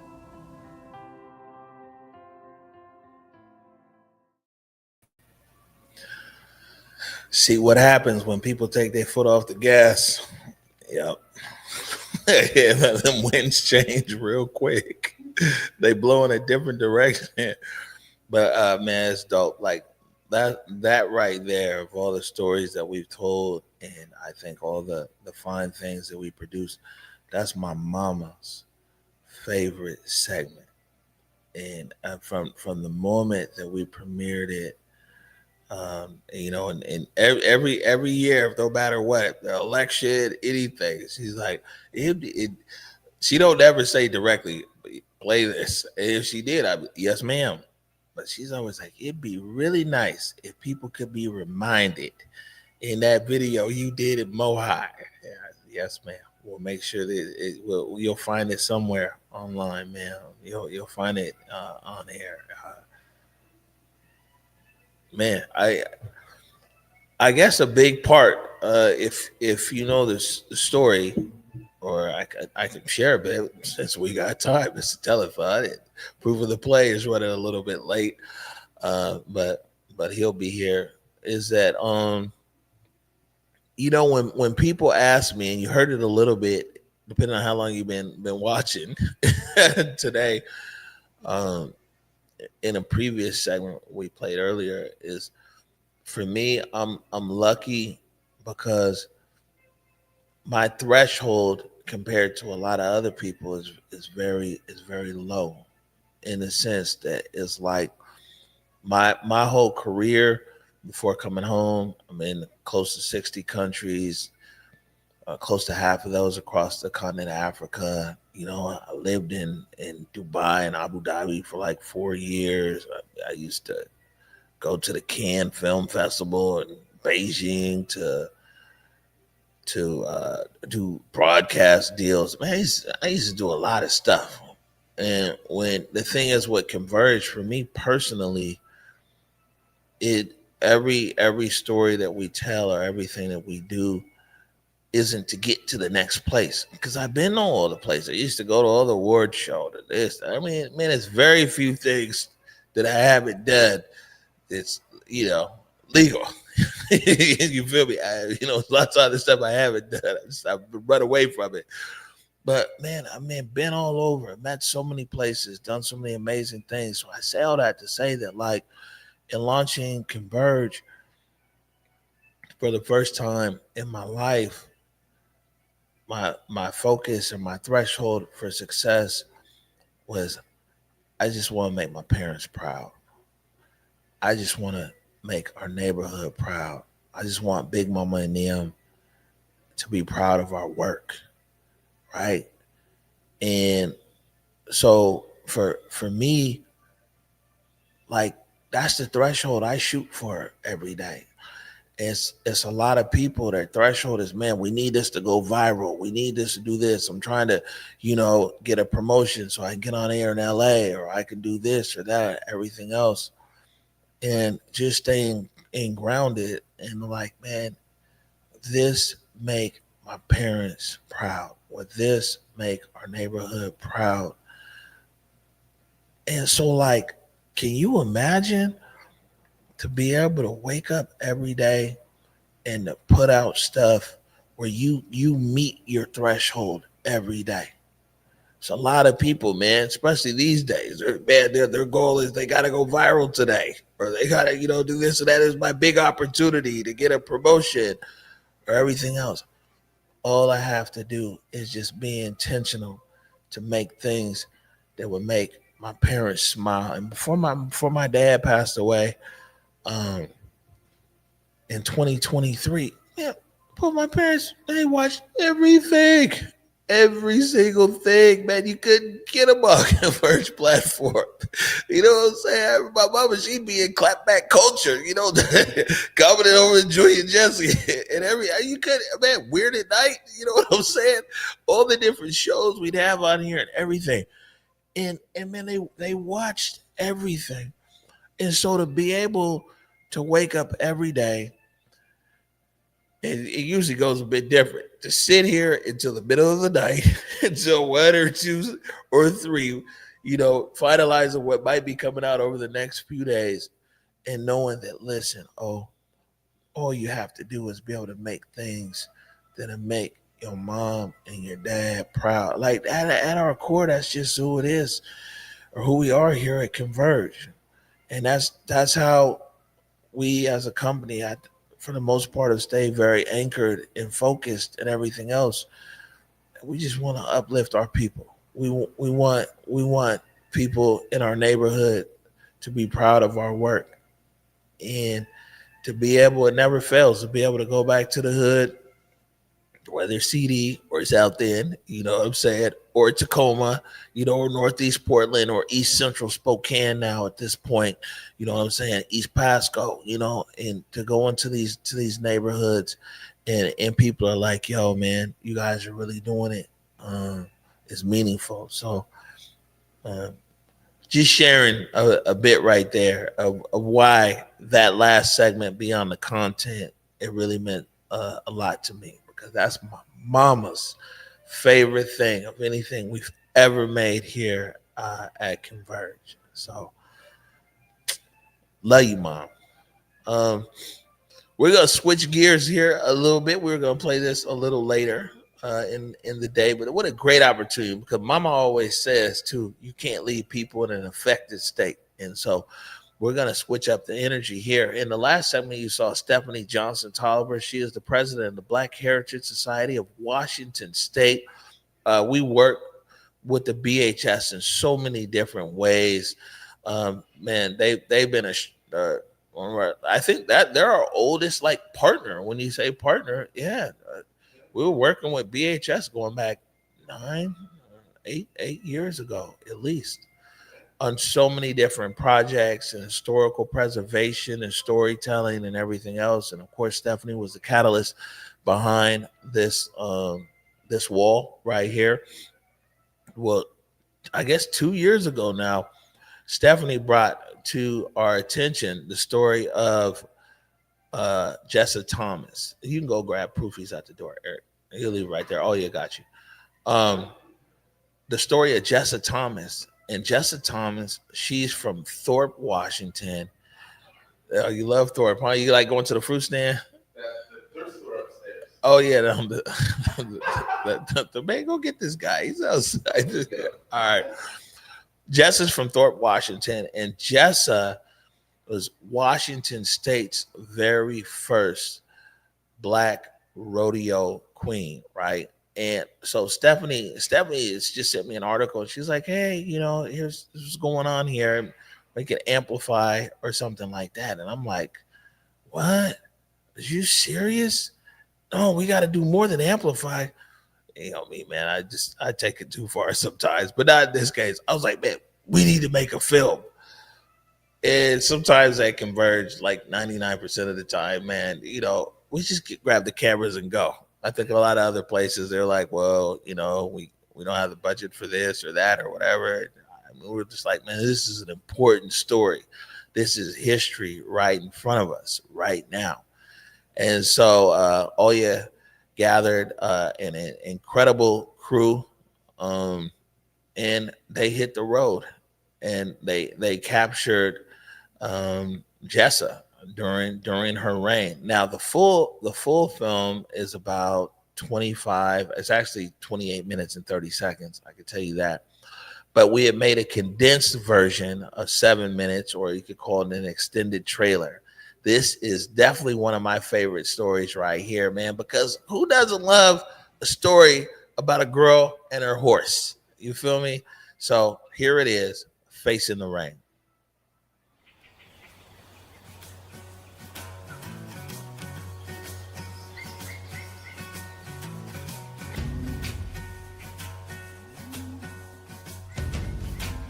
I remember the first time, and just the smile on her face when she saw that horse was like, I'd never seen her like that. From the beginning to the end, she will always be doing something important. That's just what she's meant to do. Like, she follows her dreams, and no matter who tries to take her down, she will persevere through it. She has a perfect demeanor. She's a sportsman, she's a horse person, and she's just comfortable with who she is.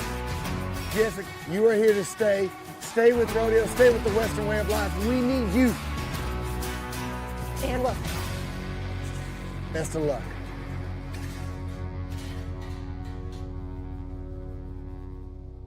The concept of a rodeo queen, we like to say, is the best of both worlds. You know, they're equally at home in a gown on the ballroom floor or in the dirt out here in the rodeo arena on the back of a horse going 100 miles an hour around the arena. She's excelled in that. In fact, right here in this arena is where she took her riding competition to become Miss Teen Rodeo Washington.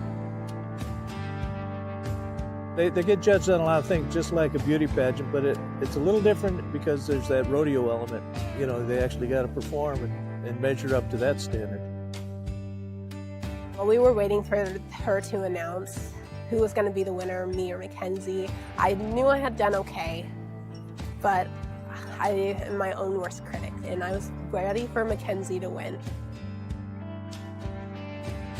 So when I got called, I think I did start crying because I was ready to walk away with no crown and the experience to run for another title. But I ended up winning, and it will allow me to represent and share my platform beautiful. I spell the word beautiful with you in it because I want to emphasize that there's beauty in being unique and authentic. And when you're yourself, that's where your real beauty can shine. My hair is definitely unique in the rodeo industry, and not a lot of girls wear their natural hairstyle, meaning curls or natural. And since I do, it makes it a lot harder to find equipment that fits my head the right way. When I speak about being unique, that's what I mean is why should we have to change our hairstyle for safety maybe? Why can't they create something for us to be ourselves in and still be safe on the trails? You don't have to change the way you look because you're beautiful the way you are. Jessie Thomas is awesome. I've known her for a while. She's first generation cowgirl, and I like that. And that tells us in rodeo we're doing something right because we don't want to be some kind of exclusive little club like where you got to be born into rodeo. We don't want that. It's possible to come into our world and become a dominant force. You just got to come in with gusto and stay in here. You got to have a dedication to it. But everybody's welcome, and that's what we love. It was her second rodeo grand entry, and she entered the arena. Her and two other queens, they were horseback, and the pickup men, who are cowboys that work in the arena, approached her and said, "What are you doing in here? There's no black rodeo queens. You can't be in here." And these two queens, more seasoned, older, said, "Can't you see her sash and crown? She is a queen, and she will be in here." Afterwards, I just remember her saying, like, "Mom, I didn't know what to say. He's probably never seen one." She was not justifying it, but still sticking up for them, like, well, they just don't know. Sometimes when these incidents happen, it feels like I don't really have a voice, and that's when my friends, especially Amber, stepped in and was able to speak for me and with me in a respectful manner, and that really did help because even though I may not have had a voice to speak in that moment, I think the best thing we can do is have each other's backs. Those two queens, Maddie and Amber, I think really just solidified her that, okay, I may not fit in looks-wise, but I fit in. It just kind of reinforced that, okay, I can do this. And I want other people to see me so that no one can ever say that again because they've seen a black rodeo queen and they know that I'm here and that I'm supposed to be here. We don't know a lot about Washington State black cowboys and black cowgirls. Oregon, yes. Oklahoma, yeah. Texas, but Washington State, no. The importance to share the history of the Buffalo Soldiers of Seattle and Buffalo Soldiers of everywhere, including cowboys and cowgirls of color everywhere, is really important because most likely they're forgotten. I got to attend a gala, the Black Cowboy Awards Gala in Oklahoma earlier this year, and to watch everyone come together in support was pretty special because it hasn't happened before. This was their first one ever, and I was grateful I got to be a part of it. It's important that they're acknowledged, especially for girls like me who look up to them. She has a big impact on a lot of people, whether it's going to the old folks home and walking the pony around in there or at a rodeo. It's got an impact on people when they see somebody doing something like that, especially a person of color, you know what I mean? This experience has allowed her to be confident in herself and to recognize who she is and what she stands for, and to not be influenced by what others think she should be or what she should be doing or what she should be saying. And I think that that's, as a parent, that's a win, right? We just want our kids to be themselves and to be successful as themselves. To the girls out there who want to ride and aspire to be in the equine industry, my advice to you is to go for it. When you run into a challenge, it is best to be like a buffalo. When they see a storm coming, they don't run from it. They hunker down in herds or by themselves and they wait out the storm. The storm goes right over them. They go head first into it. And that's my advice to you. Go head first into it. And remember to be yourself, because that's the best thing you can do.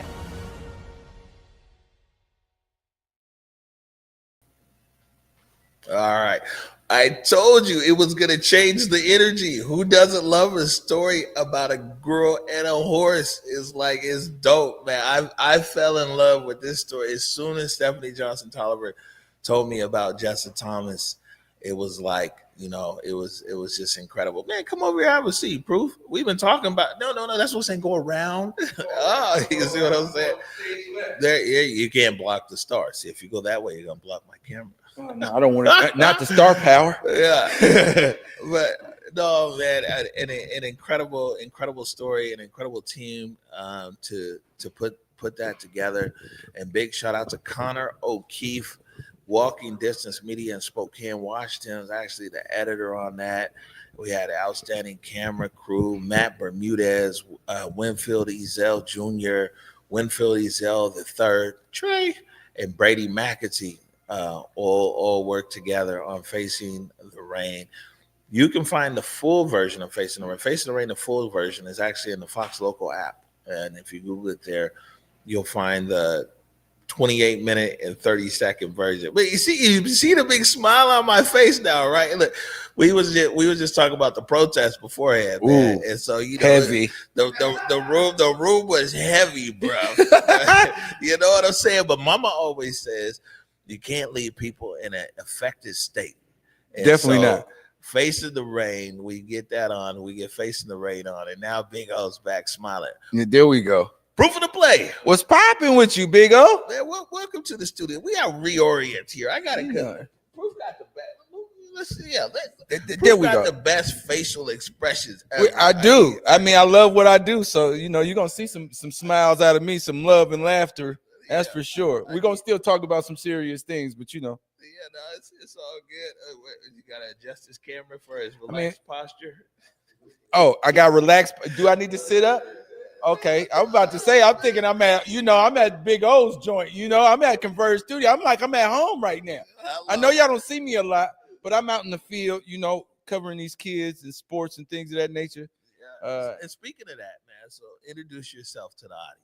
Hey, man, what's going on, man? My name is Proof in the Play, man, better known as Northwest ESPN. I'm always covering these kids, whether it be football, basketball, gymnastics, cheerleading, anything that can see these kids, going after their dreams. I'm always trying to capture moments of people going after their dreams because, this studio right here, Converge, helped me and some of my dreams come true. So, that's what I do. Yeah, that's what's up. And a good welcome home and welcome back and welcome home to you. Proof is also the host of The Truth with Proof. And I by far, so listen, you're not supposed to be saying different things when you have different shows. It's almost like kids or something. Like, no, You do got some babies over here, you know. With Proof was lit. I mean, it brought in, you know, I want to be able to say this and even say this to you live, bro. You were the right guy with the right show at the right time for Converge. And I say that with all sincerity in that, like, we had transitioned out of this protest thing and people, our neighborhood always knew who we were, but the general public was kind of like, you know, where are these guys? What's their identity and this and that? We came into this studio, we put Black Media Matters, period, up there. And it's going to forever matter too. You came with a show, though, The Truth with Proof, that just was transformational for our whole operation here. Because I guess here's what I'm trying to say. During that protest phase, our community never abandoned us, but they felt disconnected. Yeah. They didn't feel like they could just reach out and touch us for lots of different, when people see us on CNN or this or that. You know, we didn't feel we had changed. There was a gap between us and the streets. We always say the final mile. And you came in, man, and you kicked in the door and bridged that gap in such an amazing way, man. I'm forever thankful. I appreciate that, man. I think I'm just doing what I love to do, you know. I think most of the time I'm just scared of I do things because this is like creatively, this is what got me out of my rut. I really want to thank y'all. First, Eric, because Eric always was talking about, hey man, come on through, man. Just come on, man, just get on the mic. Right. And I'm like, yo, man, I just do some live. I don't know if nobody's watching, you know. No, just come through. And then I met Big O, and I probably coined the phrase Big O because I said it so much. But it was Big O that just said, hey, man, you got something, and can't nobody do you like you. Man, let's figure out how to put you on film, you know, on the camera. And I was really hesitant, really. My palms sweat all the time, even now when I come in the studio. But it feels like I'm back at home. I learned so much here. I learned how to produce something, how to make it work and be impactful, right? And not everything has to be funny, but everything could be meaningful too. In the same place of being funny. So I just appreciate this place a lot. The people that are here, the photographers that were here, the video people. I mean, I learned so much just being in this building. And I'm still learning now. Like Big O will tell you, I text him at 6, 7 o'clock in the morning just on random occasions of things and ideas that I'm thinking about. And so I appreciate you always answering, though. Yeah, no, man, always. It Proof. So here's the thing: is like from the moment I met Proof, I was like, oh yeah, this guy, you know, he got something. We got to figure it out. Proof he got a lot of interests. His main interest is sports. But then also, man, he likes to eat. But then, you know, but then also he's just like in community. And so we were like, okay, so are we going to make a sports show? You know what I'm saying? Well, he was like, well, man, it could be sports and everything. But you know what I'm saying? I want to be able to have some food. And then I was like, man, sports show with food. Okay, maybe we can figure that out. But then he's like, oh, you know, so-and-so, they trying to open up a community center, or you know what I'm saying? Or there's a new group that's helping kids. And I'm like, man, sports, food. And it dawned on me, I wish I could say that there is a saying that there's nothing new in TV. So I'll just whatever. But we're sitting there and we're like, bro, you need a variety show. And Proof was like, man, what's a variety? I said, man, it's so old school where it's some everything. Yeah. Why not? Let's just give everybody a variety show. And man, you make the show whatever it is that you feel, because you know people are there for you. And then it came when we were trying to figure out the name. It was like, okay, cool, we'll call it a variety show. The variety show. I remember that. and Proof came. It was like, man, the truth with Proof, it was over with. It was just over with. Yeah, man. I'm glad you guys gave me a shot. Y'all seen something in me, man. For a long time, you know, when in my era, when you get in trouble, you get sent to your room. And my room was my stage. For the longest of time, I was a military brat, so I didn't have a lot of family around and all of that. So it was always my family, my general, my mom, and my sister and brother. So when you're getting in trouble, man, you go sit in your room, man, my action figures, the window, everything was an audience to me. And I just thought I was trying to pass time away. I didn't know years later it would actually be being on this stage, being in front of people, and interacting with people. But one thing that I keep ringing in my bread is to be impactful. Even if it's funny, even if I'm making content, I try to be as impactful as possible to the community that my boots are on the ground at. And I think a lot of people need to realize that their boots are on the ground at a place and make sure they're planted there so people will know that you walk them just like they do. So, yeah. Now with you, and I'm just sitting here trying to see what kind of little snippet I could send. So it's a couple of them. Yeah, you know what I'm saying. I mean, I had to rate the food 1 through 5. You know, I love everybody, but I rated the food out here, Big O. You know, the court. That's like I said. Proof was the first one. I'd be like, Proof, man, are you sure you want to like rate food? This could be controversial. What if somebody brings something horrible? And he's like, well, man, first of all, I'm not eating nowhere horrible, no way. So you know what I'm saying? It's a crowd work. Okay, now them boiled peanuts had me a little challenged though. I ain't gonna lie to you. Shout out to the shout out to the peanut man, the boiled peanut guy. Hey man, listen, man, he brought some lemon pepper boiled peanuts, and I know I didn't like boiled peanuts to begin with, but some people like them, you know. That's an acquired taste for sure. Hey, we ate so good. Look, you went. The hot link corn dogs. Shout out to ST's hot link corn. You know he got dressing balls now. Does he? Yes, he's selling them for the holidays. See, I come in here with some, you know. I should have called him before I got here, but you know, I was trying to hurry up and get here. You know, to bring food proof. I'm trying to tell you, ST would have brung them Jones too. Yeah, man, the corner is that was episode number 1. Yep, first one with ST's Hot Link Corn Dogs. Big shout out to everybody that supports Converge, man. I'm trying to tell you, we really make dreams come true. If you want to be a part of Black Media Matters, a part of Black Media, because if you're Black, and want to be a part of media, you are Black Media. And it matters to all of us. So, you know, if you want your dreams to come true, come holler at us. Hold on 1 second. Hold on. 1, 2, 3. So you can hear me, Eric. So here's the thing. And so all you sitting back there, and she's like, yo, something's wrong with O's mic. It's quiet. I can't. Okay. I was about to say, because Proof in the Play, the only person who come in here blow me off the mic. Hey, it's just my energy, man. I don't know, man. It's just something about it. Something about being around creative people, man. My brother's actually family. You know I can mess up around here and still, you know, trip and fall, and I can still get back up. Somebody help me up around here, you know. Man, that's the thing. And now, so I sent all you one thing for download. I'm gonna keep. You can let it, or what you can hear me. I just emailed you something. We'll surprise you here.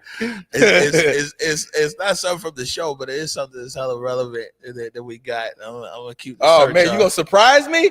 Yeah. Oh, he hitting us with surprises out here on the Tuesday. Listen. Hey, I will tell you though, before this clip go up, you notice a new regime over there at Garfield. Their game is tonight at 7:00, and they play Franklin of all people. Boys and girls. Boys and girls. And they play Franklin of all people. That's the old hood classic, they say. Yeah, that's the original hood classic. Okay, that's the original hood classic where they play at 7:00 tonight. So, but both Garfield boys and girls got they got a new coach. Yeah, we covered. Matter of fact, I collaborated with you on that with Garfield boys and girls head coaches got fired, and a big flag around that was Brandon Roy, former NBA. Yeah, I mean, who would even think that a former NBA player would get fired on his day off? Yeah, I mean, be honest, it really was. I mean, it was on his day off. I mean, who does that? I mean, come on, Craig.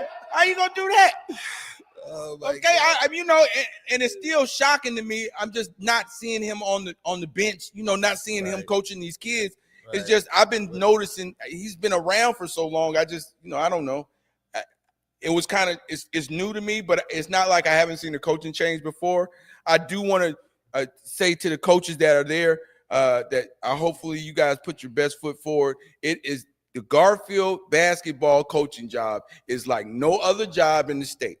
Please don't play it like it's a random job, because it's not. You got alumni that's going to be breathing down your neck, earlobes, and all to make sure the legacy is upheld. So I just want you guys to know that. Just be in the cautions and relevance of that. Yeah, that's like, well, you still can't hear me good? These is road mics, man. Here you go. Hey, Mike, the director calling that's shots. another in your thing. ear, Big huh? O used to. Hey, Big O was killer on the audio. Listen, man, I've been in the studio a couple times here or there. Okay, if the audio's messed up, you can cancel Christmas. Now the video can be messed up, but the audio, no, player. That's that radio background, huh? Oh, Hey, man, listen, I tell people I started off at WRVS 89.9 ECSU. You know what I'm saying? Come on, man. he still got his check going on. You hear me? Represent, He got his man. Hey, That's what I'm talking about. about. I got one more for you though. This is when I was on air in Tanzania and in Kenya. Good afternoon, Mambo VP, and welcome to the fastest 2 hours in radio. It's the Countdown Show with me, the Big O, and DJ Topspin, right here on 102.6 Choice FM in Dar es Salaam, Tanzania. Oh boy, you got it down pat. Listen, on, hey, let's not be playing out here, man. You want me to tell you how I came up with an intro? Remember, WKSB in Cincinnati, WKRP, right? Yeah. So I used to watch that, right? I used to pirate it and watch it to try to figure out how I'm supposed to talk on this thing. Because before this, it really changed my life, right? But I never was on the mic like that trying to say something like that. So I used to watch WKRP and the cool dude used to always be on the mic real fly with it with his glasses on. And I turned it off and I turned off all the lights and I thought it was him. And I just tried to say, man, it's your main man Proof in the Play. Man, that didn't work. Man, it's your main man. Here it go right here. Man, it's your main man Proof in the Play. It's the roundup. It don't get no better than this. Northwest ESPN. Yeah, that's me. Your main man Proof in the Play. Make sure you like, comment, and share. That means like this page. Comment with some things you want to talk about. And more importantly, share this so other people can get some of this good old Northwest ESPN. Yeah, that's the business right there. But I had to, I had to look in other things. I didn't get to hear that Tanzania one. Or you know what I'm saying? I didn't get to see Big O do his thing. So I had to go on the pirate and go WKRZ in Cincinnati. Oh my God. Oh yeah, that was pretty dope, man. Hey, E, I tell you what, something about E is he is very persistent. He did not allow me to say, yeah, I'll do it, never do it. He made sure my behind was gonna be somewhere in front of the camera, even though I wanted to be behind the camera. He seen something in me. I appreciate you. You know what I mean? That's my hippie brother right there. We see things, for life. For sure. Big shout out to Trey too, Besa. Big shout out to Cuddy. Everybody, the whole family, man. Big shout out to my birthday twin. He out there in Saudi Arabia. You know what I mean? Salman. Come on, Salman's my dude, my birthday twin. Listen, man. That was an epic moment, man. We all went to the people I wrote that part of that speech because it's like how I felt, but I didn't think it would really live beyond a few days or a few weeks after that. But like when we was up there getting the governor's award, the highest award that they offer from basically in the Emmys for this part of America. It started off over there. My speech was going, but I went into that phase. I said, I have a live director from Saudi Arabia. Bro, it was classic, bro. Classic. And so, that was there, everything else. And then a few months ago, we had journalists from Saudi Arabia. Was you here that day, Eric? Oh my God, it must have been Besa who was here that day. Man, and so, so they're all really from all over the Middle East. So you have from Saudi Arabia, from Qatar, from Jordan, from Morocco, from this, that, and everything else. Dope. Hey, they're all gathered around as usual. I'm greeting everybody in peace.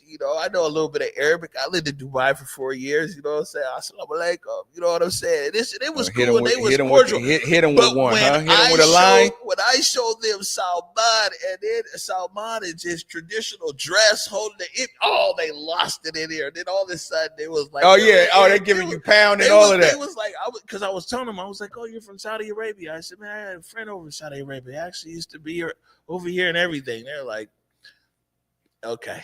Whatever. Everybody has that, right? When I showed them the pictures of Salman, and you know, I tell people it's a small thing, but it's really actually a big thing. That Converge, it don't really matter where you from. It's the shared purpose. Yeah. You know what I'm saying? It's a lot of different people that you bump into over here from all over literally from all over the world, but we all share the same purpose. Yeah. You can feel it in the air. I mean, the people that's not purposeful won't be here long. I could tell you that right now. If you ain't got no purpose off of here, you got some kind of, you know, agenda going, you're gonna weed yourself out real fast. I promise you. Okay, so I actually do have a good story here, and the reason why I'm going to a story is and this is bubbling brown sugar, by the way. Oh, word for. And so the reason why I'm going for a story is I really want to find these clips. And so we're going to play something here that's relevant to you. Give me a second to find it so I don't look all like crazy on the phone, you know, scrolling or something. But man, by the way, a whole lot of memories, scrolling because I want to find something here. But so this was 2023. Ooh. And this was, I think, Bubbling Brown Sugar's maybe second year back or first year back after COVID. Yeah. I think it was the first one back after COVID. This was the first year back after COVID, and it was at Garfield High School. And we'll play this, and then after that, man, because you're so much of what you do revolves around youth, and youth not only just on the field. Everywhere. You be at dance events, you be at all kinds of stuff, everything else. So we'll play Bubbling Brown Sugar and we'll be right back. What we're doing with Bubbling Brown Sugar is we're creating an intergenerational event, right, where community can come home and feel good through friendly competition.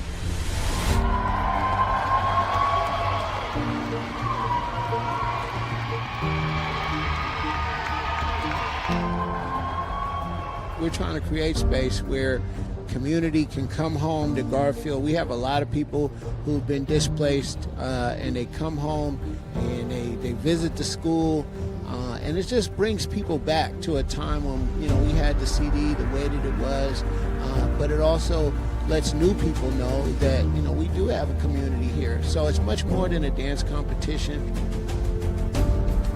It's just full of energy. It's cool to see all the different acts, and then, like, you know, it just feels like a big, like, family cookout. That's what it feels like. It just feels like bring all the Black people in the community together, Seattle, and then see all the talent we have in Seattle.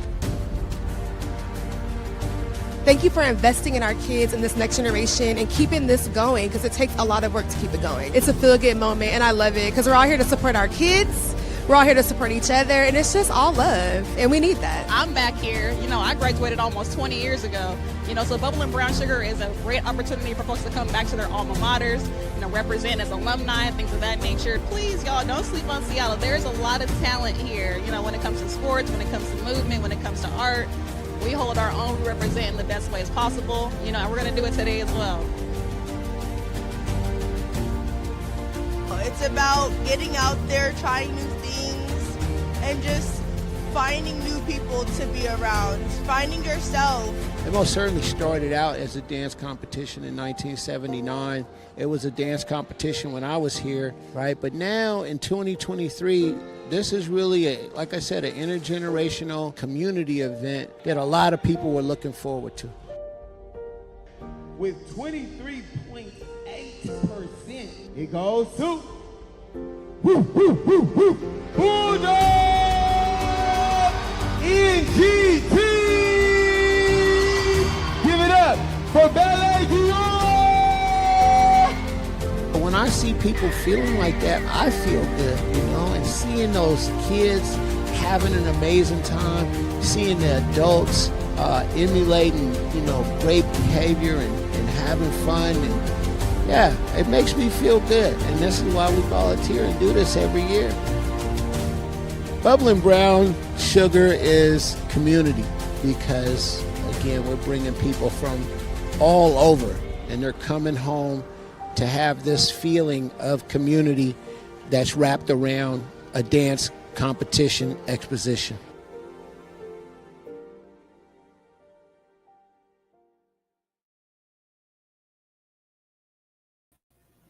All right, now Proof. How important are events? Because you're around our youth a lot in our community. When I say our community, I mean like Black community. You be in all other communities too, because sports, of course, Yeah, I'll be takes everywhere. you somewhere Yeah. everywhere. But man, our young people, how important are these types of activities? And I bring that up. Deontay was here earlier, and we talked about how Coach T, he closed the dance studio after 20 years. Yeah. And like, okay, well, what's filling the gap for our young people? It's, to me, I try to big up as much as these kids is doing as possible, because there's not a lot of things or resources they have. You say in youth football alone in the city, you have one football team, and that's the CD Panthers. Normally we had the Rainier Eagles, Beacon Hill Cowboys, Rainier Beach, but right now in the city limits, we just have the CD Panthers. I think it's very important for all of us to come out and just encourage and cheer these kids on. It's nothing like somebody cheering you on as you trying to reach your dreams. Now, maybe some of the dreams might not get accomplished, but as you're going through that, trying to, make your dreams come true, it's always good to have somebody support them. And I think we need to do a better job of supporting everything that these kids are doing. At least try to. I know live stream is the new thing. And I've been thinking in my mind, what is the new thing after live stream? But I think the new thing is for us to actually be there. It's nothing like to be there, and being aware of what these kids are trying, working hard to accomplish. I think sometimes we brush a lot of things off to the side. Some people brush our history off to the side, don't have pride in it. I think we need to get back to, breaking bread together, cheering these kids on, because these kids are going to be taking care of us when we get old. So. Yeah, and if they ain't got no sense now, you gonna find yourself by yourself when you get old. You're gonna have to find, you're gonna find yourself by yourself. Ain't gonna have nobody to help you or nothing. But I really think, and to the kids out there, I know it's a lot of creative things that you want to do. I know there's a lot of things of just getting money. Let's find a way to get money, not just try to do the easy way, because you ain't GTA. You a Black man in America, and you gotta have to live like that. And I want you to be able to be smarter, not fight harder. But fighting the right way. I think this studio gave me the right to learn how to fight in a media space, which I never knew how to do. I just thought it was cool to do, and I understand it now a lot more than I ever did before. So. You weren't supposed to put it on me yet, Eric. I was reaching for something, but it's cool. No. Wait, it is the living room today, by the way. If you well, I mean, if you can't tell, I need to get. We ain't got no plastic on the couches, so this got to be the den. Got to be the den. I didn't say Big Mama living room.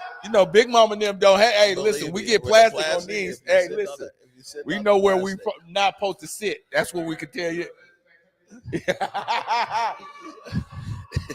Oh yeah, I remember sliding off the couch. Oh, what? Or sticking to it. Or sticking to it. One of the two. Don't be coming in there sweaty.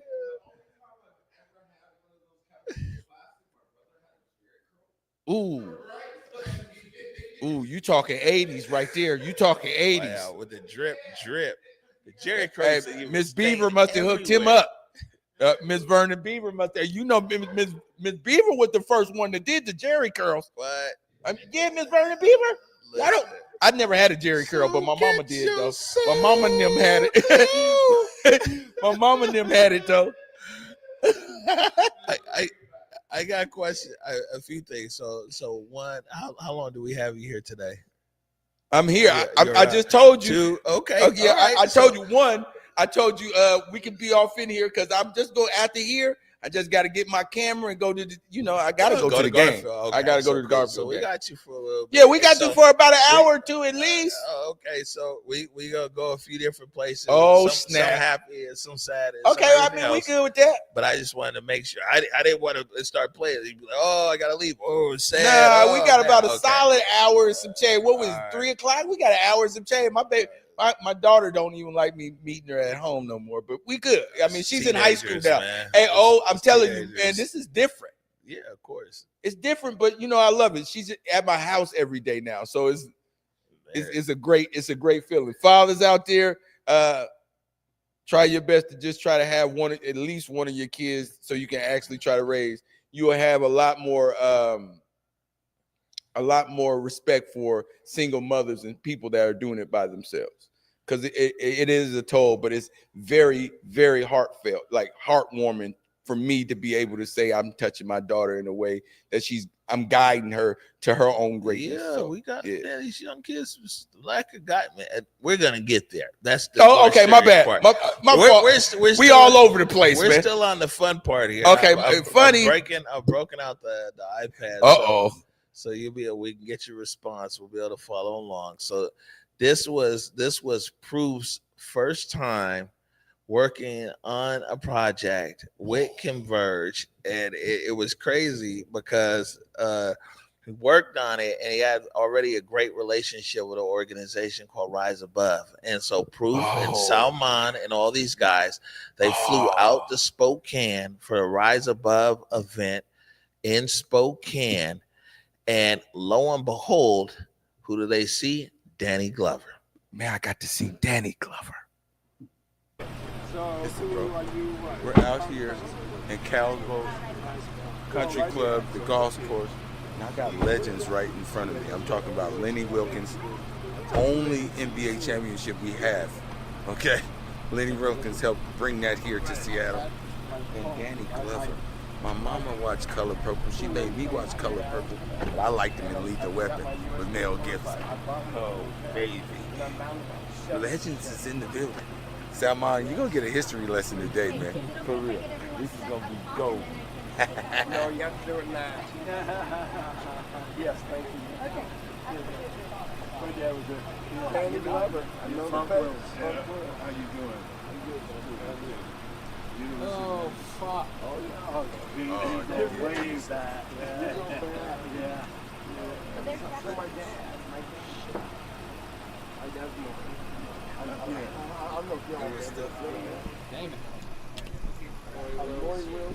You gotta shake that news. There's a full pro shop with clothes. Just right, just really, it's a little country club type, just right down past the shuttle. If you need. Yeah, I'm gonna get some shots and then just go. Okay. That's events, right?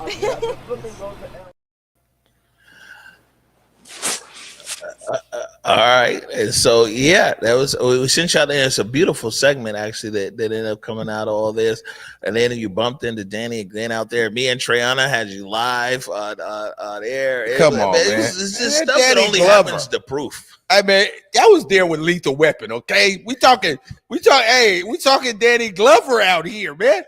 I wanted to see his partner Mel Gibson, but I settled for one. Hey man, he was on. Hey, did you guys know he was on the Color Purple? Yeah, bro. We saw that. I'm just saying. I'm trying to tell the people. I mean, I was in awe for a second. Oh, I get what you're saying. Yeah, I was in awe. I'm like, man, this man. Hey, that's Harpo, player. I met Danny Glover through Rise Above too, man. It was at some cocktail event, and man, yeah. So once we were all done, you know me, man. I'm cool as a fan. Listen, I be locked. I be sitting there shooting something. I'm locked in, and then afterwards, I was like, "Hey, look, bro, I'm a big fan. Sign this for me." Cool. Man, if I had the VHS of the Lethal Weapon, I'd have damn sure had him signed. Now, on another more somber note, we saw, and this is yoga. Oh yeah, on your list. Let me make sure it's. She's like, yeah, there is no yoga. let me get this right. Looking back there, you see anything yoga out here, man? Oh no, I know what it is. It's UW. Where's UW yoga? Oh, it's not in here. It's horrible. I'll see if we can load it up. It's called UW yoga in our system. Oh, but it's Lenny Wilkins. Yeah, man. R.I.P. Lenny Wilkins, a legend. Only Seattle Supersonics championship we got 1979, the year I was born. I wasn't even born yet, but yeah. It is real deal, man. Lenny, I mean, he is a living legend. Yeah. Now he was a living legend before he passed, but now he's a legend for sure. He was always going to be a legend to us. I mean, he got our first championship that we ever had here. Just let that sink in. Okay, 1979, that was our first championship we got ever. We still ain't got no baseball championship, but I ain't gonna say nothing because how his feelings is about the Mariners. Slow all that down. Slow all that down. I don't want to go too far over there. I'm just saying. The Seahawks got us one. Hey, the Mariners is close though. We just signed some good players. We re-signed some players. We ain't let nobody go. I got high hopes for that. Proof always want to bring the smoke, man. I was just trying to listen, man. Come on, man. We were having a nice, reflective conversation on the great one, Lenny Wilkins, and now he's something about the Mariners. My fault. Lenny got the first championship, man. Oh, man, and he was hella cool with it too. You know the slick back he used to have too. Come on, man. No, I mean I know you can appreciate that. No, there's a second one. There's two intros. There's one with Bill and there's one without. So we're looking for the one without. But we got time. And we got time. We got time. So hold on. Well, while they're working on the back end, I got a great story. You brought up the Mariners. The best thing is I always got an elbow to throw to somebody when you talk about the M's family. Did you go to the HBCU Swingman Classic? Yes. You went. I was there. I didn't shoot anything. No, I was just there. I was there for the moment, right? Yeah, the moment was crazy for the Swingman, and so we're gonna hit that one up next here. It's called Swingman. Man, big shout out to you, Swingman. Man, I think we should do more of it. I think these kids need to see Black excellence around and see how great HBCUs really are. When we went, I sat down with Kevin Martinez last week. He's the president of the Seattle Mariners, president for business operations. And that conversation, Eric was there when he talked about like Swingman. And, that's something that not only the M's, but like Major League Baseball teams across America, they want to see that energy in the park. Thought it was only going to be like 4,000. I would tell them from jump. I was like, listen, man, Black folks is going to come out to this. You know what I'm saying? And yeah. I mean, it came out deep. I think it was like 10,000. They closed the tickets. I mean, probably could have got more people than that. But to be in the building, be in the space for that many people and different types of people and people you wouldn't normally see at T-Mobile Park or a sporting event, all there kicking it. That joint was dope. I you know what? In seeing that and being a part of it, when I left there, I felt like, man, some of these kids need to see all of us kicking it like this right here. Like how we're supposed to, kicking it like that. We don't, just having a good time with one another, and still having that Black excellence still be around there. So let me double check in with the director here and see if nope, not last night. Swingman Classic, not last night. So here it is, the Swingman Classic.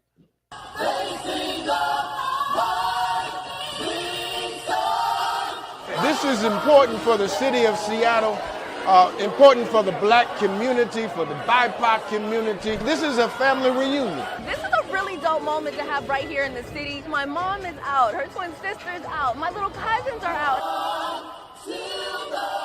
There was aunties, uncles, grandmamas, all of them were all up in here in the building. It has been a fantastic reunion. Baseball's always going to be America's pastime, and there is no denying that the people of color have built America. So with that in mind, it is very important that we participate in the thing that America loves as much as everybody else. Came out here to put on a show for the fans and show everybody that HBCU got a lot of talent out here. Such a long line, a long lineage of great Black ball players. You really don't want to see the Black ball player disappear from MLB. It's important for African Americans, especially young people in Seattle, to see that you can in fact make it to the big leagues. There's a place for you in college with baseball. It's important to know our history and know the work that went into giving us the platform that we have now. We stand on the shoulders of our ancestors and we owe it to them to respect the work that they put in to get us to where we are. This is an opportunity for the community to galvanize around a sport, around young people. This is us and you are us. We're part of you and you are part of us. That's one of our main things, is just to set example for a lot of black kids, especially young black kids. I want this game to grow, especially for people in our color. And so, I mean, I feel so blessed and amazing to just be an ambassador of that.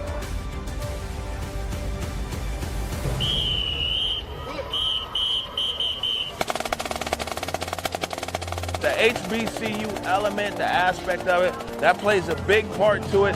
This is something we've never really seen here in Seattle. This is our opportunity to be able to let folks know that there's a lot of institutions out there that are looking for people just like them, and they're ready for you to come on home.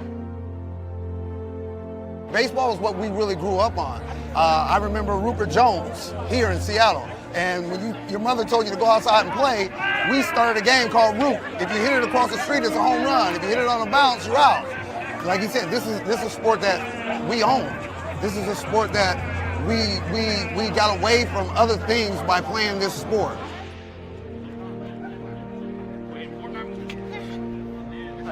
Seeing people like you, myself, in the field like this means that the world tells them that they can't, but we are irrefutable proof that they can. I believe this is a time where we can assist in helping develop future baseball players who will one day come to this event in another city and one day work their way up through the minor leagues to the major leagues. And it's all because we have made an investment into them. The community has made an investment into them. You saw all organizations, church organizations, you saw activists come out, educators come out, old folk like me, young folk, celebrating the HBCU system and its correlation to baseball. And you saw some phenomenal athletes. We had 50 really good baseball players from the HBCUs who had an opportunity to shine in front of a national spotlight. And that really was the most important part of the night. We think it's really important that kids see people who look like them playing the game at a very high level. And, you know, hats off to Ken Griffey Jr. He elevated the event with his presence, and we really appreciate the help. Try it all, do it all, experience it all. Opportunities are boundless, and you can make your own lane if you need to. But try it all, do it all, experience it all. Nothing is off limits.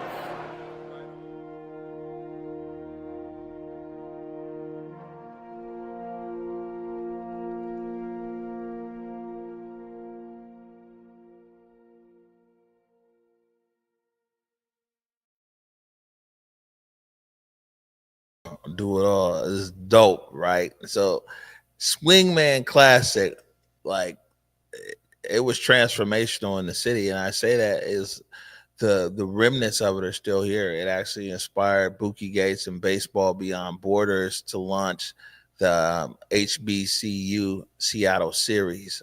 Where the first was last year, which was Coppin State out of Baltimore, and they played 3 games with Seattle U. This year, Jackson State University is coming right here to Seattle, and they're going to get into it with Seattle U. But that night of that game, I was so inspired that night that I literally stayed up all night, and I'm kicking myself right now for not getting to the studio microphone. I recorded the audio on my iPhone. Like, I didn't sleep. I was like, this is amazing what I just saw here. And so to add on to Swingman, here's a segment here shot by Francisco Lopez, my guy, Dead Eyes. It's called Last Night. Last night was an all-star game, but somehow it was so much more. It was the coming together of our community around baseball in a way that I've never seen, at least not in my lifetime. Baseball is a sport that so many in our community have lost a connection with over the years.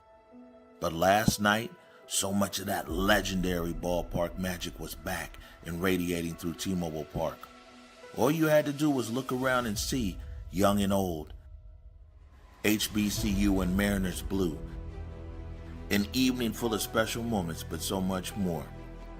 You know, I've never met Ken Griffey Jr., but thankful to the kid all the same, because in one night, a few short hours in that ballpark, He reaffirmed the dreams of young ball players on the field, honored legends whose shoulders so many stand upon today, brought a community together that has been displaced, put service, fraternity, and sorority on display, presented opportunity for educational achievement, and perhaps most importantly to someone like me, continue to push the mission of reviving baseball in the inner city by igniting love for the game in our very youngest of fans. We have a lot more to share with you about last night in the coming days, but to be honest, I was so impressed by last night, I just had to share. Thanks again, Ken. The Swingman Classic was truly a home run for us all.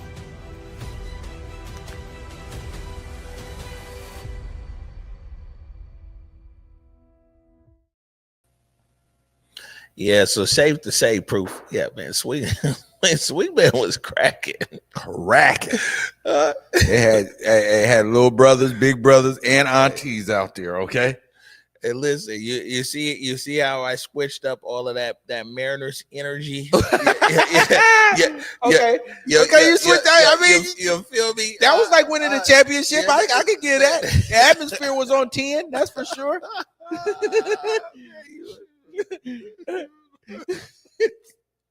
All right. Oh, you get RBI Alaska ready.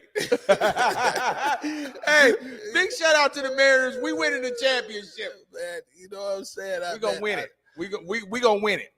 We gotta have faith. This one though on real deal is, so we're shooting a documentary right now. It's called Diamond of Opportunity, and this story is something I think you appreciate because we cover a lot of stuff that's on the field, no matter what the field is, yes, right? Or on the court. And this really follows the Mariners Care Foundation and basically all the things that you don't see when the Mariners are playing, from supporting baseball programs, organizations, building or rehabbing play fields, different things. The Rainier play field, yes, brand new. That was in partnership with the Mariners and Major League Baseball. Baseball Beyond Borders, who we talk about here a lot, partnership with them. One thing people might not have realized, though, is that the Mariners Care Foundation, their reach is all the way up to Alaska. And there's some brothers up there, I would say, playing baseball in Alaska. And their program is called Gamers Alaska. And Matt Bermudez was just in Anchorage. Let me make sure that we got it. There it is. Matt Bermudez was just in Anchorage. And this is a really dope story that's going to be part of the larger story of the Diamond Opportunity. But this is RBI Alaska. We're here in the Mountain View neighborhood of Anchorage, Alaska. We're opening this facility. We experienced 8 months of winter, so to have a space that we can go from the outdoor park to indoor and still have kids be able to play the game they love in our extreme weather conditions, it's a really good thing. So we got a lot of kids chomping at the bit to want to get indoors and play. Here in Alaska, we have geographically restricted programs so kids play. There are no indoor facilities before this in Northeast Anchorage, and so that created an access hurdle.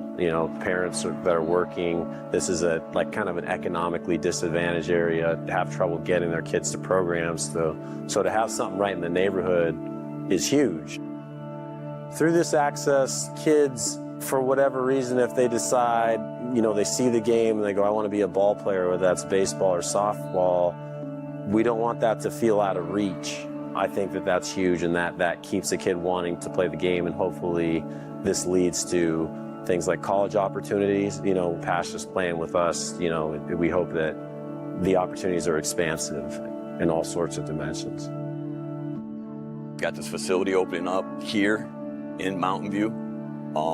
It's beyond beyond what I can imagine. It's a great opportunity. The facility is good for us because we don't get to play outside in the winter because of the snow, so we really appreciate it. It's new to me, and I've never been in a place like this before. Having access to this facility is getting me better, and it's getting me ready for the next step in baseball.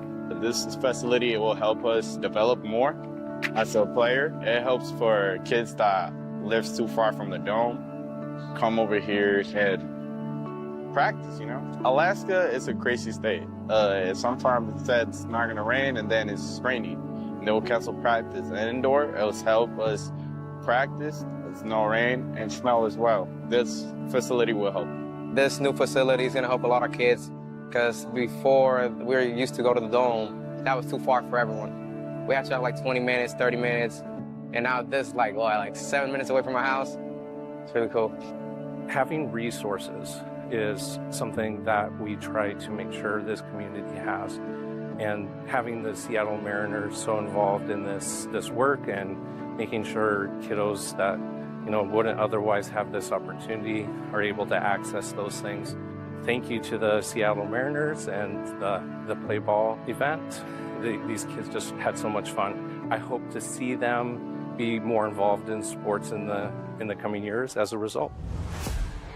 Play Ball is an awesome program, offers these like primary baseball and softball impressions to where if you've never done it before, you've never seen it before, and you just never know which of those kids are gonna go, I wanna do a little more of this. I wanna try to be on the team, or sparks that curiosity of like, let me learn a little bit more about baseball and softball. We've had several Play Ball events here in Anchorage that have been huge, massively successful. We'd have maybe like 600 kids in these events, but we would have to rent an existing facility, which was highly expensive. And so through the support of the Mariners, we were able to run that indoors. And I think without being able to offer that, our community wouldn't really be able to see what our vision was. To have that here where it's needed most, it's just another avenue for these kids to, number one, experience success, and maybe open up another avenue and a doorway for them to have future success. And it's so awesome that, 98% of those kids have probably never slid before. And they had the gumption, they had the wherewithal to do it, the willingness to do it. And then just with a little instruction and encouragement, they did it. Just because you haven't done something before doesn't mean you can't do it. You know what I mean? It's just you have to have the want to, and then be willing to learn, and then have the instruction. Just look at the kids' faces. There's gonna be a kid who takes a swing and connects, and just that like look of awe, like of seeing the ball go a long way, and just looking at the other kids' reactions chasing it. I love that part, because I do think that that's meaningful.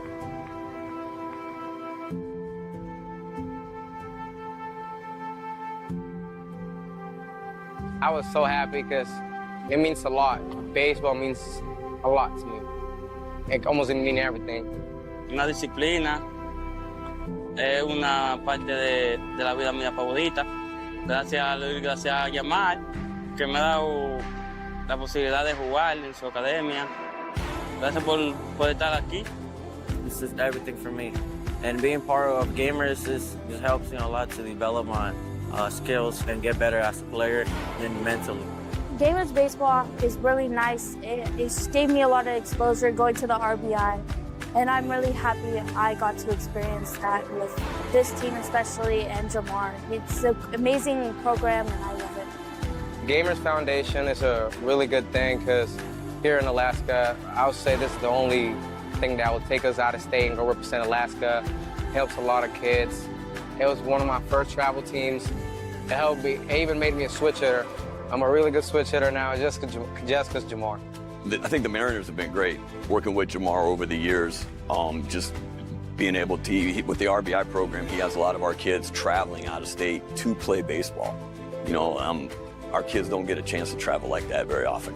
So, and then to do something that they love, and just to have that experience, and lets them know that there's something bigger than, just these four corners of Mountain View.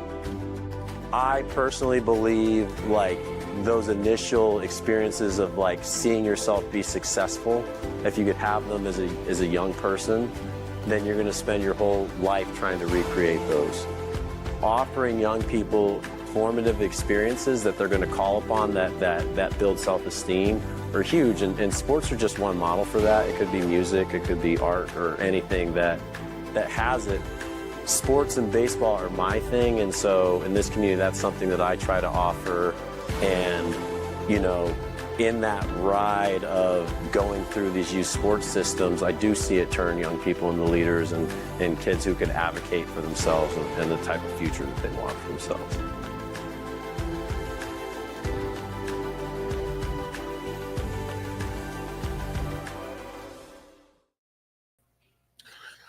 So as you can see, the Mariners, like I said, it's a big footprint in the organization, right? Big footprint. Big shout out to the Mariners out here. Exactly. You know what I'm saying, man? I'm indoctrinating people over here.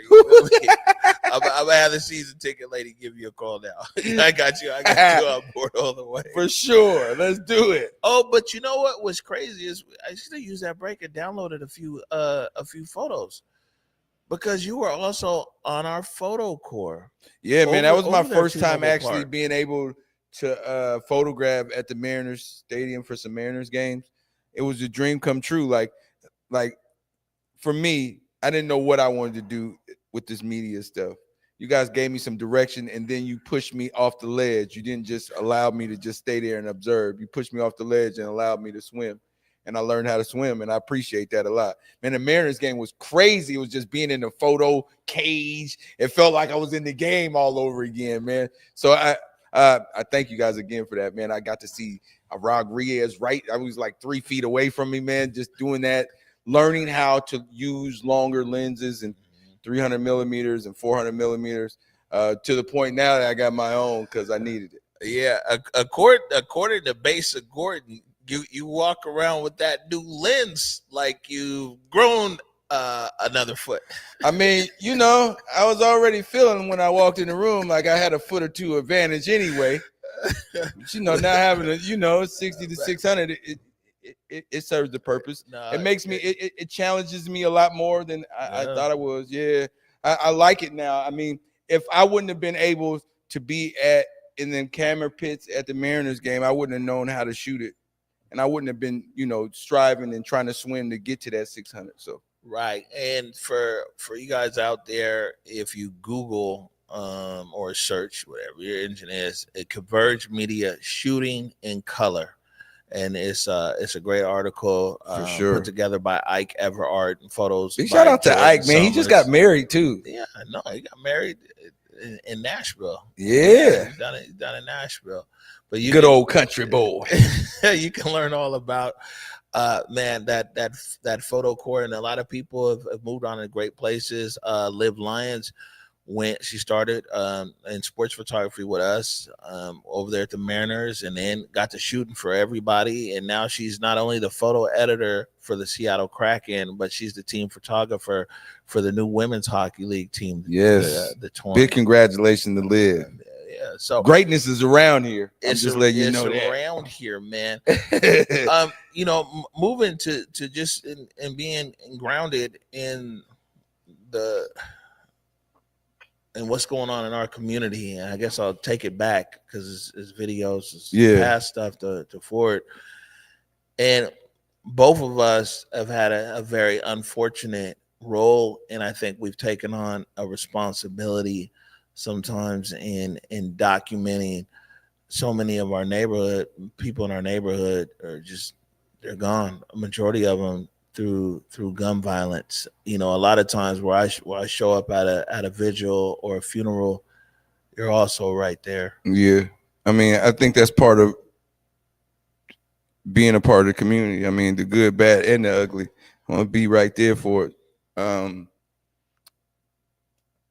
I lost a lot of cool brothers and friends of mine because of gun violence. So I don't really like gun violence like that.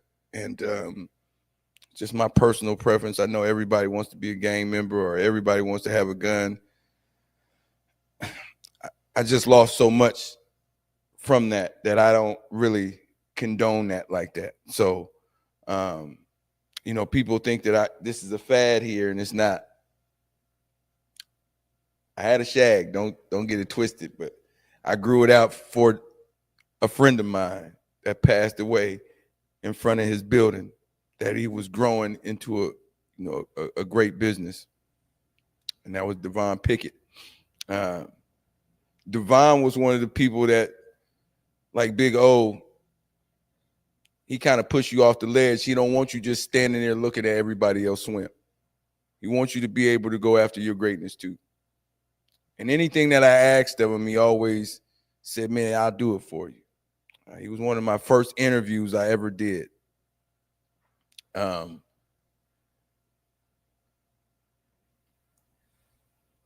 It hurt a lot when the way everything happened, because he was a leader and he knew how to lead from the front instead of yelling in the back.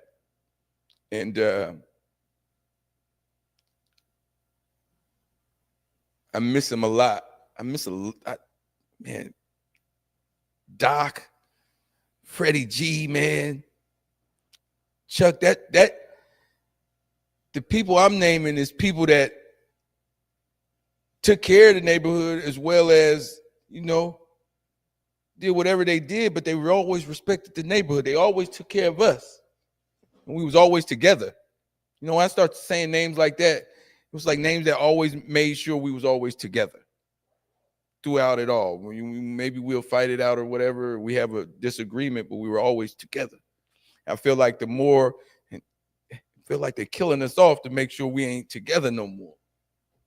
And I grew my shag out to always remember, like, D-Pick, I nothing I do is in vain. Like, you always, you know, D-Pick, Freddie, everybody that, like, all my brothers and friends that I'm missing from gun violence. That's why I ain't gonna cut it off.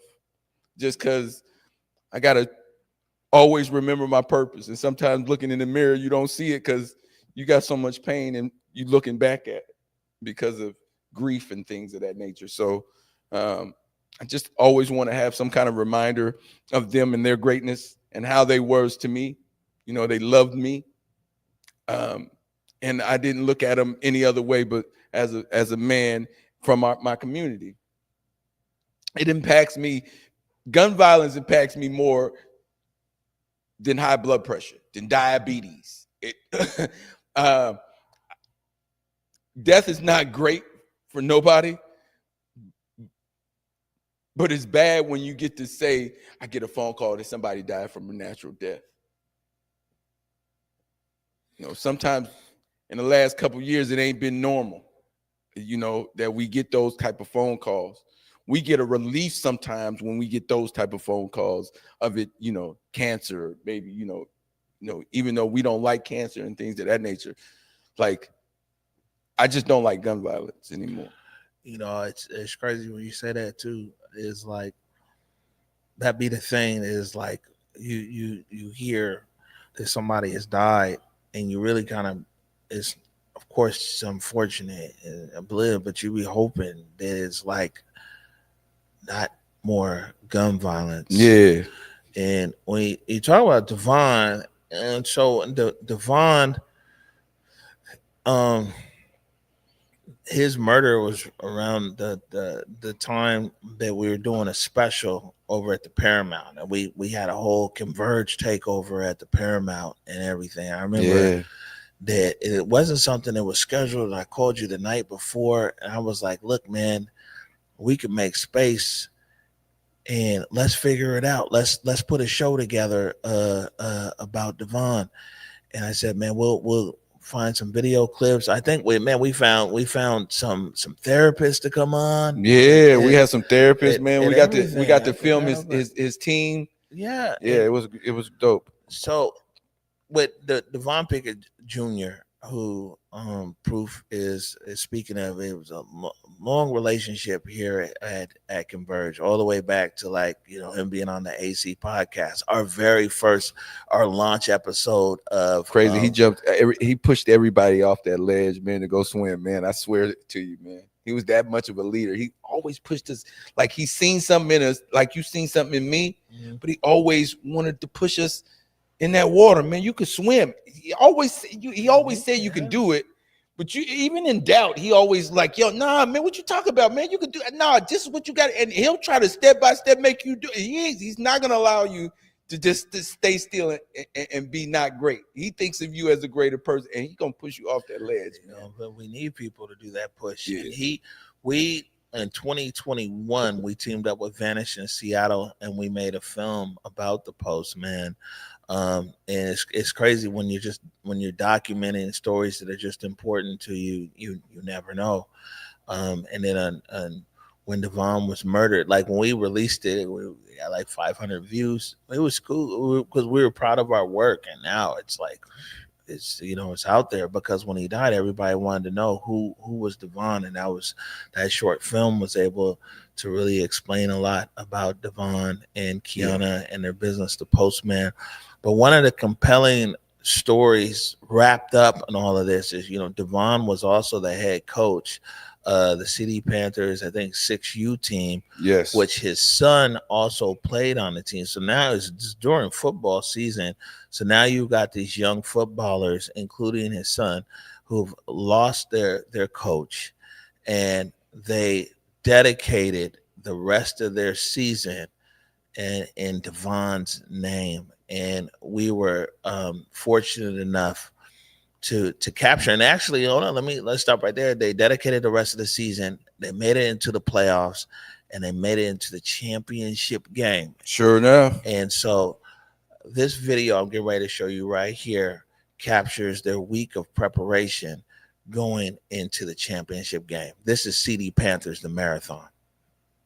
On October 19th, we lost a giant. Devon Pickett Jr., husband, father, businessman, and head coach of the CD Panthers 6U football team, was taken from us in the blink of an eye. With heavy hearts, his young Panthers team, which included his son, continued to play, fight, and win in Devon's name. And against all odds, this team of mostly first-time footballers reached the championship game. Our cameras were there as they prepared for the biggest football game of their young lives.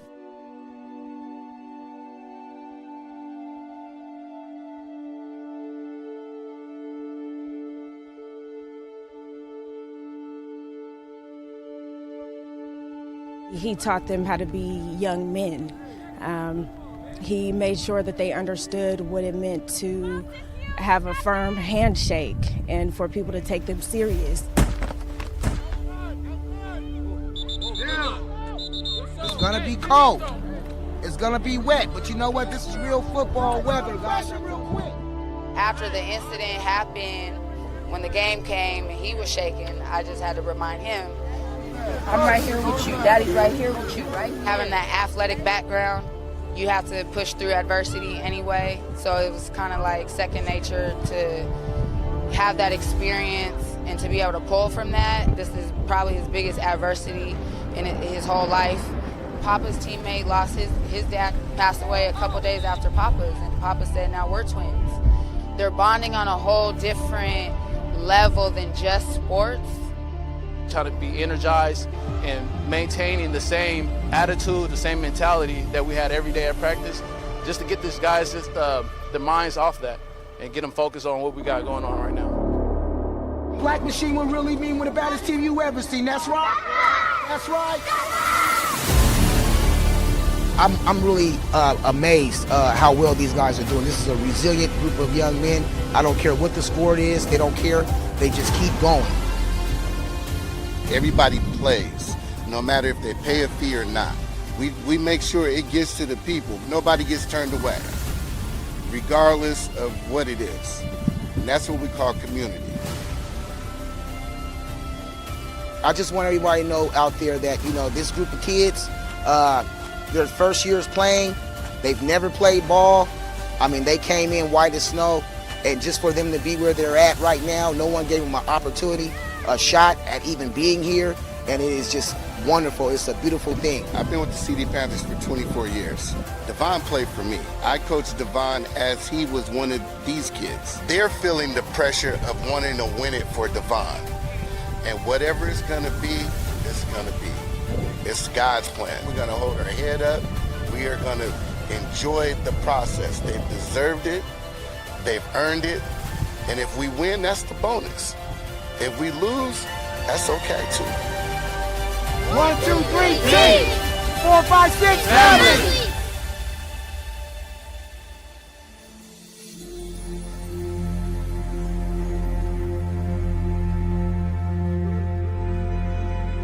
playing the Benson Bruins. They're 8-0, undefeated. Great team, great coach team. They play out of Renton.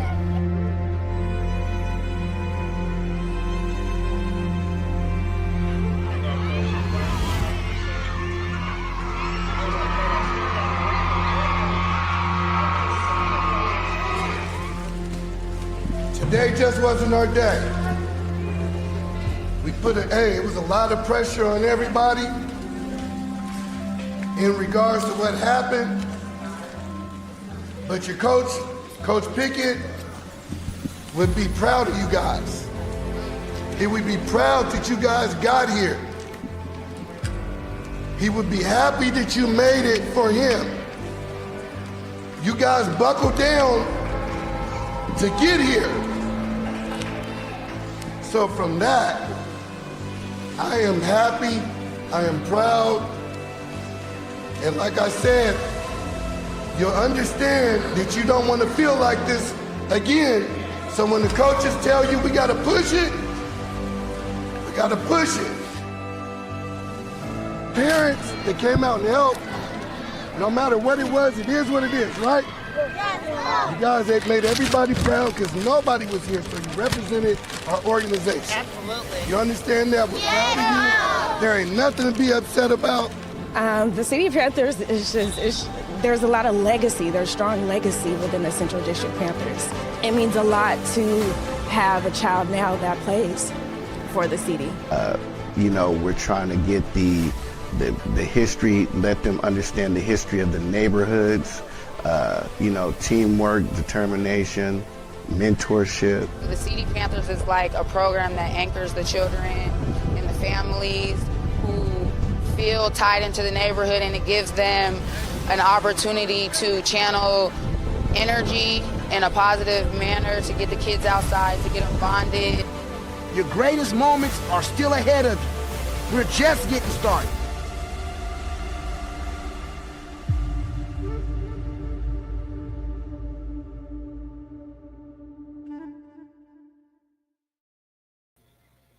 So that's CD Panthers, the marathon right there. And it's like, usually when you're premiering something, even a short like that, it's a big deal. Like, okay, we're premiering it and everything. And it was like, these things have us in so many crazy situations. Like that premiered at Climate Pledge Arena at Devon Pickett Jr.'s funeral. So even like the kind of the joy that you might have, like, it premiered at, Climate, it's like, damn, you know what I'm saying? And yeah, I mean, man, to big thanks to Brady McAtee, who's the editor on that, and meeting that timeline to be able to put it there to play at the funeral and everything else. And we talk about gun violence and the impact on young people. These young people traumatized one way or another for the rest of their life. Yeah. Good or bad, I don't know, how that's going to work, but it's going to impact them somehow. Yeah, and in the same kind of vein, a bit different, but it's the same result and the loss of life. And so not June 6th of this year, but June 6th of last year, Amar Murphy Payne, student at Garfield High School, was shot and killed out front trying to break up a fight. And man, again, these are young people, young person, right at the start of his life, right there at Garfield. And what Amar in this next segment here is like, man, you played a part in it in all kinds of different ways, whether it was footage or this is who we need to talk to or access, everything else. What Amar one, it's just horrible, and it's just unacceptable. You know what I'm saying? What's going on out here in these streets, and anybody who's just trying to sugarcoat it or beat you in the head with numbers or anything else, man, they're not living a real life experience of what's going on here. If we For go sure. back to the postman, you know, we were there. Kiana's last day, closing the postman. The postman is closed, right? Yeah. And so you had this business that everybody loved and second location and everything else to now being out of business. It directly comes back to the murder of Devon Pickett Jr. Yeah. But the next segment that I want to play here is called we called a year of pain. All year you'll see it as the Garfield student walkout, but it's a year. We haven't released a full length thing. It's too much trauma and everything involved in it, but we thought that it was important to give a glimpse into the life of Aaron Murphy Payne, who was Amar's dad, who was grateful to grant access to just about everything the whole year. So I mean, we were there at the vigil. We were there. We were the only cameras that were there. Purple and white day, which almost didn't happen there at Garfield. We were there at the funeral. We were there at Amar's birthday. We were there with the football players in practice. You were there down there, at the stadium. I have to say one thing before we get to sure. One thing. I've never in my life had anybody that I knew get a street sign named after him. Hello. I never knew anybody that walked the same pavement as me get a tour, get a whole ride around the whole city before they laid them down to rest. Give them his tight. I have to give, us as a community, we got to give some big ups to that, man. Somebody that walked the same pavement as you got the street named after him. He got paraded around here like he's the hero that he was supposed to be. We need to keep shedding light on the heroes. We got to keep shining them like they're heroes. But man, I had to say that just a positive in that all this and all the things that we go through and the trauma that it is. I just got to look at the brighter side. I'm always looking at somewhere so we can smile about it. And Devon, I hope you smiling at us, man, because every time I go down Union, I see that Devon Pickett way. It feels some way to me. I feel proud to be where I'm from. You know what I mean? So let's take a second. We're going to show everybody what you're talking about. This is the postman sign reveal. My marathon or my journey in a nutshell has been a constant change of different things and, different experiences with different type of people. We got to start to create our own and empower our own.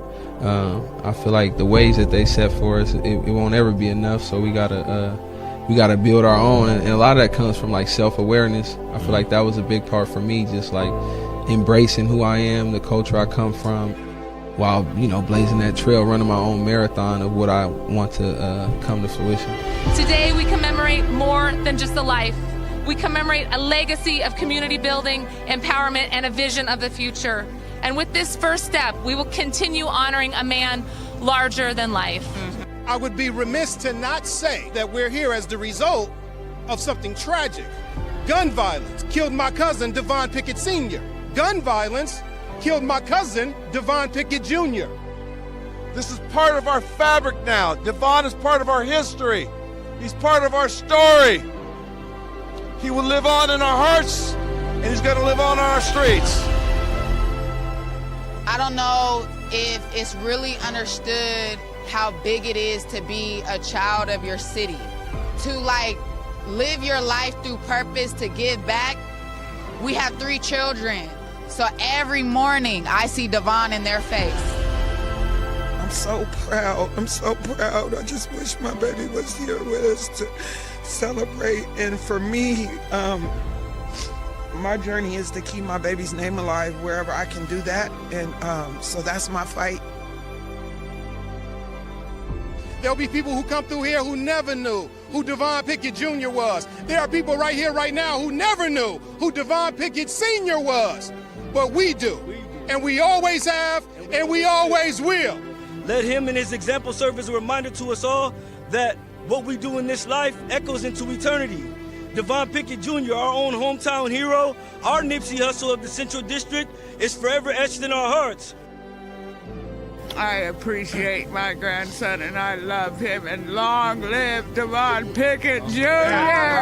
Stop playing! Stop playing! My vision is for like-minded, like people like us to continue to like put that message out that, you know, like we can do it, and then we can essentially build like the new Central District. I try to keep that in mind and just want people to know like you can really be yourself, man. You period with your intentions, and you got a vision and a plan, it'll work out.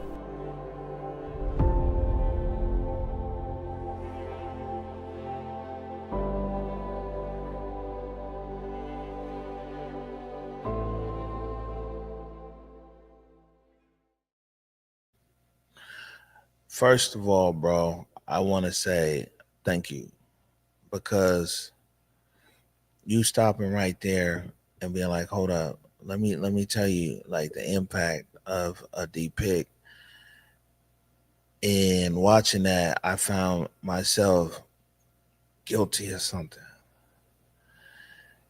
And that's how, even in being in this space and living here and talking about it, that I find that I desensitize myself. Dog, I live on Devon Pickett Jr. Way. I live on East Union, right there in the hood. Come on now. Man, thank you. Thank you. Like, I live right there on Devon Pickett Jr. Way. And sometimes we talk about these things because we go through it so much. There's so many funerals. There's so much grief. There's so much trauma that we find a level to be able to communicate about the impacts and the trauma and that we experience at times daily. And we find a level of comfortability to be able to talk about it so we don't go too deep into it.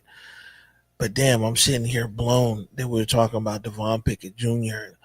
We played CD Panthers, and the street sign was in the system.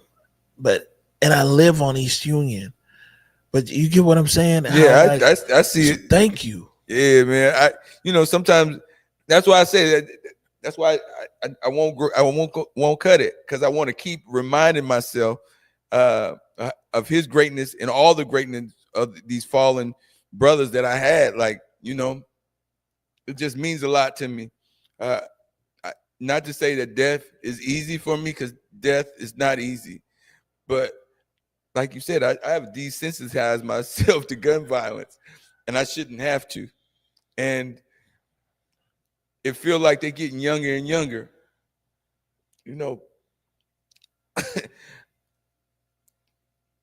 I want them to take care of us, bro.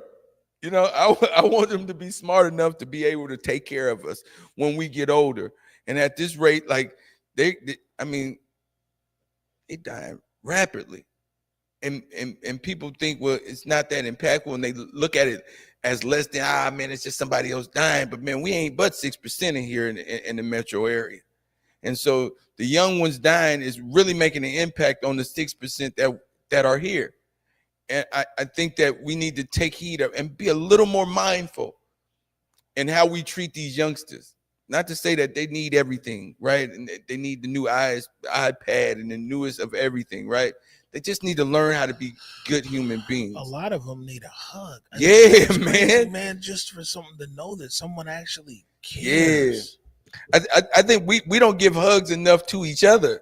And I think all of us want to be some kind of hard exterior so much that we don't find comfort in getting hugs from people anymore.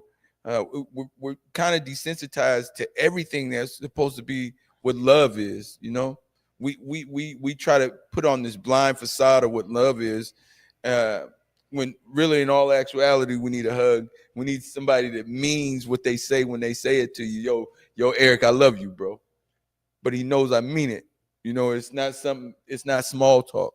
We getting into so much small talk that we think feelings and loving someone and caring for someone and giving a hug is a part No, that's what we're supposed to do because we're good human beings. That's not something that's just, small talk. That's not small talk. It means a lot.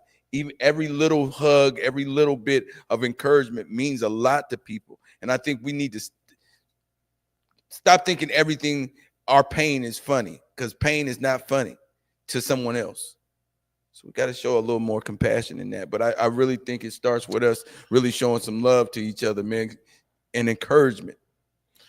And when you speak of pain, saying is that getting back to Amar Murphy pain, Garfield student murdered there on campus on June 6, 2024, trying to break up a fight. We followed that family for a year, different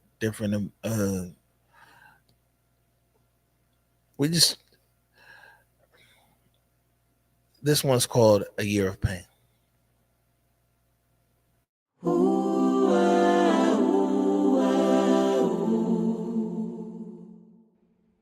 Stick around. Hey, gather up right here, to the sound of my voice. To the sound of my voice.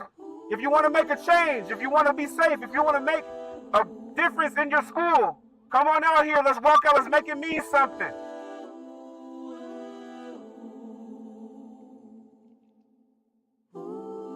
What's going on here today is the kids came to us to ask us how could they commemorate the loss of Amar and their other students lost this year to gun violence.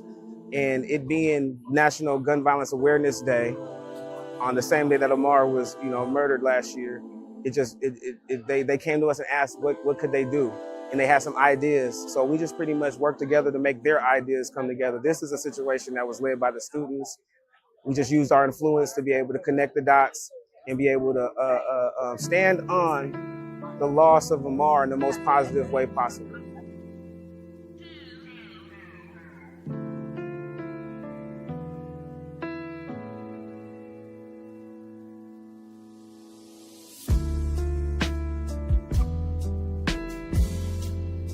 Amar, Salvador, Solomon, come on over here, stick around, make a difference. What you guys are experiencing is not normal. What you guys are experiencing is not normal. Do not walk away from an opportunity to make change. That's what this was about. It's about giving the kids an opportunity to have a space to listen and love, for the community, to show that the community does care. There is people who care. There is people that can help make the right decisions for their future, instead of all the people that makes the decisions that has affected their future negatively up until this point. Today is June 6th, National Gun Violence Awareness Day. A year to the day that Amar Murphy Payne was murdered right there in front of your school. My heart is on God. My heart is set forth on my faith, because that's the only thing that I could get through this situation. That's the only way that I can lead this family in a way that represents Amar in the most positive way possible. I'm God-led, man, to the best of my ability. Am I human? Yes, I'm human. And there's moments that I have, my flesh gets weary. But at the same time, over this year, I've done things and took that into the grasp, into my own control of being able to see therapists, to be able to, go to rehab, to take grief classes and all that type of stuff. So the flesh part is definitely something that I have to work on. But all this is in spirit. This is an assignment. This is an assignment. And the only thing that's going to keep me going in this life right here is being set forth an assignment that God put on my life. But I also want to make sure that we're not only standing here for Amar. You guys lost 2 other students in a year's time due to gun violence. And the countless friends around this city that you may have lost to gun violence as well. We're standing here on the back of Amar's situation to help you guys understand that what's happening is not normal. It takes me back to like my experience as a coach. If I want to get the best out of my players, I got to have them manifest what they're going to do before I have to have them think about what they're going to do before they actually do it. I got to get their mind set on doing a task at hand, to block the right person, all that type of stuff. So I had to speak that over myself. And that's where we're at today. I got to speak that over myself and know that there's a task at hand. I have a task. I'm on assignment.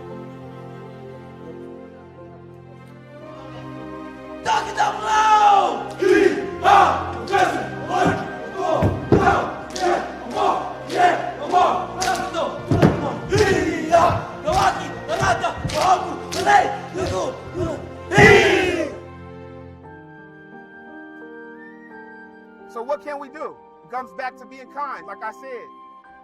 Kind interaction negates destruction. There has to be a spirit of kindness that takes over that building. There has to be a spirit of caring that takes over that building. You guys make up that building. Any dogs in the house? Shoot dogs! Any dogs in the house? Shoot dogs! And what the hell are we? And what the hell are we? And don't let your scars define you. Let them remind you that you survived through something meant to haunt you. Your flaws too. They make you perfectly imperfect. And once you fully embrace and accept what God has already given you, you'll finally see that it's worth it.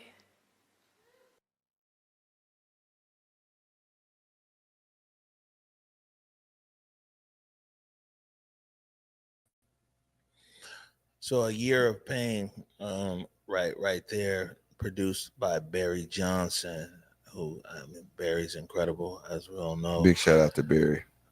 Yeah, we just thought that it was important to be able to show people that, like, as well, that it's like that pain don't stop It at don't. the funeral. No. You know, and it's something that It lives through us, man. Big shout out to Payne, though. He won a youth football championship. What? Yeah, he did, man. He got his son was right there with him. They had a big poster of his son when he won the championship. Big shout out to Payne for winning the 6U Washington Youth Football League championship. So he's giving he has a purpose with his message now, and he's giving it back to young kids. So I really appreciate that. Through his pain, he's giving more good game to these youngins. So. Yeah, no, it's really dope. And by the way, it's not on our website, it'll be up there. They're doing a coat and like winter stuff drive all this month for in Amar's name up there at Garfield at the Teen Youth Center. The Teen Life Center? Teen Life Center. Nice. Where you can donate, drop out stuff. I actually called him last week. I was like, bro, listen, I'm in the hood with my camera. We'll shoot something. We'll just make you a quick commercial. I think he was prepping for his youth game. He was like, hey, man, I'll call you back this week. So I should follow up with him so we can get him on camera. He can encourage people to come. Before we move on, we're still keeping it around youth. But before we move on from this issue around gun violence, is there anything else you have to say? Nah, man. Hey, man, I will say, man, don't invite me. Invite me to more galas. Invite me to some weddings. I want to do that. Seriously. I'm tired of going. I don't want to go to clubs, and I don't want to go. I go to enough funerals. So don't invite me to more. Okay?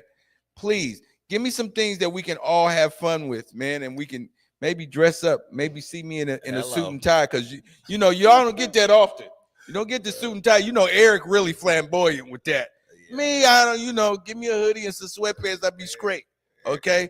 But give me a reason to put on a suit other than being at a funeral, man. I really would appreciate that, y'all. So anybody out there, y'all got a gala y'all want me to get, y'all got a wedding. I could be I don't want to be a crasher. I just want to be a part of the festivities. You know what I'm saying? Come on, man. Can we live? Just want to be a part of the festivities. And yeah, and by the way, Eric can show up in like a magenta suit, you know, with a story behind it. He's you know. He's gonna have a magenta suit that accents the glasses that he's gonna wear with the hat. Everything's a story. Trust me. With some eclectic shoelaces. Oh yeah. He's gonna be eclectic now. Knitted in Tibet. For sure. But fly. Eclectic but fly.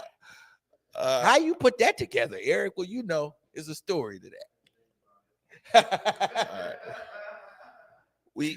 We got a really great, you know, Mama always says we can't leave people in an affected state. and I'm a firm believer of that. But before we get to the next story, which is centered in South Seattle in the Rainier Beach neighborhood, man. Shout out to the South End. Yeah, of course. You know what, man? There's news in like high school sports, especially basketball. What's going on at Beach and the legend? Man, hey, listen, man. They done got a new building, and they got the #1 player in the nation at their school right now. I think it's going to be a lot of pandemonium, sold out gymnasiums. Okay, it's going to be pandemonium in there. Tyron has came up here from California, and he is in the Rainier Beach Vikings gymnasium putting in some work.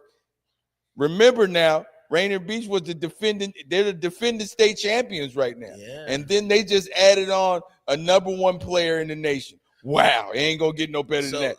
And what I've been reading is this kid isn't like, there's not this guy's #1, that guy's he's like a consensus #1. People are like, man, he's the real deal. I seen him this summer. He's the real deal. What position does he play? Whatever one you want him to play. Hello. Okay, I mean, but if Seattle fans and Seattle sports fans really take it back, we've had a #1 player here before in the Michael Porter. Michael Porter went undefeated here, and Nathan Hale got the first and only national championship. So I got to give them some big props with that. But Tyran is something special. I think he's going to bring a lot of excitement to the city. It's going to be a lot of sold out. So you might want to get your tickets early because you ain't going to be able to get in if you ain't got your ticket. I'm going to tell you that right now. Shout out to the new Mike Bethea Gymnasium and Jamal Crawford Court. They're going to be rocking in there, Big O. I'm telling you, you might want to come off in there. It's going to be rocking and rolling now. And speaking of that, before we get to this next story, maybe you could talk about I think a lot of people following sports, or even just, Jamal's he's a star. You know what I'm saying? Played in the NBA for 21 years. He's a great humanitarian, a philanthropist. You see, he's a TV commentator. Man, cares for community. Mike Bethea's name is very big in the local scene here, and in the sports scene here. But we got people from kind of all over watching today. So I'm going to tell people about Coach Mike Bethea. Mike Bethea has to be the best basketball coach in Washington, period. He has 10 championships under his belt. State championships under his belt. I was trying to think of it in my head how many he has. He has 10 state championships. I've seen him take the roughest of edges young men and make great men out of them. I've seen him take what most thought was, what most people would throw away. He took it and made a jewel out of them. Mike Bethea can motivate anybody to play defense. You're gonna sit down on this chair, you're gonna slide your feet at that 90-degree angle. He's gonna make you, if you're in his presence, you can't be nothing but great around him, because he oozes greatness out of you. He's not gonna accept you being mediocre at all. So I think that #1 player coming to Rainier Beach, I think he came there for a reason, to get some tutelage and get some real coaching from a legend in our eyes. And Jamal Crawford is the icing on the cake. Yeah, Mike Bethea is definitely a legend. And now, so we got a story. You know how many legends he didn't coach out here in these streets? Tell him about it. Man, CJ Giles. I'm talking about, Sky Blue, Reggie Moore. He coached him too. And he's still a bucket. All of these players still come back to Beach and play with these kids. That shows the impact of what Mike is, man. I'm talking about a real legend. Rose, I'm talking about, it's some legends out here. Baby Boy, KP, just Rio. Nate Robinson, the Lodrick and Roderick twins. I'm talking about, I can keep going now. If he let me keep going, I can keep going. Dwayne Wright. Who else was it?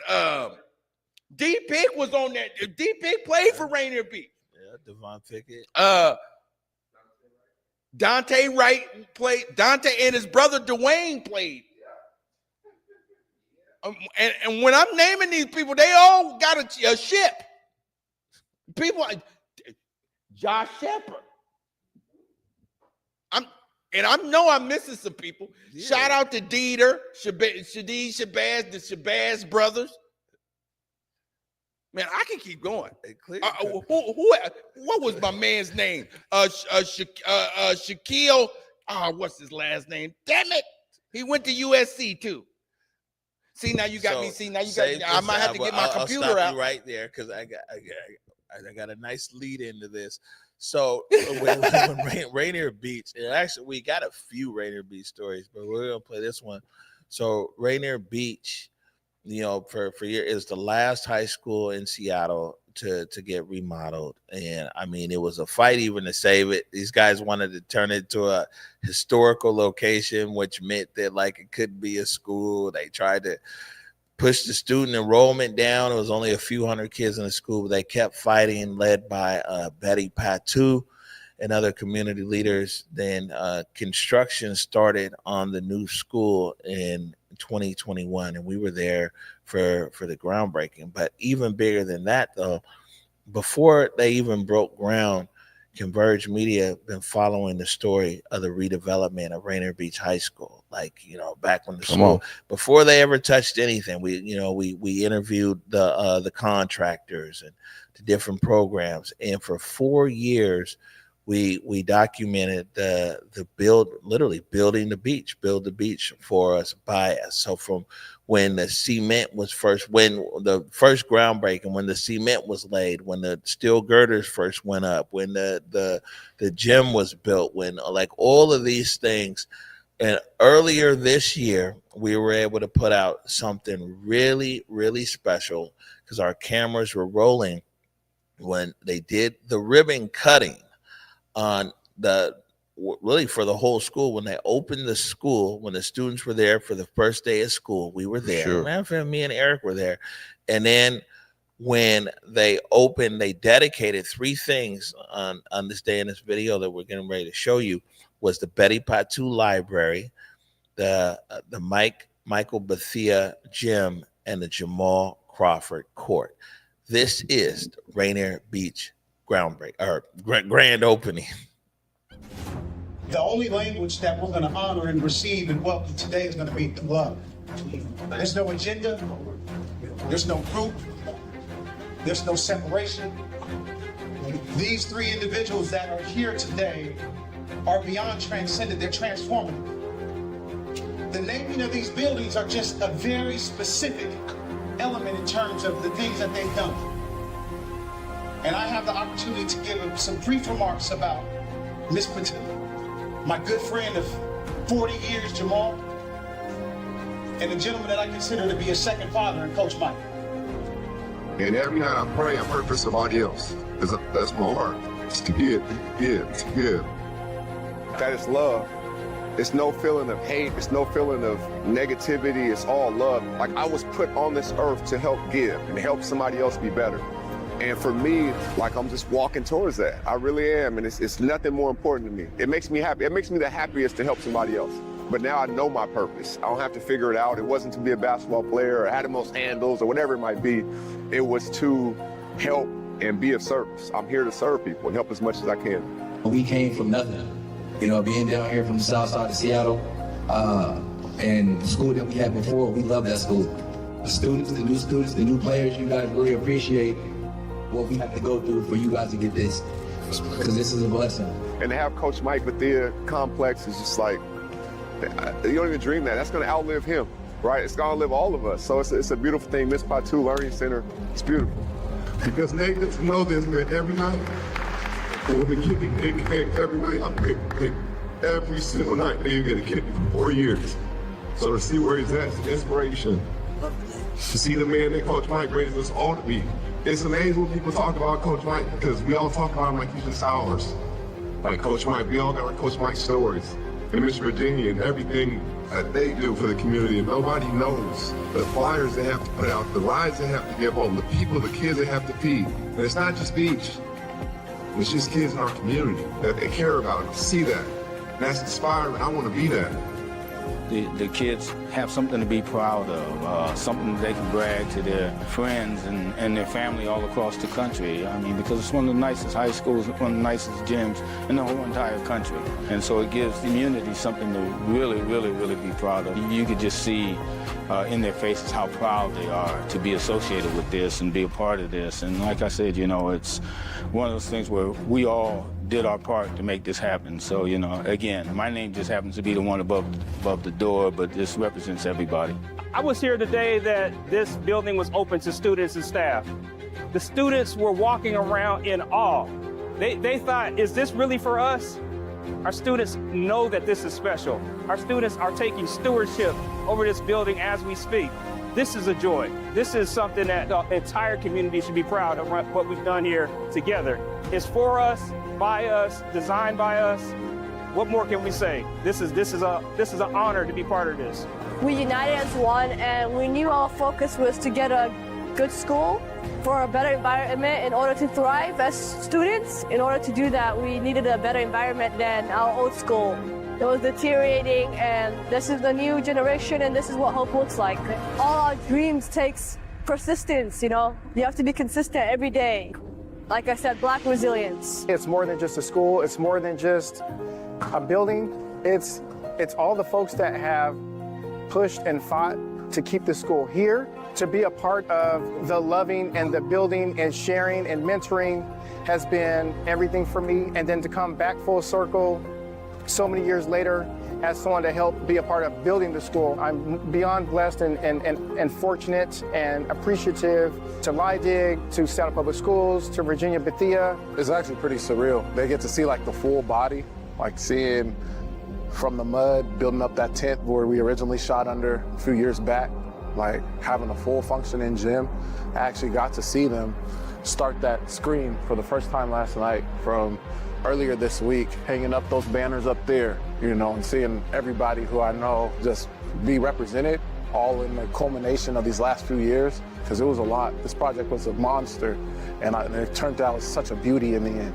So every slab that you guys walk on, so every floor you walk on, just know that it was Rainier Beach students that helped pour that, formed it, building up the forms for this building to be stood up. So this, we call phase 3, it's really the main phase of the project. Then there's one more phase left that you'll see from basically today to fall of 26. Existing building is gonna go away. We're gonna build a new theater, performing arts center. This is something that, you know, the community, the students, everybody can look around and appreciate, see themselves in, and also see that reflection back. I really think this building is a reflection of the community. Just look at the colors on the inside of the building. It is really Rainier Beach. Beautiful classrooms with modern technology. We've got a beautiful library to support the academic program, you know, the athletic complex to support, you know, the physical well-being of a student. But we also have some intimate spaces that kids can gather. We know that they need to be on their game academically, but we also know they need to be able to get away with it, have some good time with their friends, love this community. It has been an honor. I've been able to work with the Rainier Beach High School community since 2017 to get to 2025 and see phase 3 complete, spend this special day with Betty Patu, Mike Bethea, Jamal Crawford. I mean, it's why I do what I do. Miss Patu, she fights for our community at all times, always trying to uplift. Coach Mike, she's inspiring, and Coach Mike's the GOAT. And it's not just because of the championships or the NBA players, all of that. It's what he does when nobody's watching. And that's what I'm watching. I'm watching how he moves when nobody's watching. After all these years, and you come back to it, and you get really excited that people remember the things that you did in the past. So I think that's what makes it worth it all, is reminding you what you did that you really appreciate doing and love doing it. Rainier Beach is a school where everybody is somebody. So I think the big school actually helps bring everybody together, no matter who you are. This is a community. I'm still numb, but it's exciting. going back like 3 years, and we saw designs, and we're going back and forth. We know this big, beautiful school is coming, and the first thing that was important to me was, I know it's a big, beautiful school, but it still got to feel like home. It's because that's what makes Beach Beach, right? You got to feel like family. It still got to have that culture. And we've done an unbelievable job, you know, and putting it together, all the architects, and they listened to us. They listened to the community. And so to see it, to know what's coming, and then to walk in and see it, even when there was no court down, just to see the space and see how it's going to be. And, man, just incredible. It's a blessing. And everything you saw and felt today and heard people speak of, it comes from love. It comes from heart. It comes from character. It's no like, you know, look at us, we're doing it, we're riding high. It's like, no, this is going to inspire the next generation, then the generation after that. And we're going to pass the baton to them. They keep going. So it's just about pushing the next generation forward and having hope. And I hope it gives hope for the youngsters coming up.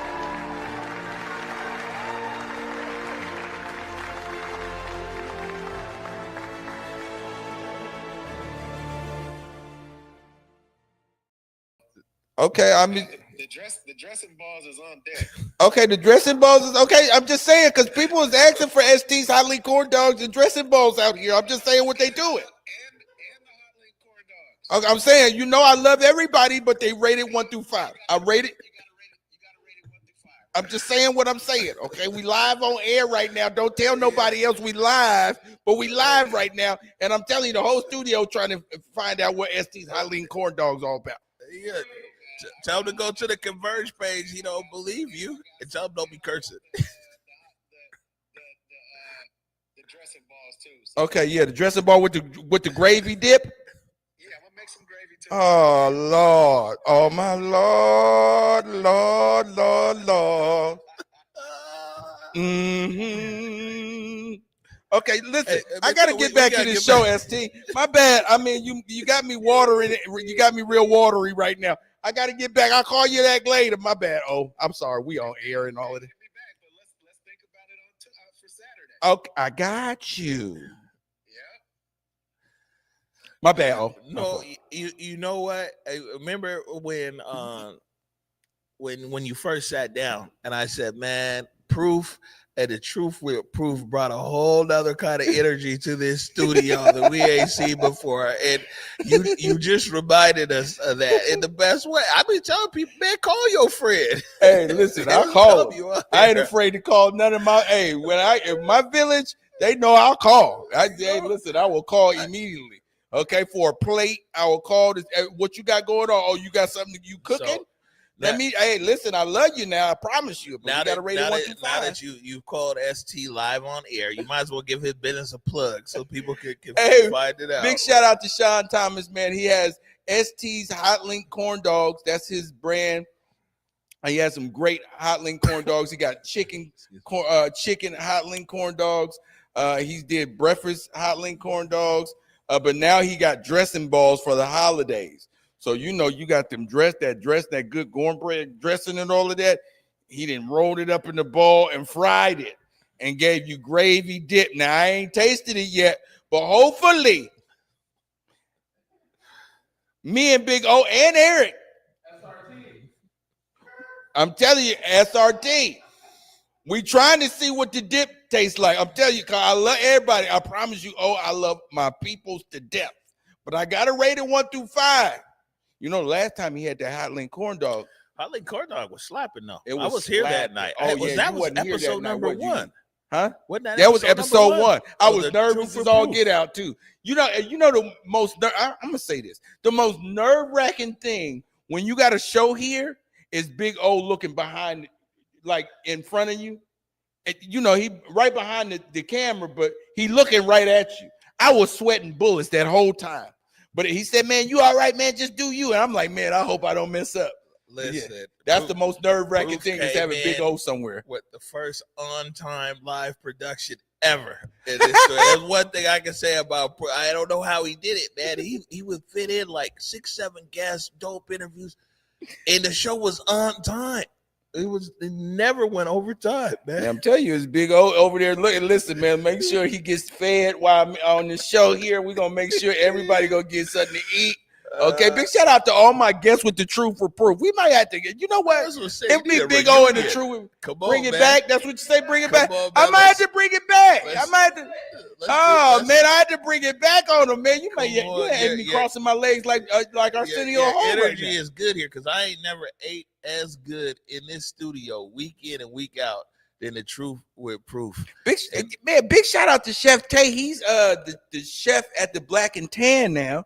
He came through with some vegetarian stuff. You know, I'm a carnivore a little bit still. He came in here with some vegetarian stuff. Had me rocking and roll. Hey man, we had some good stuff on here, man.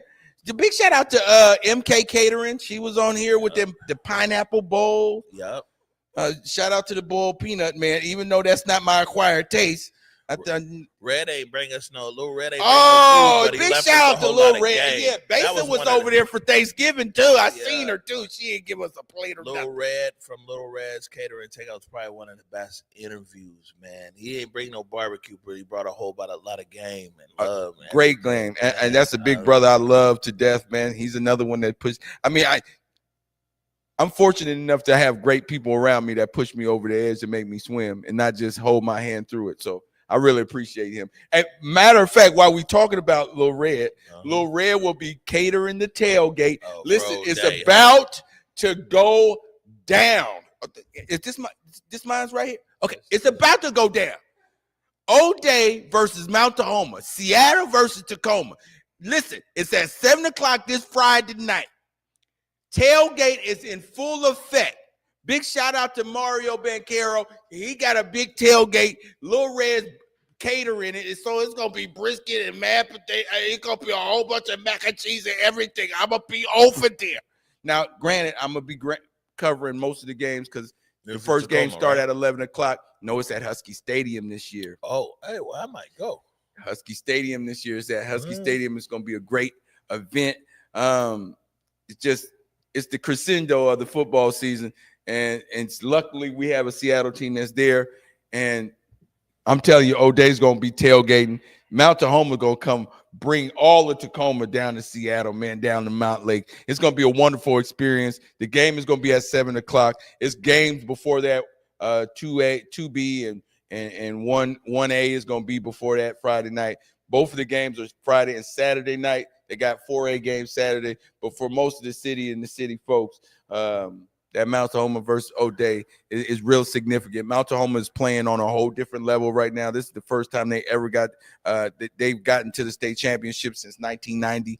They're playing with a lot of purpose right now. One of their, speaking of gun violence, we were just speaking about that. One of their teammates got murdered from gun violence, and they dedicated the season to him. And they're undefeated right now. The last one that's undefeated in 3A right now, and they're going against the powerhouse, the defending champions in O'Day. It's going to be a barn burner, okay? And I will be there to get as much footage as I can of it, man. It's going to be a great experience. Big O, if you could, just go out to the tailgate. Big O, I ain't even tell you to come to the game. Just go to the tailgate. You told me to go to the food.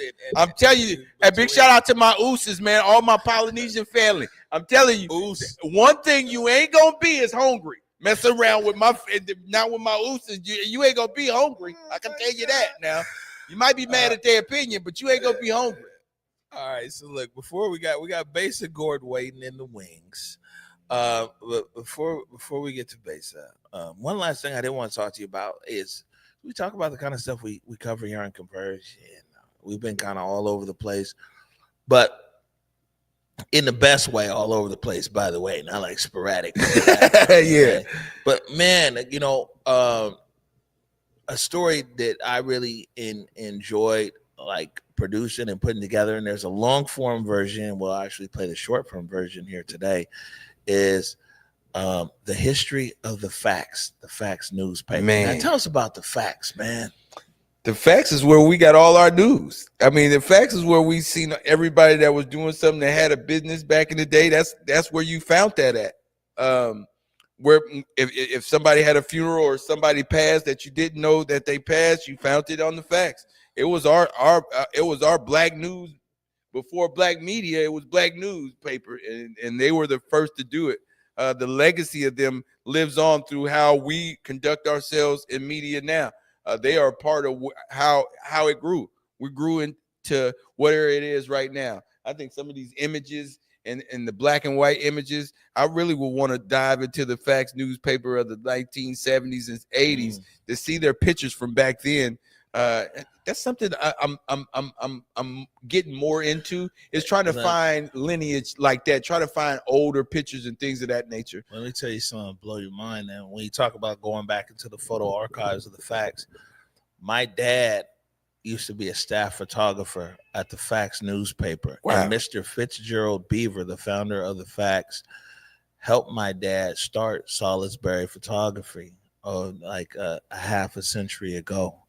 You know, man, that's amazing. It's crazy when you think about it. Yeah, right? put it all in perspective. That's crazy. Yeah, and and I'm just here kind of following in my dad's footsteps, and my son is, he's on his way. But yeah, Mr. Fitzgerald Beaver hired my dad as a staff photographer. And when you go back to the archives of stuff, somebody had sent me a picture because they was looking at some archival stuff, and they were like, "Yo, is this your dad?" And the I was like, "Yeah, it is." So, it kind of put it full circle. I mean, yeah. like, I don't know, your dad paved the way for us to keep going. I didn't have a lot of people in media. I got a lot of people doing other things in my family, but they always were saying, "Man, you need to be talking to somebody about something." I guess because they kept hearing me ramble in my room when I was on punishment, but it gave me, like, meeting your dad. You can feel like that glow in him, like that last dragon glow, like, he has it in him. And you can, I don't know, when you come in this building, you either got it or you don't, I feel like. And everybody feeds off of each other's greatness around here. You got to have some kind of glow around here to really want to be impactful and make it meaningful to others.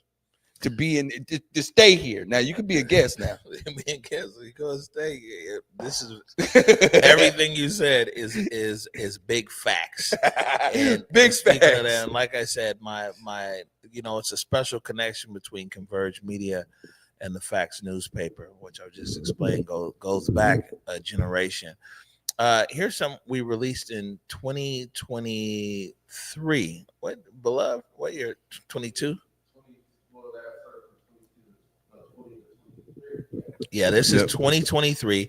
This is the short form version. This is the history of the Facts. For anyone who's wanting to make a difference and to be a change maker, it starts off with knowing where your value lies. And something that my dad said to me growing up, and something that my grandpa would say to him. It's not value in profit. It's not value in performance. There's value in people. Who are you trying to serve? What's your vision?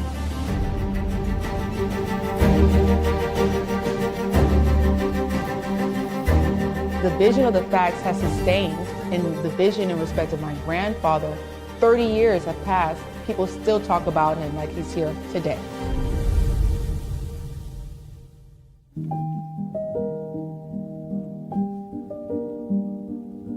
The Facts first was on 28th and Cherry.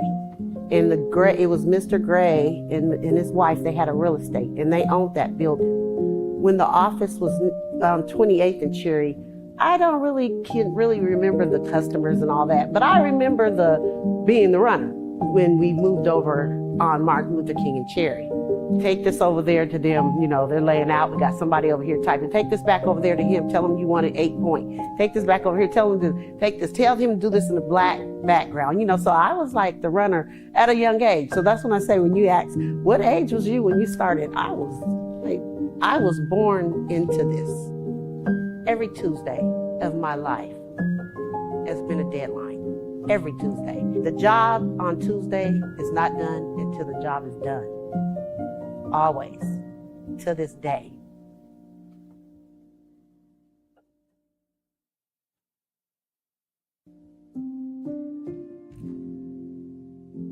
He gave people a chance. I'm gonna try you out. I mean, he was just that real, Come on in here, I'm gonna try you out. This I need you to do, He's always been a leader pioneer, a mentor, teacher. He gave Chris Bennett of the Medium, Bernie Foster of the Scanner, he gave them both a chance and came in, and that's where their journalism started. And a lot of people don't know that at all. The owners of those papers really started at the Facts. He was a wonderful man. He was real. You know, he was nothing phony about him. To this day, I can be out and they tell me, your dad, I remember when I used to deliver the papers and he would say, you guys come back with the money, you know, and he said, we come back with the money every time. He just let us leave with the money, you know. But yeah, my dad was, he was a giant. Hello, my name is Chardonnay Beaver. I'm a storyteller, influential speaker, and writer at the Facts newspaper.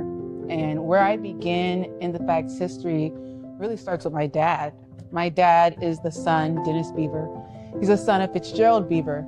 And my grandfather, Fitzgerald Beaver, started the Facts back in the 1960s. His vision was really to pick up where the daily paper left off. He came to Seattle. He started managing KZAM Radio, which was located on East Madison, the first Black radio station in the Pacific Northwest. And from my understanding, that wasn't his jam. So he decided that he wanted to publish. And within a week, he got together what he needed to get together and started a newspaper. But it's really interesting looking back and not realizing, growing up in it, how much it meant to people and the stories being told and the community that's been established around that. The sacredness of the Facts and how generations can mark even their family line through the Facts because it centers our experience, the Black experience here in Seattle, and also bridges communities between BIPOC places as well. So I'm really blessed to be a part of it. I feel like when you're in it, you may not be able to see it the same, but I've been able to grasp the vision.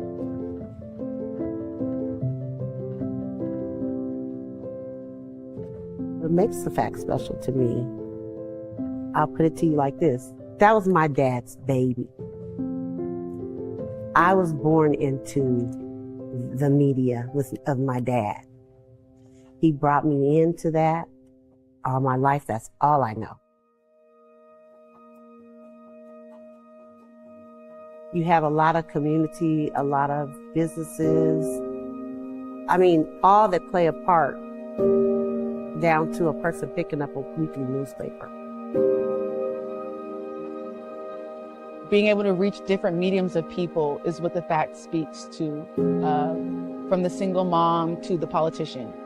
You just have a wide range. And for people to still entrust the Facts during the age of disinformation and media and the shift within Seattle and gentrification, for us to still be relevant is because of that trust.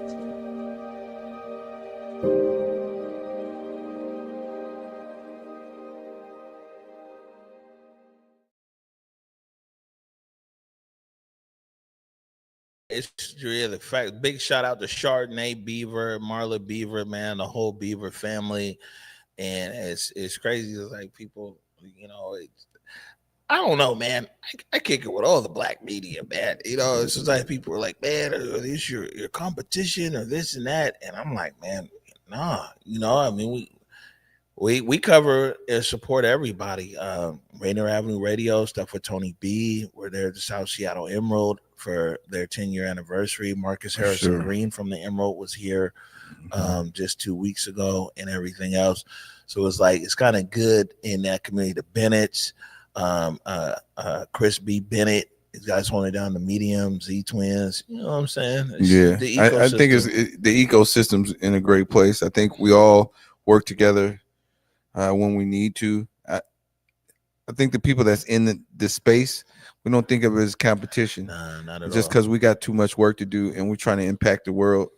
I mean, our city first, but we're trying to be impactful in what we do. So you can tell the people that really want to do it and really have passion for what we're doing, than the people that just want to do it just to say they did it. So, all right, Proof in the Play. You've been so generous with your time here today.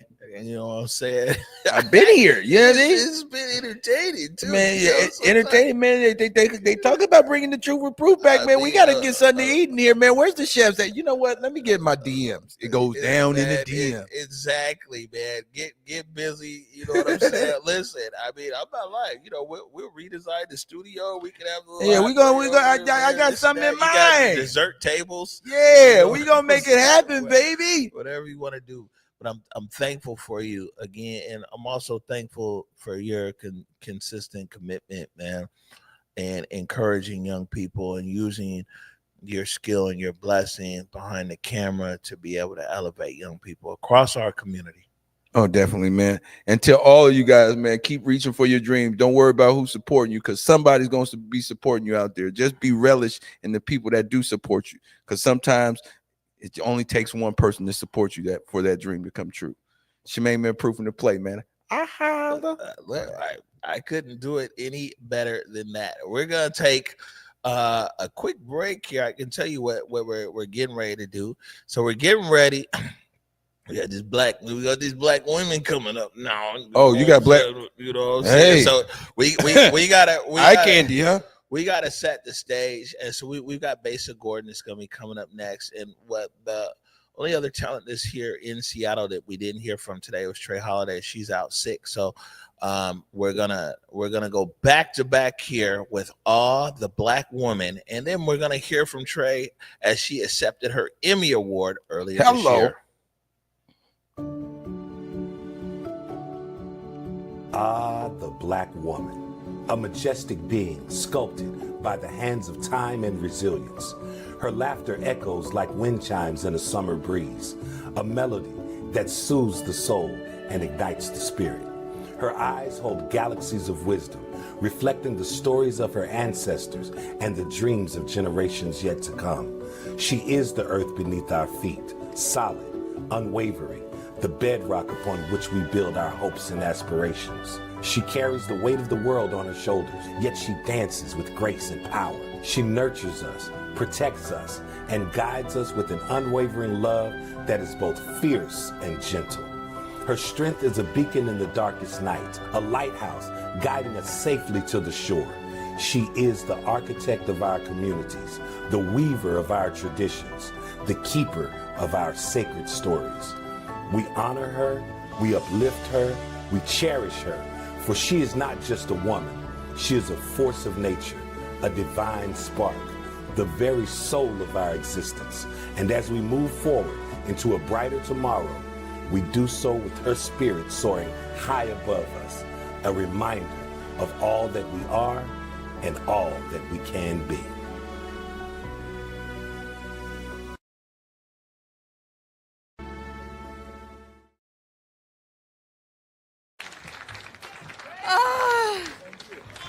Oh my goodness. My heart is racing, y'all. Oh my God.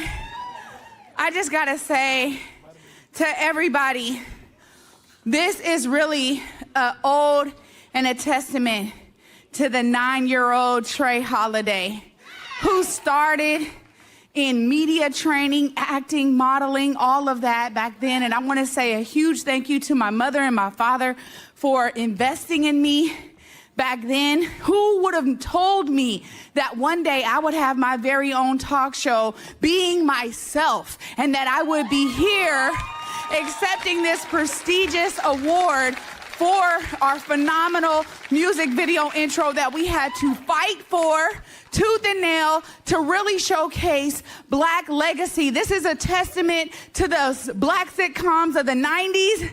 For any of y'all who have seen this intro, that's what we had to do. Huge shout out to my Converge media team, Omari Salisbury, for believing in me. I've been rocking with Converge from the beginning.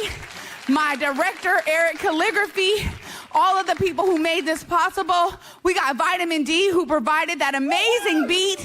The first beat we heard when we went to his studio, we said we need 90s, and he played that #1, and that was the track. And then he had to hop on it. I begged him, he said, look, you need to rap on there. I said, no, you do. So I'm so grateful to him. I'm so grateful to Coach Crosby, who came through with the choreography. and brought all of these amazing dancers together. Huge shout out to everybody in my personal life. Thank you so much, because Haru Chayazaman is always helping to guide me. Also here on the stage, I can't see where y'all are at.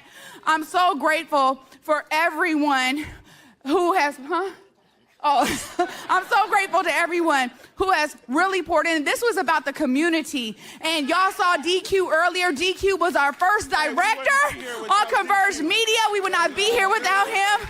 So we love you, brother. And you know what? To all of the nominees in this category, y'all all are fabulous, but I'm so grateful that we get to bring this one home to the Central District of Seattle. CD or see me! Over here.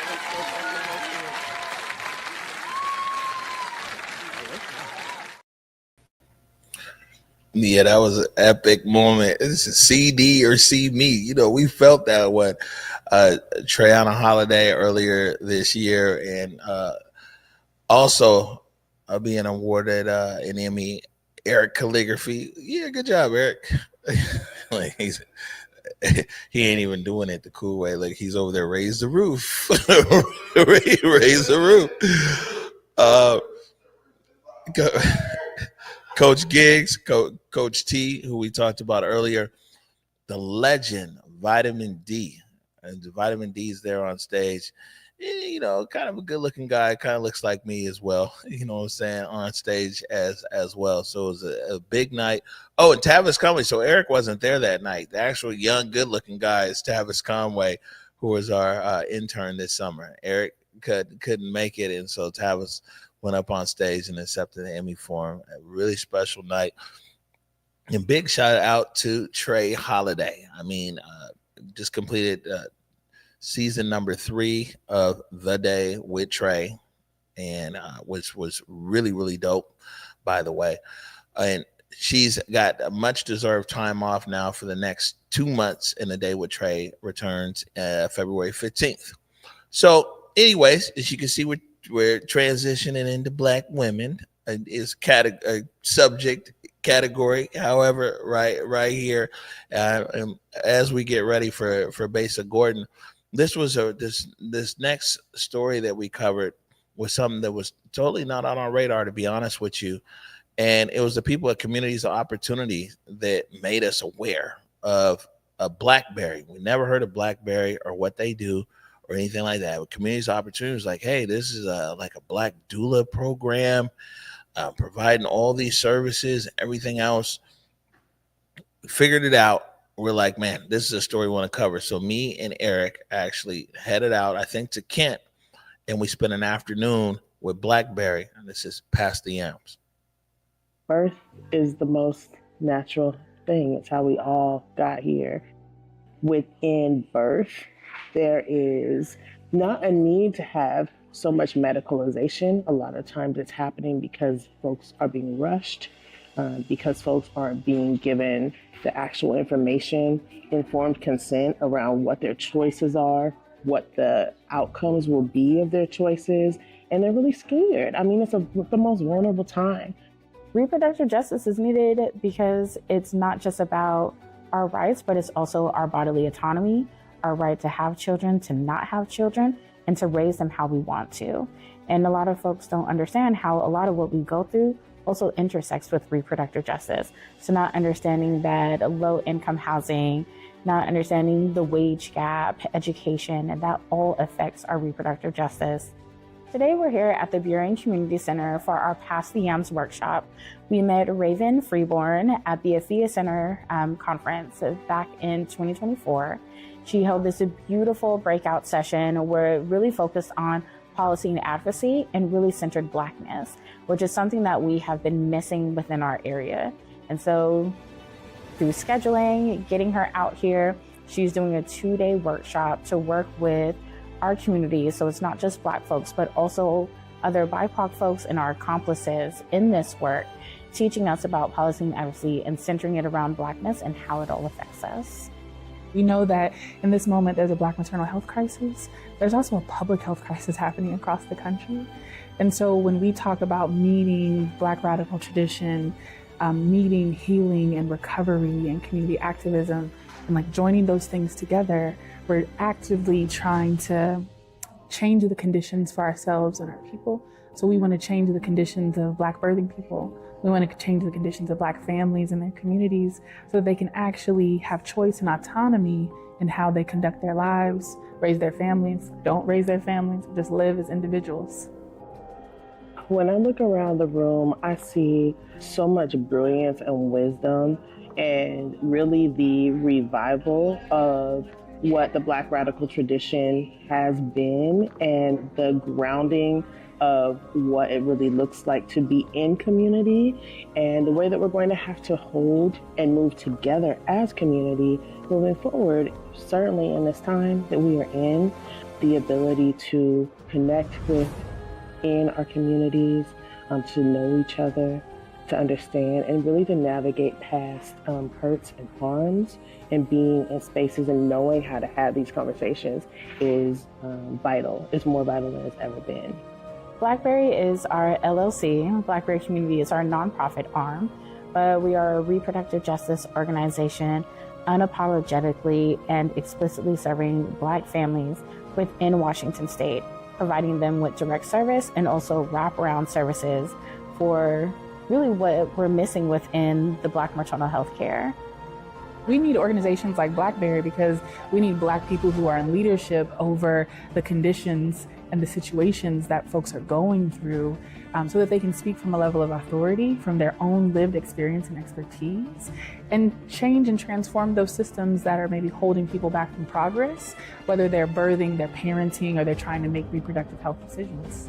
Blackberry is bringing community together, bringing other birth workers together, building bridges between, folks of different cultures, providing the support needed for families to be able to advocate for themselves in spaces where we know, our women are dying, our babies are dying. And so, we're able to go in as supporters, birth supporters, lactation supporters.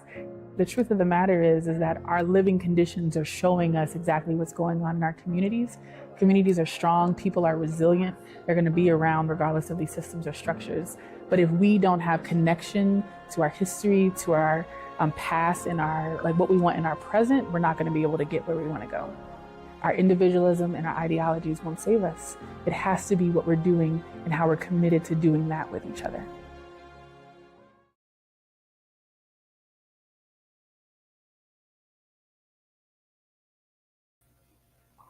All right, big shout out to the good people there at Blackberry.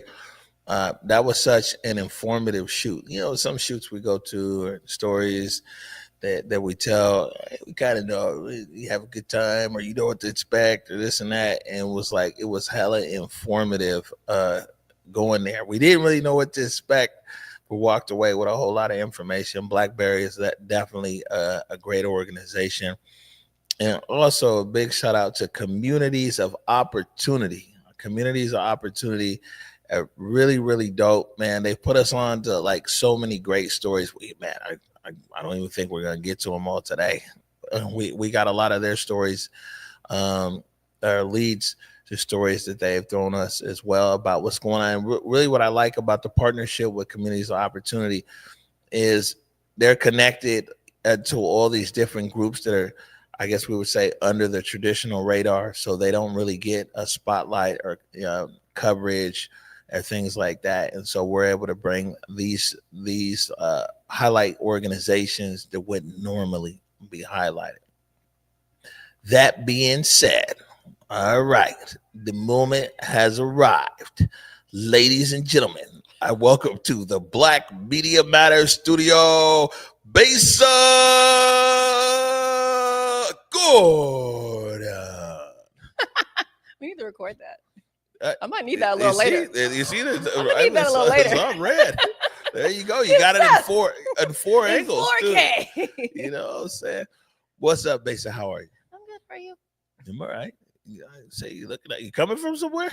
I came from the Fox 13 studios. I had to record a special episode of Back to Basic today. Okay, Back to Basic. All right, so we got viewers from kind of all over, which is the whole point of all this, is to bring in viewership for a lot of people just watch one show or two shows. Yeah. And so that being said, maybe you can tell people about Back to Basics. There's been a lot of content that we've played here from Back to Basics, but you can tell people about Back to Basics. Well, shoot, where do I even start when it comes to Back to Basics? Back to Basics is a show that is all about Black joy and informing our community of what's going on here, whether it's different foundations, different events, local businesses, food, because y'all know I love to eat, and just overall the joyous things that we have going on here in the Pacific Northwest. You know, there's so many people that are always like, oh my God, are there Black people in Seattle? Well, look, we're putting all the Black people in Seattle right there on Fox 13 Seattle and nationally on the Fox Local app. So if you haven't been watching Back to Basics, you've been missing out on a lot of stories, and I don't know what you're waiting for. Like, a lot of people are always like, why don't you talk about this story? Why don't you talk about that story? I'm like, Back to Basics is a feel-good show, okay? You want to watch Back to Basics with your family, moms, dads, grandmas, grandkids, just all the people are watching Back to Basics, even some on the inside, child. And they are just really getting their life and feeling good by the end of it. And I think that's what I love most about the show, is that it just makes everyone feel warm and fuzzy by the end. Yeah, nah, and that's a good thing. I like what you said there, is that you maintain and stuck to the identity of the show and the purpose of the show. Because I mean, with a big platform as big as it is, there are people trying to pull in different directions and everything else. But it seems like Black joy continues to stay paramount in what's important to you about the show. Well, I mean, there's enough negative content going around. I don't need to be a part of it. Like, you guys can watch the news, you guys can scroll on your timeline. I don't need to put out the negative information. Like, let's have a spot where we can actually watch a show and be happy and be proud of our community. Right. And the thing is that Back to Basics, the full name of the show is Back to Basics, where the Northwest connects. Is that broadcast? Sure, it's on Channel 13 here in Western Washington and the cable boxes in Canada too, by the way, from Vancouver all the way to Toronto. And for the rest of the region, though, you've got people that are tuning in, downloading on the app, it's watching online, watching from inside, like you say, however they're watching it there. But talk about like the footprint of Back to Basics, because it's much larger than just Seattle. You know, I think what I did not realize in terms of the importance of Back to Basics and the stories that we're telling on Back to Basics was until we started going to like Portland and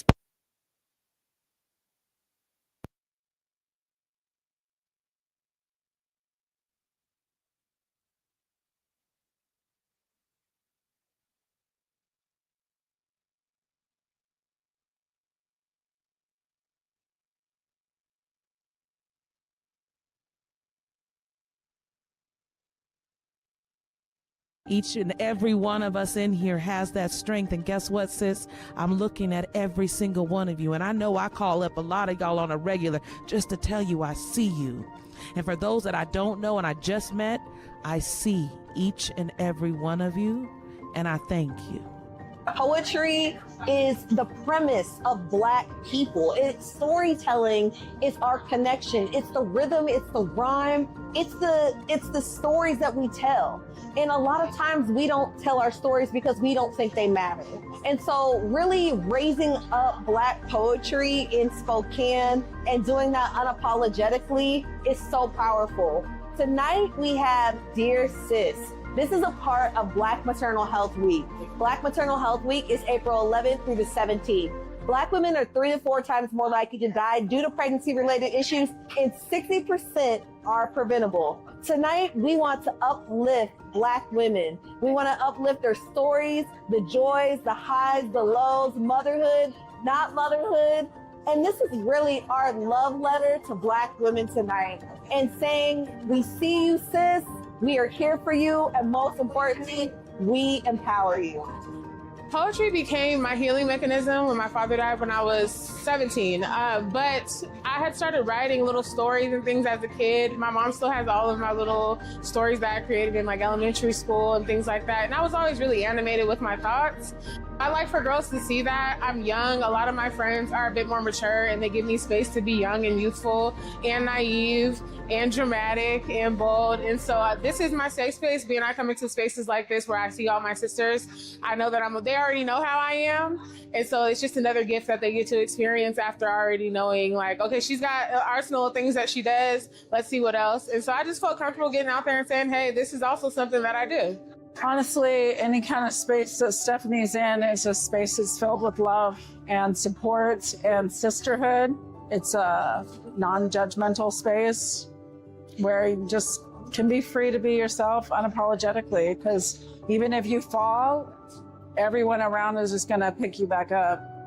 When you have people that relate to you, believe you, connect with you, there's something that happens inside you. You become creative, inspired. Also, it gives you an opportunity to share things that are happening to you and find out, what can I do about it? Where are the solutions?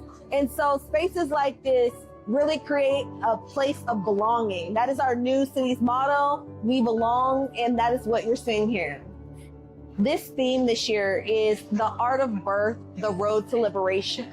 And the road to liberation really begins with being vulnerable, finding connection, and most importantly, being free. And that is what people experience here tonight with one another. Some of us are strangers, some of us are friends. But no matter what, when we leave here tonight, I want us all to feel connected. I want Black women in Spokane to know that they are worthy. I want them to know that they can take up space. I want them to know that there's room for them. I want them to know that there's capacity. They can do whatever they need to do, even if there's an industry that they maybe think is saturated or they feel like they're underseen or underheard. Anything that is Black owned, Black elevated, anything that elevates the Black experience, it needs to be seen in Spokane so that we have visibility and people can say, okay, I do have community here in the city. Say what you got to say, be who you are, be bold in who you are, and just be truthful about your existence. It's easier to be bold and truthful than to hide and lie and compress who you are. So just say it out loud, get it out, put it out there. People felt at home, people felt good. There was times of laughter, times of tears, all of it, because it is a space that's just a space of love. The whole premise that me and my family wanted is we wanted to make sure that people had a nice, clean, beautiful space that they were able just to have celebrations. People all the time want something. And so we said, you know what, let's go ahead and do this. Let's have a space for them. Dear sister, never forget.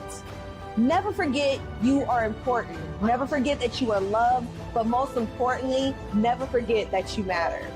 They told me I was too much, too loud, too bold, too soft when I should have been steel, too bright when I should have dimmed.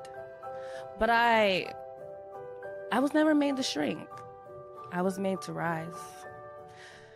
I've unlearned the lies they've wrapped me in, peeled off the shame like old skin, stood in the mirror and whispered, this is love. Love that doesn't ask me to twist in the shapes for someone else's comfort. Love that doesn't feel like deep exhales, solo dates, and choosing peace even when chaos comes dressed like company. There's power in my stillness, in how I cry without breaking, how I break without quitting, how I love myself without permission. I'm not waiting for a spotlight to know I shine. I am the moment, the mood, the masterpiece, in progress. So, if you ask me who I am, I'll say, I'm everything I needed. And finally, I believe that's enough.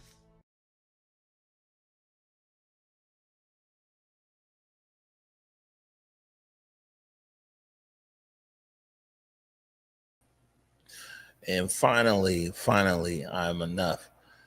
Yo, that's a dope one there, Besa. And a few things about that is we were talking about the reach of Back to Besa. We had slight technical issue after like 7 hours, the reach that was in Spokane, first and foremost, and people love Back to Besa in Spokane, but also that was a special moment for you personally, right? Yeah, it was. Like, first of all, shout out to Lisa Gardner for even telling us about that event. I didn't know that Stephanie Courtney was putting that on. She's also been featured on Back to Besa and Converge a few times. But That particular poem that I did at the end was the first time that I ever performed a poem in person. Like, I've been writing poetry since like middle school, and sometimes I would sit in front of the washer and dryer when I was a kid and I'd write out my poems, but I never actually had the courage to get in front of a crowd and perform one. Yes, I do TV. Yes, I used to do radio, but I don't know, that's just like a certain kind of personal that I wasn't ever really ready to put out there to the public. But being in Spokane, and one of the things that they mentioned in there is that it's a non-judgmental space. You feel comfortable, you feel welcome. Like the event was literally like, "Dear sis, I see you." And so there was just a random moment where they were like, "Oh, does anybody want to get up? Does anyone want to perform?" And I just was like, well, I do have something in my notepad. So I just ran up to the front and was like, well, here goes nothing. I don't live in this city, so if I bomb, I won't have to see you guys until my next trip back. But I think I did pretty good. Yeah, no, you did really good. How we doing over there, Eric? Are we good? Okay, so actually, then we got a minute. Then we'll remix this. So I'm gonna tell all you we're gonna play something different here than the one I just sent her, and we're gonna play Base a Poem. And the whole thing is with this is we were there in Spokane. Matter of fact, me and Eric were both there in Spokane that night. And of course, Eric was napping. Of course, I drove the whole way. I believe that Eric was napping and O was laid out on the couch. I drove the whole way over there, and my leg and everything at the time, so I didn't go. And so, like, a big shout out to Connor O'Keefe, Walking Distance Media, who actually shot that and I believe edited it as well. Actually, Ruben did the edit, but Connor O'Keefe shot that. And when I heard it, this is like my role here in the company. When I heard it and I saw it there, I was like, oh man, okay, we're gonna do something bigger with this. And actually, we released what we're getting ready to play here, which we've in our system called Base a Poem, but like in the public is called I Am Enough. I think that we actually released this during an episode when you were on leave. Yeah, I think it was the first one. Yeah, and Jazz from Seattle was the host, and we had maneuvered it in setting it up that you didn't see it beforehand. You didn't see the because usually we put all the sausage together to say the sausage making, we're sharing files or whatever. But we purposely like titled it differently and everything else. And so Besa wouldn't have no idea of what this was. And so what we're getting ready to play right here is we took those words from Besa, and then we took a lot of footage from all over and a lot from Francisco Dead Eyes Lopez. And we put something special here, and it ended up actually being a promo for Back to Besa. So this is Besa Poem. They told me I was too much, too loud, too bold, too soft when I should have been steel, too bright when I should have dimmed. But I was never made to shrink. I was made to rise. I've unlearned the lies they've wrapped me in, peeled off the shame like old skin, stood in the mirror and whispered, this is love. Love that doesn't ask me to twist in the shapes for someone else's comfort. Love that doesn't feel like deep exhales, solo dates, and choosing peace even when chaos comes dressed like company. There's power in my stillness, in how I cry without breaking, how I break without quitting, how I love myself without permission. I'm not waiting for a spotlight. To know, I shine. I am the moment, the mood, the masterpiece, in progress. So, if you ask me who I am, I'll say, I'm everything I needed. And finally, I believe that's enough.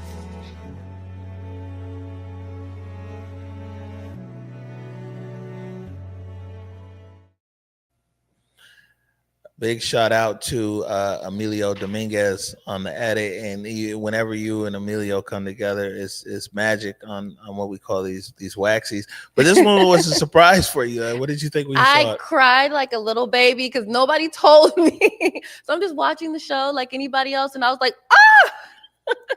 No, I thought it was beautiful, but I really did cry like a little baby. And I had to call everyone and say thank you because, again, like that just wasn't a moment that I planned on sharing with the public. And then to see my words be put together with footage like that, and then with the music that matched it, I was like, oh, wow, like they really did something here. Like it reminds me of like Black Joy and how we heard the poem and was like, yeah, let's put this together and create something.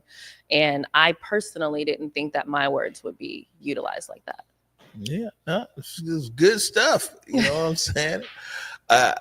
This is a creative space, by the way. And Giving Tuesday, you need credit to support this this creative space we got going on. So now that's Spokane and community-based organizations and everything else. But man, Basic Gordon is also known for the bright lights and fast pace and everything else. And that's what we saw when Red Bull came to town.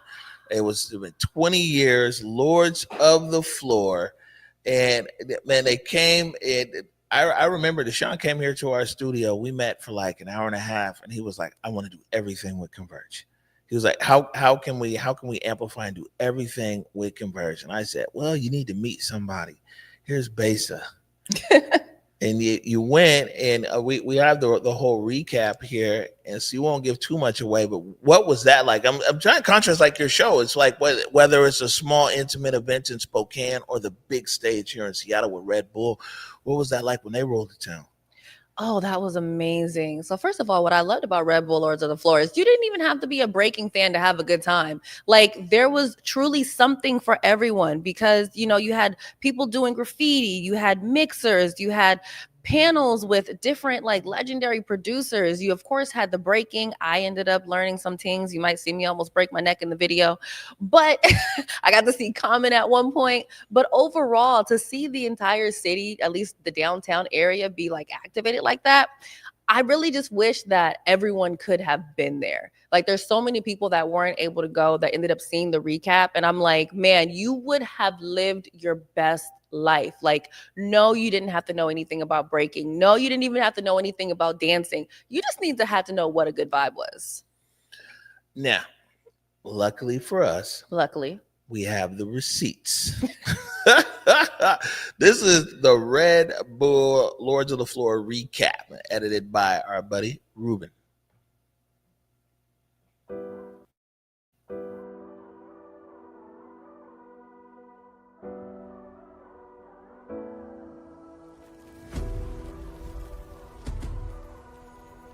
We're here today in Seattle at the West Side Wall as we're getting ready to prepare for Lords of the Floor 2004.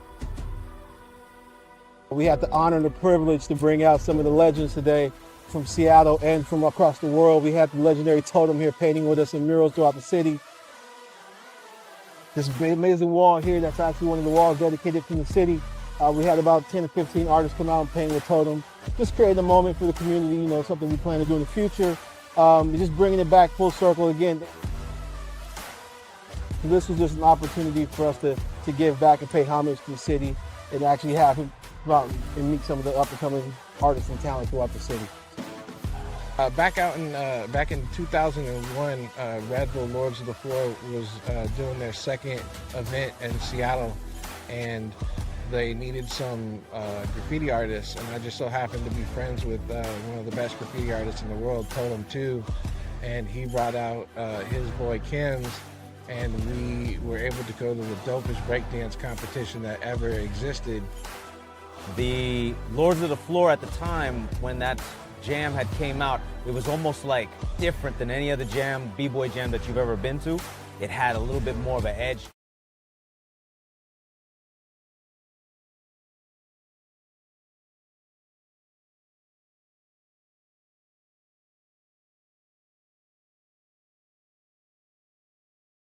Last week was a whirlwind as the Red Bull Lords of the Floor rolled into the Emerald City for the first time in over 2 decades. And of course, I was there for every moment of it. To start, a few weeks ago, we caught up with graffiti artist Totem 2, who was considered to be one of the best in the world to ever do it. Totem was in West Seattle along with artists Charms, Graves, and Amanda to put some paint where it ain't on the West Side Wall to let Seattle know the Lords of the Floor was on the way. Soon after, free from Seattle's Circle of Fire and Soul Shifter, stopped by the Black Media Matters studio to get me caught up on the Lords of the Floor. And by the time I was done talking with Free, I was so hype about the event. I called my stylist, Akia Ronay, and told her it was time to break out the shell-top Adidas. Dude, I had to get my B-girl drip right when I pulled up to Good Day Seattle with my girl Erin to give away these Lords of the Floor tickets. And later that night, the party literally began in Pioneer Square as Red Bull hosted the Welcome Mixer at Darkalinos and Home Team. The night was pretty epic, as you had crews that battled each other 20 years ago at the original Lords of the Floor, catching up and reminiscing while sharing space with new crews that would face off at the big event that Saturday. You even had some Seattle hip-hop legends in the building. It didn't take long for me to see Lords of the Floor was about more than just dancing. There were workshop sessions at the W Hotel in Washington Hall, where not only dancers, but hip-hop producers and artists like Battle Cat and Pete Rock teamed up with Seattle's own Vitamin D and Jake One to drop knowledge on those coming up in the game.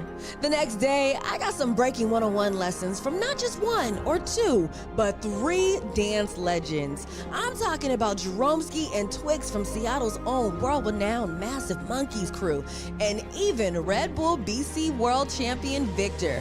All showing me a few moves. Not gonna lie, I should have stressed that morning, but your girl still caught a vibe. Then it was time to walk over to Pike Place Market to catch a dance pop-up from some of the Lords of the Floor dancers, and some of them even caught the fish, which was a thought of mine, but I decided striking a pose with Rock right in the middle of the street would be more my speed. Later that night, I headed to Washington Hall, where I caught the preliminaries as almost 100 crews battled for spots in the main event the next day. And speaking of the main event, the Lords of the Floor competition was a night like I'd never seen before. The energy was truly electric as some of the best crews in the world all descended upon WAMU Theater to see who was going to take home the title. They had Joe Coy on the mic. Common blessed us with a performance and even some breakdancing moves of his own. But at the end of the night, it was Stripes and Minnow that took home the title of Lords of the Floor. I have to say, my overall Red Bull Lords of the Floor experience was pure fire, from the dope events to the exclusive opportunities, and of course, the main event itself. But beyond the bright lights and entertainment, what I found was a company that was full of really dope people behind the scenes who valued me and my crew. That being said, big shout out to everyone at Red Bull. And by the way, do us all a favor. Don't wait another 20 years to do this again.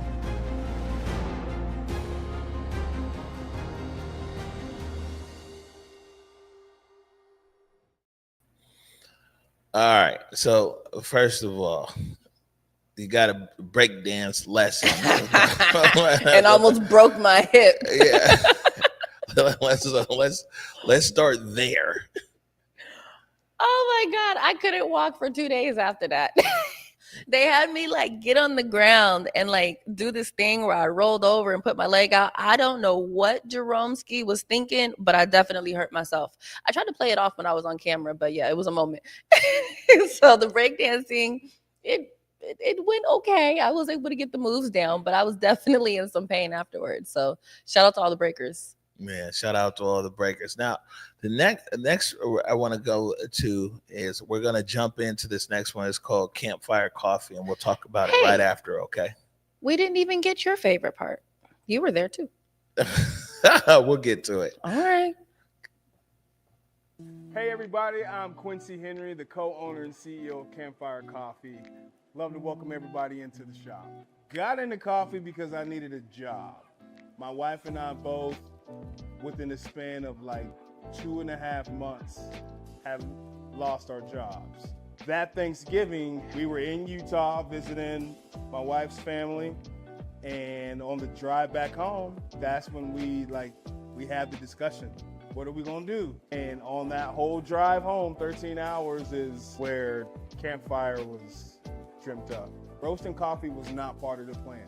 We had no aspirations to roast coffee. That came because no roasters wanted to work with us. Spring of 2019, my wife is talking to her sister in Texas and explaining the whole process. Yeah, we got the lease, we got the spot, but we can't find a roaster. My sister-in-law suggested, you guys camp all the time, why don't you roast over a campfire. You just need a heat source, right? We thought we were going to get this shop open holiday season of 2019 going into 2020, which didn't happen because it's construction.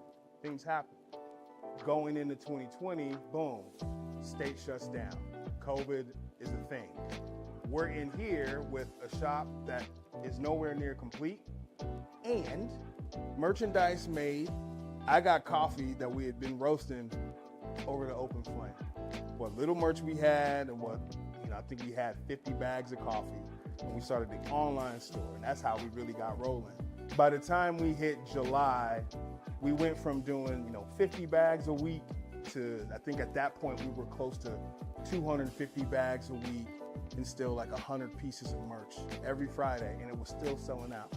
We sold out every single week until we got this open August 17th of 2020. 4 that we keep on all the time. Mountaintop is our like flagship blend. Then we have Summer Camp, which is in Trader Joe's. Then we've got Starry Night, which is an Ethiopian. We've got a Colombian decaf. Flavors it's interesting because people that know that we roast over a fire, they kind of go into it not knowing what to expect. So you'll get feedback, people that either say like, oh my gosh, I can taste the smokiness, but this tastes like you might have used hickory. Like, people almost use our coffee like they start going real deep into it. You know what I mean? It's like, oh my gosh, were you using cedar with this, or were you using maple? It's like, maybe, it's usually a mix of wood that I use. Like, you've got to get a toasted marshmallow cold brew, or you got to get a s'mores latte. That's one thing I pride our menu, right? Like, a lot of roasters tend to get a little bit too fancy. They just want you to taste the coffee. It should be just drinking, and that's fine because we can do that too. But we like to have fun with the drinks. Kayla even this morning sent a text to our group thread for the summer menu, a dope drink that we're gonna put on. So really, you can't go wrong with any of the drinks, in my mind. But if you're really gonna do it, you gotta do something that takes you straight to camping. S'mores latte, or get yourself a toasted marshmallow cream cold brew. If it wasn't for Tacoma, I don't know if there is a campfire. That's real. There's a defining trait about this city. That's it. If we rocking with it, we rocking with it. We rocking with it.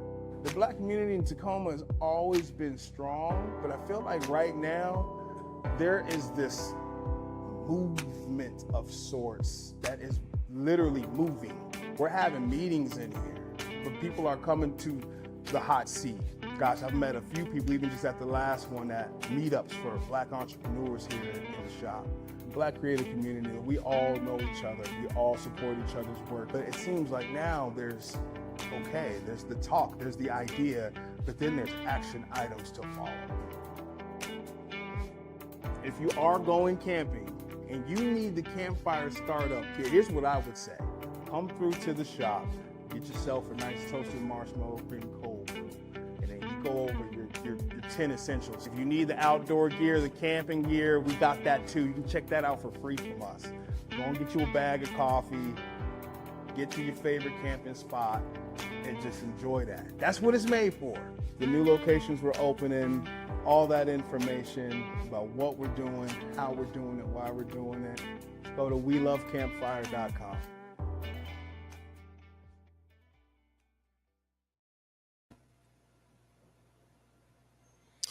Campfire Coffee. We go to Spokane. We go to this and that. I mean, Tacoma, Red Bull, some of everything. I got a lot of stuff to talk to you about. It doesn't look like it's going to happen here tonight, but it did give me a great idea, though, in the future.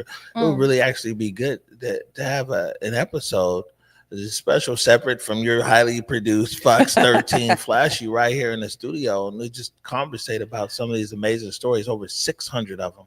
That would be dope, especially for like the top of the year. All right. Honestly. Sounds like a good plan. We'll have to put that together. The director is telling us that we're actually up against it, so we're actually going to end everything here 38 minutes early. Want to thank everybody for tuning in, especially you guys with all the stamina that followed us here all day long. It's giving, it's giving a lot, but it's Giving Tuesday. Make sure, show your folks here at Converge Media some love. You go to whereweconverge.com and select donate. You can make a tax deductible donation, or you could just shoot your people some Venmo. Also always accepting hugs and prayers and good stuff like that. I want to thank Oya D'Alessandro, who's been on the other line with us all the way traveling internationally, but she's been holding us down on the back end. Of course, our director, Eric Calligraphy, out of here for today. Thank you guys so much. Leave you with this as usual. Go forward in your purpose. Go forward in your humanity. Thanks again. It's Giving Tuesday.